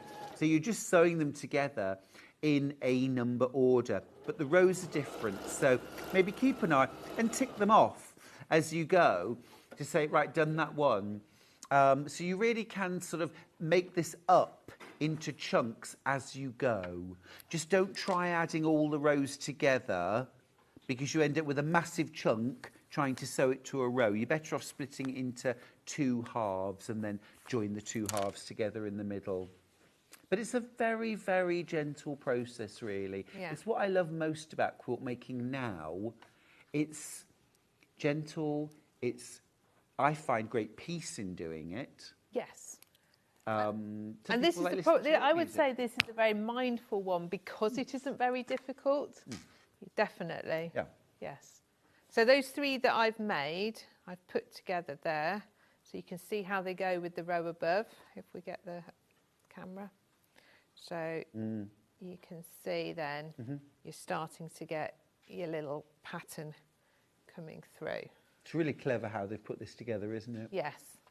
Yes, because it looks like you're going to do something really challenging with rotating diamonds and, I think so. Squares and things, and it's not. It's just those placements. And I really like this green in it. It kind of just... Yeah. I like this colourway, actually. It's really fresh. Yeah, I do too, actually. I prefer this colourway to the one that's hanging behind you. Yes, I think I do. Maybe it's the time of year. Yeah, this is just not quite as bold. It's gentler, isn't it? It is. Yeah. It is. It's very pretty. Gorgeous. And that border fabric as well. This is the border fabric that's been used. And it's this lovely terracotta. This lovely terracotta fabric. Yeah, absolutely gorgeous. Oh, now YouTube's gone off. What? We're just talking to ourselves, Stuart. We might be. We might be. We've got 20 minutes. YouTube shouldn't have gone off, but Lynn and Pauline have let me know that YouTube is now frozen and gone off completely on YouTube. Yes. Yes. Shall we talk about quilting it? Pardon me? Shall we talk about quilting? I think that would be a brilliant thing to talk about. Yes, please. I mean, just in I'm just terms looking to of see what they've done. even scaling back before we quilt. Yes. So for our total beginners, Yeah. you're piecing the top, what we Yes. call the top. And that's that front bit, that pattern bit with borders and that kind of thing. But that doesn't make it a quilt. No. There's 2 more layers. There is. Absolutely. So you've got to you've got to have your backing, you've got to have your wadding. So you're creating a quilt sandwich. Quilt sandwich. So you've made your patchwork, you've put these 2 little the small border and the bigger border, and then you choose your backing fabric. And you want to cut your backing fabric and your wadding larger than your quilt top. How much larger would you say? I tend to go a couple of inches larger. On all sides? Yes, on all sides. Just because it can move around and shrink in a bit when you do stitch it together. And then there's that lovely bit where right out to the border as well. You've got to have something to hold on to. Absolutely, yes. So you cut it a little bit larger. You baste it together with either your 505 spray. Yep. Love that. Yep. Or if you want to, you can use pins. You can use. You can tack it. Yep. Just something so it all holds together really nicely. And then it's totally up to you how you want to quilt it. So if I was a really new quilter and I'd never quilted a quilt before, I would go fairly simple. I would not do anything too. I would probably just go through the centre of some of my diamond rows. Yep. And follow those. The reason I would just go through the centre is because you can draw yourself a nice line through it. You can see what you're doing. People often think stitching the ditch is easiest, but I really don't think it is. I think stitching the ditch, and people think that it's easy because you can't really see it, and that but actually making it so that you can't really see it is a real challenge. So also as well, Catherine, I think it's not pointless because it's holding the layers together. Yes. But the quilting is supposed to show it's an integral part of the design. It is. So if you make it so that it disappears, it's sort of, what's the point then? Yes. Apart from it's just holding the layers together, which I know is a reason. Yes. It's not the only reason. No, it's not, no. This one, they've done some lovely free motion all over it, which looks really nice. But certainly as a beginner, I would just go straight lines. I agree. Nothing too complicated. Don't feel like you've got to do loads of it, and every square has, just as long as it does hold together. So you could choose, I'm going to follow, certain colours. Yeah. And that would be enough. I mean, the thing is, most modern quilt battings, and this is batting, it looks a little bit like a sort of layer of felt almost. All right. Most modern waddings or battings, the name's interchangeable, you can quilt between 6 or 8 or even 10 inches apart, your lines of quilting. Back in the day, when waddings were very unstable and could easily pull apart, you would have to quilt them. Some of them you had to quilt a 1/4 inch apart. Oh my word! And that's in my living memory. It is. I remember waddings that said you had to quilt them 1/4 inch apart. See, I would never have managed that. No, who would? But now that doesn't mean that you should put your quilting lines this far apart. You can, and it won't affect the integrity. But if you put those lines, go in between them. Yeah, absolutely. Add a bit more. Absolutely. It's a fun part of the hobby. And you can use, you don't have to use a straight line. You can use a decorative stitch. I've started, and my ladies that patchwork have started using the wiggly one that you get on a lot of machines because it hides a multitude of sins. So we use that one quite often. Have a little experiment. And also when you're doing it, think about the colour of your thread because that's part of the design too, isn't it?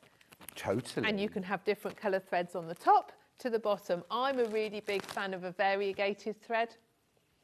To be honest, I nearly always quilt with variegated thread. So that's one that changes colour? One that changes colour. So you might pick out one of the colours in the quilt, but then it changes through some other colours. And it just adds interest, I think. Yeah. Yeah, some people go really toning neutral, some people like contrast. Yes. But it's an integral part of the overall design, isn't it? Absolutely. Yeah, I think that's really, really good advice. And I'm glad you brought up the quilting, because so often we just say, oh, and then just quilt it. Yeah, Like but it's a whole skill in itself, isn't it? Yeah. You know, patchwork and quilting are two entirely separate things, really. Yeah. And you can do both of them without the other. Yeah, totally. Absolutely, I agree with you. Now, we have got waddings on the hour. We've also got backing bundles on the hour as well. They're all on the website, so have a little look at those. But basically, you want 2 meters of wadding for this quilt, or 2 meters of an extra wide backing fabric. If you're working with regular width fabric, you need double that. You'd need 4 meters, and you'd piece it together, just to give you an idea. Right, I'm going to leave that. We're absolutely brilliant, Catherine. Thank you so much for going through every step of the quilt. That's okay. It was fantastic. So we're going to go for a break now. Do you know when you're in next? I believe it might be the 2nd of June. Fantastic. Which is not that far away. It's not far away at all. Do you know what you're doing? Yes, I am going to be demoing a beautiful Elna cover stitch machine for you. So I'm going home to learn how to use it so that I can tell you. Oh, brilliant. So that's coming up on the 2nd of June? Yeah, I think so. Yeah. Wonderful, wonderful. Well, brilliant. And in the meantime, good luck to any exam, future exams, yes? Yes, well, hopefully when I go back out in the green room, I will have some text going, it was okay, Mum. That's fine. Yeah. It was all right. Yeah, we never want it was easy. No, because then you wonder what have we missed. Yeah, yes. Absolutely. But brilliant. And if I don't see you before, have a happy birthday. Oh, thank you. And I'll certainly see you at Festival of Quilts. Yeah, for sure. All right, lovely. Right, we're going to go to a break now, and then when we come back, we're going to have some Brother sewing machines, some embroidery machines, and also the Brother side cutter foot. Absolutely brilliant. I'm going to be demoing that first thing, so I'll see you after this break.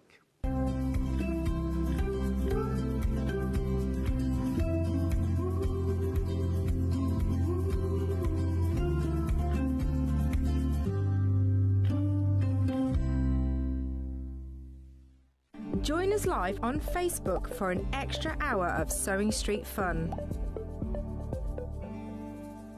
It's called Sewing Street Extra Stitch. I know.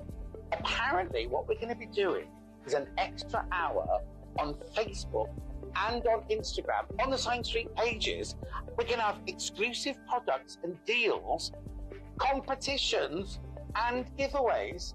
And they're expecting me to present some of them. Follow our Facebook page for more information, and we'll see you there for an extra hour of Sewing Street fun. It's Flower Show Week. Join us for 4 days of all things flowers, plus an amazing chance to get your hands on a free badge that you will not want to miss. So tune in this Tuesday through to Friday for Flower Show Week, here on Sewing Street. Keep up to date with what's on Sewing Street, as well as all the latest news and special offers by signing up to our email newsletter. Go to sewingstreet.com and scroll down to the bottom of the homepage. Type in your email address and click the envelope. That's it. You'll never miss out on the latest news and special offers ever again. Did you know that we can deliver to over 20 different countries worldwide, spanning 4 continents from the UK to Australia? Check out our website for the list of countries and delivery costs. Sewing Street, stitching the world together.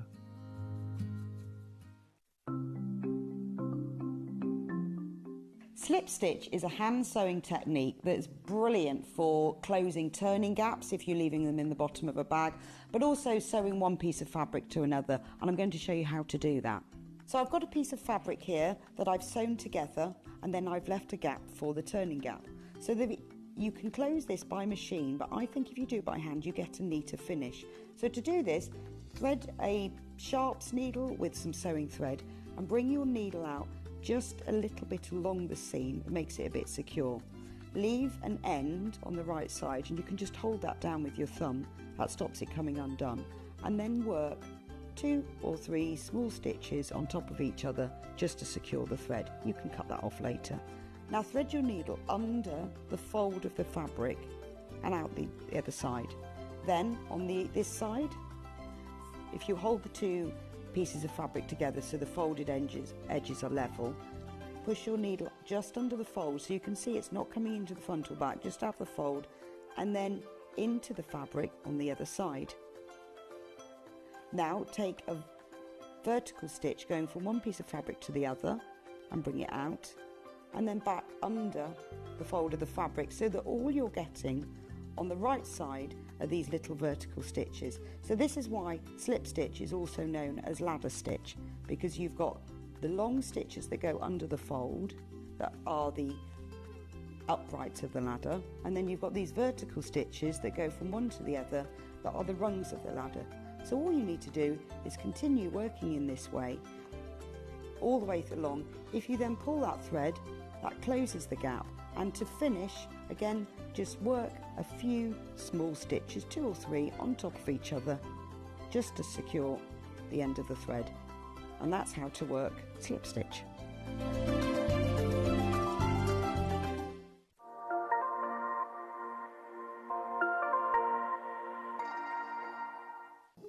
Here at Sewing Street, we only charge 1 P&P throughout the day. You can add as many items to your basket and check out and still only be charged once. Once you've checked out the first time and want to order again, you simply add the item to the basket and click on the Combine Order button. Remember, standard P&P is £4.95. Charges may differ for outside the UK. Or upgrade to our premium option for £6.95 on certain items. Shopping made easy at Sewing Street. So many more quilts I want to make now. I'm going to have to live to 200. It's just been one of the best festivals I've ever been to in my whole life. I will definitely be back and I'm going to have a quilt.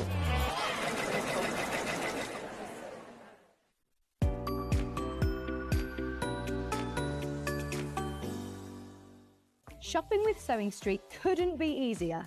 You can shop via our website at www.sewingstreet.com, where you can watch our live shows and see all the products from that day.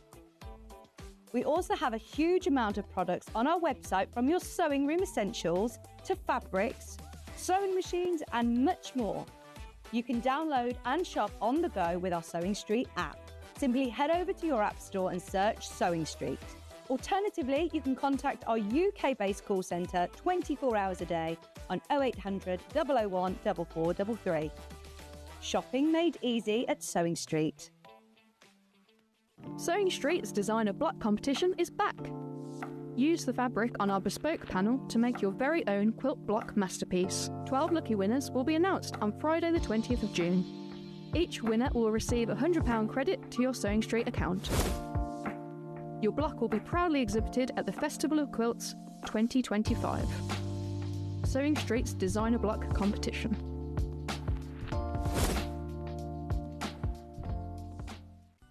Never miss a show by watching on the go with the Sewing Street app. Head over to your app store now and search Sewing Street and simply download to your smartphone or tablet. You can watch the shows live and see your favourite presenters and guests. Click on the Today button to shop all of the products that are featured in today's show. Want to know what's hot? Then click here to see today's bestsellers and highlights. Have you missed a show or want to watch one back? Then click the schedule button and you can go back 7 days to watch and shop, and you can also see what's coming up over the next 7 days. Want to say hello or ask a question to our guests? Then send a message to the studio. You can also keep in touch with all the latest news, events, product launches, and much more by clicking here for our social media pages. Never miss a show by watching on the go with Sewing Street.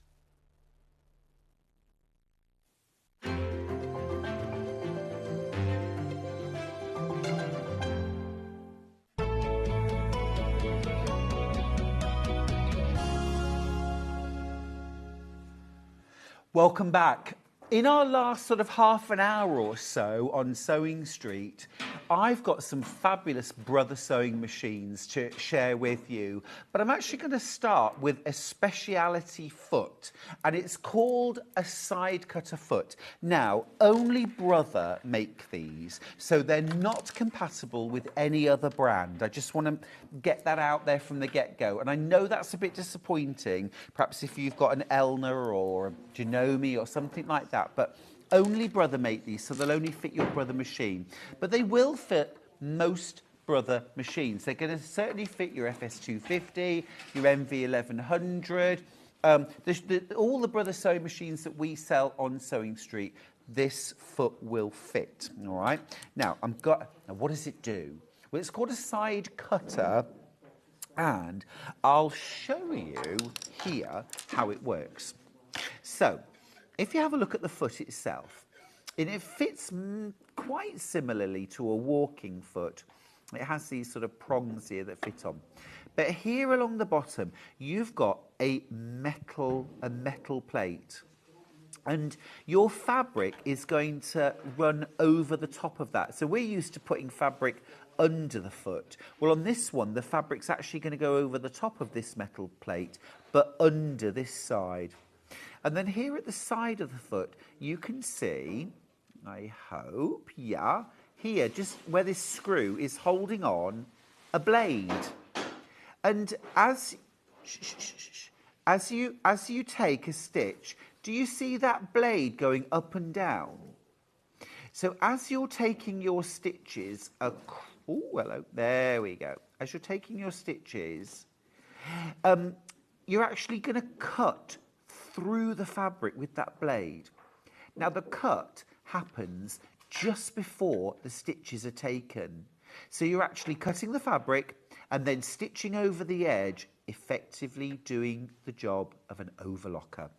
Now it's not a true overlocker stitch, because a true overlocker stitch is 3 or 4 threads. And we've got a top thread and a bobbin thread. But it's about as close as you can get. And for $39.99 to be that close to an overlocker, I think it's absolutely worth the money. Susan from Cheshire says, I bought this when you initially launched it and I love it. It's so easy to use and gives a professional finish. Susan, job done. I'm thrilled that you're happy with it. It sells out every single time. We can never get many. We can never get many. I'm going to thread my machine up. And while I'm here, I'm using the Brother FS250, which I think is our best value sewing machine. For the money, it is absolutely amazing value. Absolutely amazing. It's £399, not £700. You'd pay that tomorrow, and you would have paid that yesterday. But today it's £399. So I'm just going to thread at my machine. Very, very easy to thread. It's got one of the easiest needle threaders ever, I think. Except somebody has broken it and put it back, and it's broken. I need a pair of scissors, please. Ah, honestly. Oh, thank you, Kat. Thank you. Brilliant. I'm just going to say that. Somebody. It wasn't me. Right. Okay. Never mind. This is why I always bring my reading glasses with me.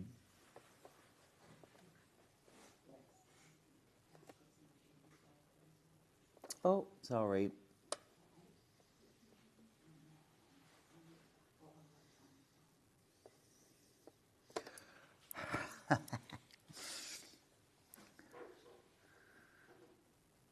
Oh, do you know, if I did it first time, it would be fine.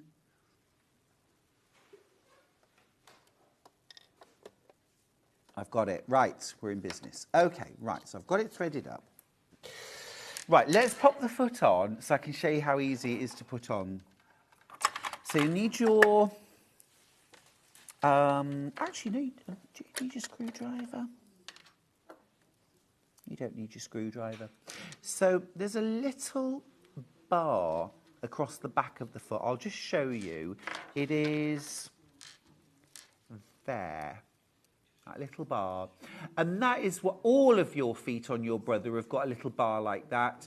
And the ankle clips onto that. Okay. The difference here is, can you see this? It looks like a tuning fork on the side. That has to go over the needle clamp. So where you screw your needles in, we call that the needle clamp. And that has to sit in the middle of that tuning fork. So let's pop that in. So I'll just lift the presser foot up at the back. Make sure that the prongs go over the needle clamp. I've only got 12 left, by the way, of this foot, and there are 40 of you with it in your basket.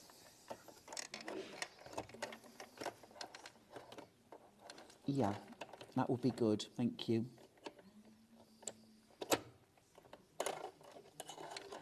Thank you. Right. There we go. Just clipping it on. You know what it's like with these things? They're fiddly when you're trying to show someone how it's done. They're easy peasy when it's... Yeah.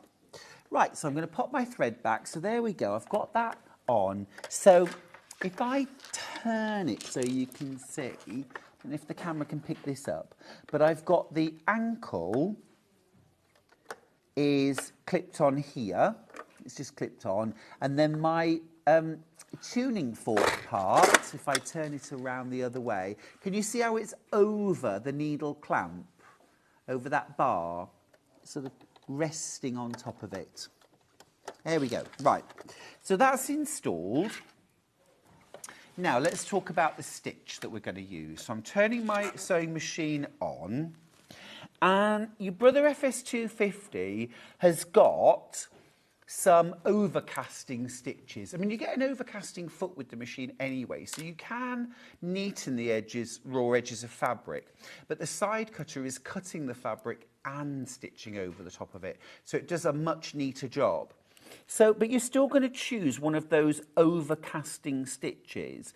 And I think I'm going to choose stitch number 9. Today. Right. And I always like to hand crank through the different stages just to make sure everything is fine and the stitch width is right. So we're all good. You can also use things like a zigzag. That also works if you're using an older brother that doesn't have these overcasting stitches. And then what you're going to do, the feed of the fabric's really quite important. So your raw edge, which is going to be trimmed away, will sit on top of the foot. And then the rest of the fabric will go under. So it goes under this thin part of the foot, and you can see my fabric is going under that. But the fabric's actually on top. And if I turn the machine around and just bring it back in, you can see that here the fabric is actually sitting on top of the metal plate. If I take it back out again, you can see there's the metal plate, and I'm actually covering that with my fabric. That's the bit that the blade is going to chop off. All right? So let's turn it back around and start stitching. Now, to start with, you do need to just feed your fabric forward a little bit to start it feeding, and then we can start to stitch. Just need to get the feed, and it starts to cut through. There we go. And with your overcasting stitches, there's a certain amount of forwards and back that it will do. And you also do need to experiment a little bit with the stitch that you pick. Now, I've rather chewed up the first little bit. It's not a bad idea to use a little bit of fabric to go through, but you'll see as soon as I've got past that, we're getting this amazingly neatened edge. Can you see that? Now, I'm deliberately using a very harsh contrast of black thread against my purple so that you can see exactly what it's doing. And I'll stop right there. Okay. It's such a cool foot. It really, really is. If I clip my threads off, and I'll just show you now, so you can see front and back, you've got this beautifully neatened edge. The thread, I don't know if you can see, but the thread actually goes right over the edge. It's not just up to, it's right over the edge. Okay.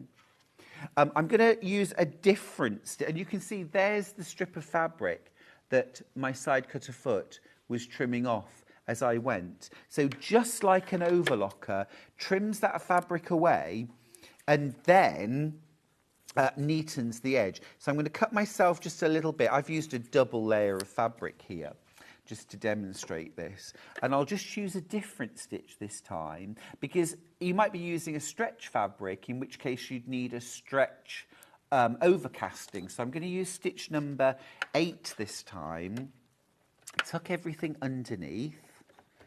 And again, let that feed through. There we go.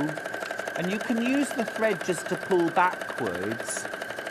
And sometimes it really is just about choosing the right overcasting stitch for the fabric that you're working on to get the best finish. Because obviously if you're overcasting, there we go, all the way through. If you're overcasting a stretch fabric, you need a stretchy overcast. Now, look at that one there. That is a beautiful finish down here. Do you see? Absolutely gorgeous.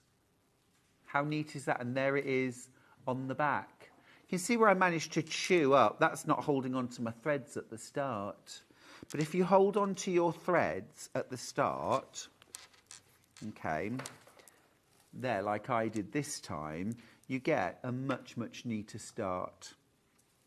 Brilliant, isn't it? Absolutely superb bit of kit. There are 5 left and 41 in baskets. Now, while I'm here with the FS250 in front of me, I'm going to just give you a quick tour of this machine. It is a fantastic machine, and I genuinely believe it's the best value machine that we have at Sewing Street. For the money, the stitch package that you get is unparalleled.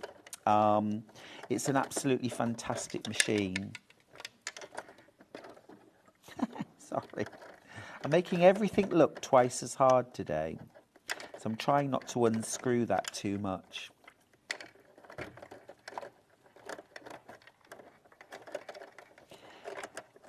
Do you know sometimes where you say, what am I doing wrong here? I'm just going to take the screw out. There we go. I think I'm getting caught up on the needle. There we go. There we go. He's done it. Yeah. Right, there we go. Right, so just while we're at this point, I've taken the ankle off. So you can take the ankle off, and when you're using things like the walking foot, which comes with your machine, amazing, you would take that ankle off just to fit that on, and it's an easy process. You get that walking foot included, and that is a £40 value just for the walking foot itself. You also get your darning foot included. That's another £20 or so. You get a Teflon or non-stick foot for sewing things like vinyl and oilcloth with ease. you get an invisible or concealed zipper foot. Dressmakers, I asked for that for you. I actually helped Brother put this foot package together. These are the extra feet that you get on top of the regular feet. So you're going to get all of your regular utility feet, your one-step buttonhole foot, one-step buttonhole, absolutely brilliant. I'm going to sew one of those while I'm here. Yeah, that'd be lovely. I'm going to pop the buttonhole foot on. It's so clever. So you get 8 different buttonholes. And so all you're going to do to sew your buttonhole is there's a little slider on the back of the buttonhole foot that you slide to the size of your button. And you can push it in until it grips your button. It's just this little bit here. It slides in and out. Okay, if I had a button, I'd put it in there and squeeze it till it grips the button. But for demonstration purposes, I'll just pop it there. You've also got a little slider that comes down and that sits behind. And when you push on it, it should make the foot wiggle forward and back. If it doesn't, then it's not in the right position. All right, so that's a quick test. So that's my buttonhole foot attached. I've got 8 different buttonholes to choose from. I'm going to pick buttonhole number 38 because it's just a really, really nice smart buttonhole. And I've got my little bit of neatened fabric here so I can sew my buttonhole on this. So fabric goes underneath. I'm going to bring my needle down and up just so I can bring my bobbin thread to the surface. This helps to prevent tangles later on. Okay. So pop your presser foot down and then all you're going to do is put your foot on the pedal or press the start button and it's going to sew me a beautiful buttonhole. So it sews the sidebar first of all, both sides,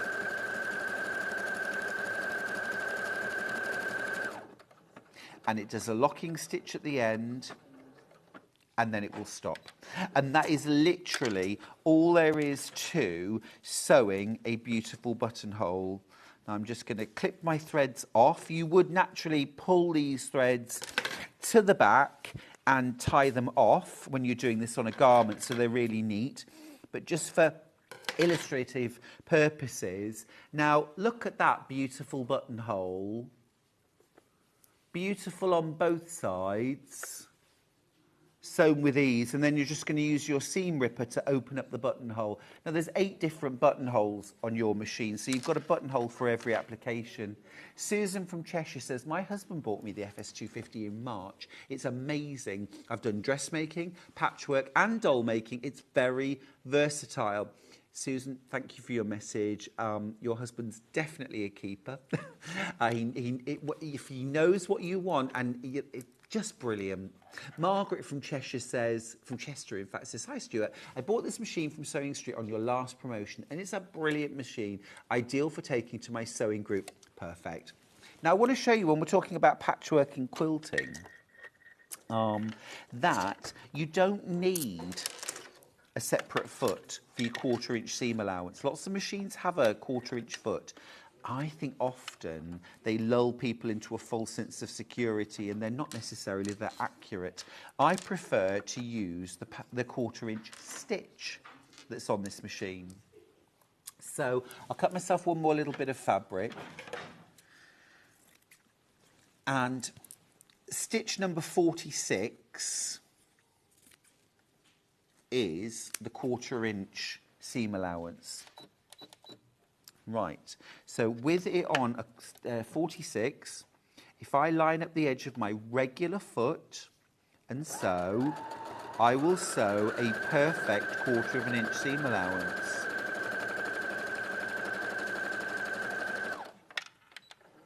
Now this was a curved edge, but I've still managed to maintain a perfect 1/4 inch seam allowance along that edge, just by lining up the edge of the fabric with the edge of the presser foot. And that is a beautiful 1/4 inch seam allowance. It's a great machine. It's well worth going for. And the price is fabulous. It's phenomenal.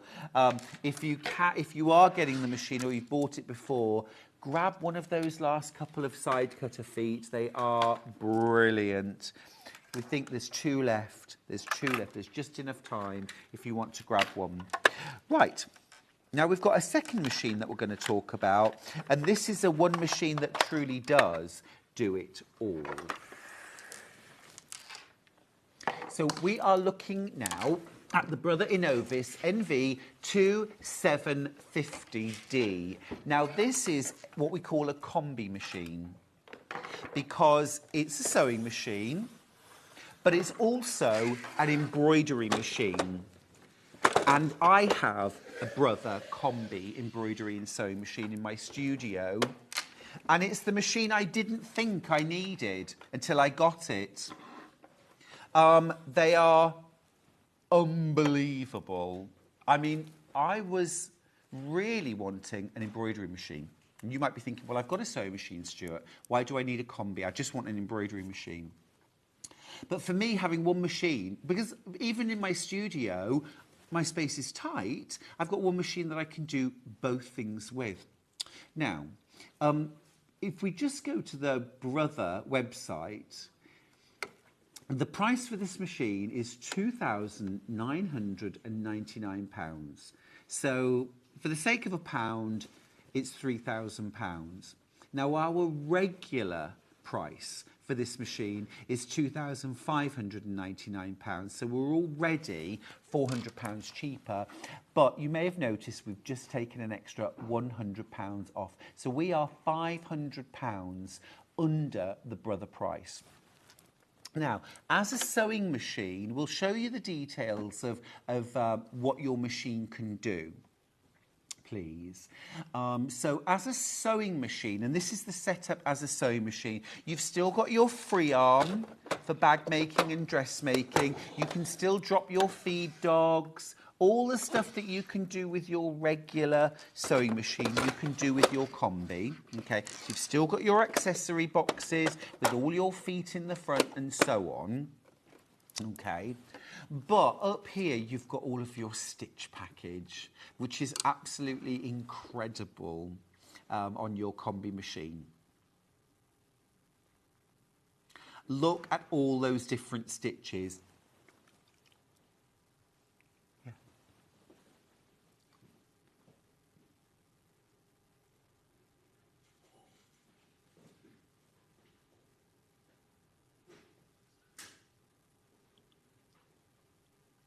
Can we have the one with it, what the stitches are, please? I can't...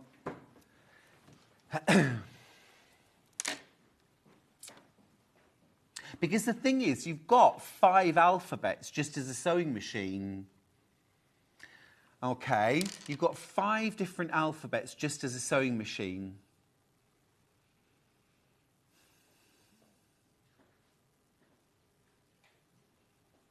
But you've also got loads of alphabets as an embroidery machine too. But we'll get to that. But as a sewing machine, it's absolutely brilliant. You've got, I think, 10 different buttonholes. You've got 2... Yeah, is it? 291. Okay. 291 built-in stitches. So many different stitches to choose from.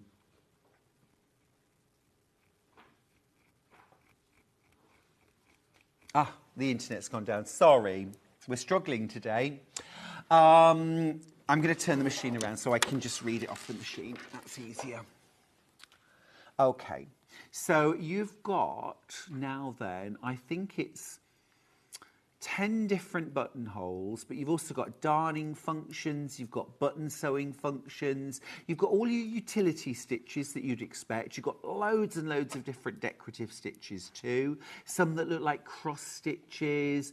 You've got some really wide stitches here as well because this machine's feed dogs work in all directions.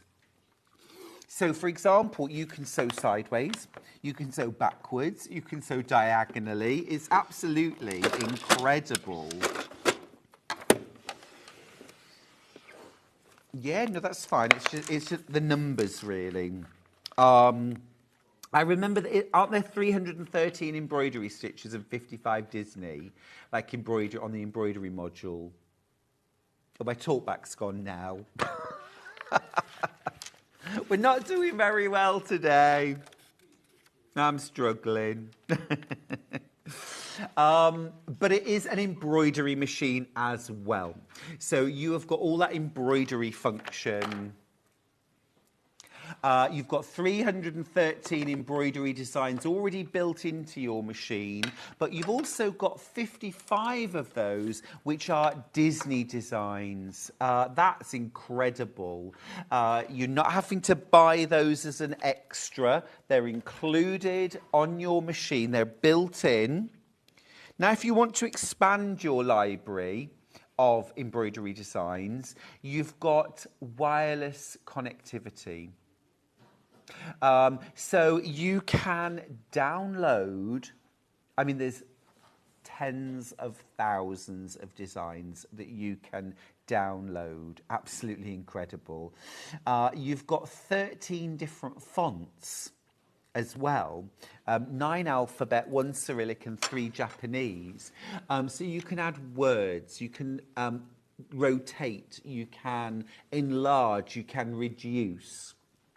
You've also got, now this is something I discovered I needed in an embroidery machine.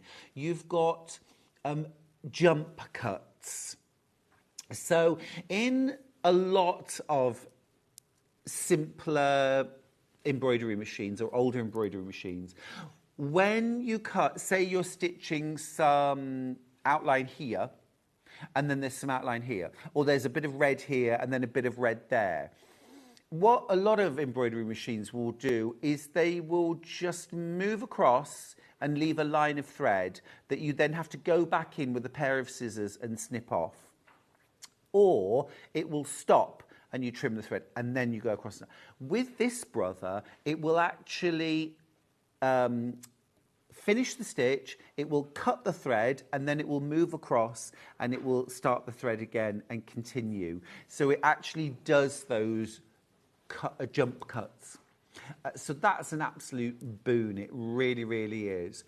You can also, your machine is set up so that you can use different varieties of threads. So there are different brands that make embroidery thread, and they are pre-programmed into your brother. So if you've got, say, Madeira embroidery threads for your machine, you can go into that screen and it will tell you the thread colours in Madeira. If you've got brother embroidery threads, it will tell you which colours you need to reproduce the design. So that is also incredibly useful when you're doing embroidery. But as a sewing machine, first and foremost, you have got hundreds of stitches to play with. Don't think that you're compromising in any way by having a machine that does everything. I've been using my combi machine now for, well, we're getting on for 2 years now, so I think I'm really giving it a really good road test. And there hasn't been a moment where I've regretted having a machine that does both. Yeah, you've got 8.3 inches of throat space. This is equivalent to, you know, something like your NV1100. Now, your NV1100, brilliant machine. It's a sewing machine. This is going to do your sewing, your quilting, your embroidery, your embellishments, your personalizations. Now, it's also got a program on it called My Custom Stitch, and this means that you can sew, you can design your own stitches, or you can edit pre-existing stitches, and it's almost kind of graphed out. Now, you've also got a fabric sensor system, which means that the machine detects the fabric thickness and automatically adjusts the foot pressure. This means that, for example, when you're sewing the final hem on a pair of jeans, okay, we're working through several layers, 2-3 layers as we're going around, but when we get to the side seams, we're going over maybe 7 or 8 layers of denim all in one go. And that is often, even when you're using a walking foot, where you can get tiny stitches, because you suddenly hit this lump. Well, this brother machine will detect that thicker lump and it will adjust the pressure so you don't get tiny stitches. It doesn't stick. It sews straight over the top and keeps everything consistent. Now, you've also got a square feed drive system, so this means superior stitch quality, whatever the weight of fabric you're using. It's also got longer feed dogs and a longer regular foot than the normal, which means there's more points of contact as you're sewing. You've got a knee lift. Now, I couldn't be without my knee lift. I will only have a machine in my studio, my regular machine, that has a knee lift. I'm fine with workshop and class machine, but for my regular sewing, I need the knee lift. This hangs below the table, and I can use my knee to lift and lower the presser foot. Get the machine home, put it through its paces, see if it's for you. Remember, if it's not for you, we have our returns. You can return. You know, I think it's important when you're spending £2,500 on a sewing machine that you know it's right for you. And that's why we have those policies in place, so that you can try the machine. Now, we're on split pay as well. So £2,499 is £500 below Brothers' price. 5 split pays at £499.80. You're actually saving. If you were paying a brother price, this would be your first split pay for nothing, because you're saving £500, aren't you? Absolutely brilliant, brilliant offer. And you don't have to make all the payments before we send you the machine. Make one payment, £499.80, and we'll send the machine out to you in 3 to 5 working days. If you have any questions, do get them in and ask, won't you? We've got a couple of minutes left. Now, let's have a look at tomorrow's menu. All right, we are starting. Now, I thought today was the last day of Fabulous Flower Show.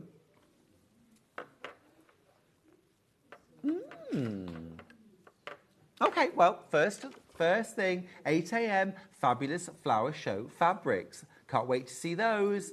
At 9 o'clock, Jenny Jackson is in the house with her tile of the month. I think, are we at month 3?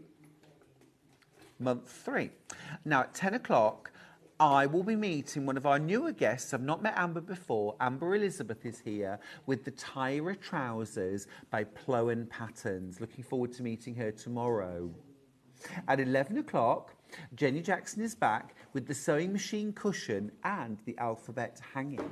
And then at 12 o'clock, we are looking at the Cuba Libre dress from Maison Fauve with Amber Elizabeth. Looks like a fun day. Now, please don't go anywhere, because Hobby Maker is up next.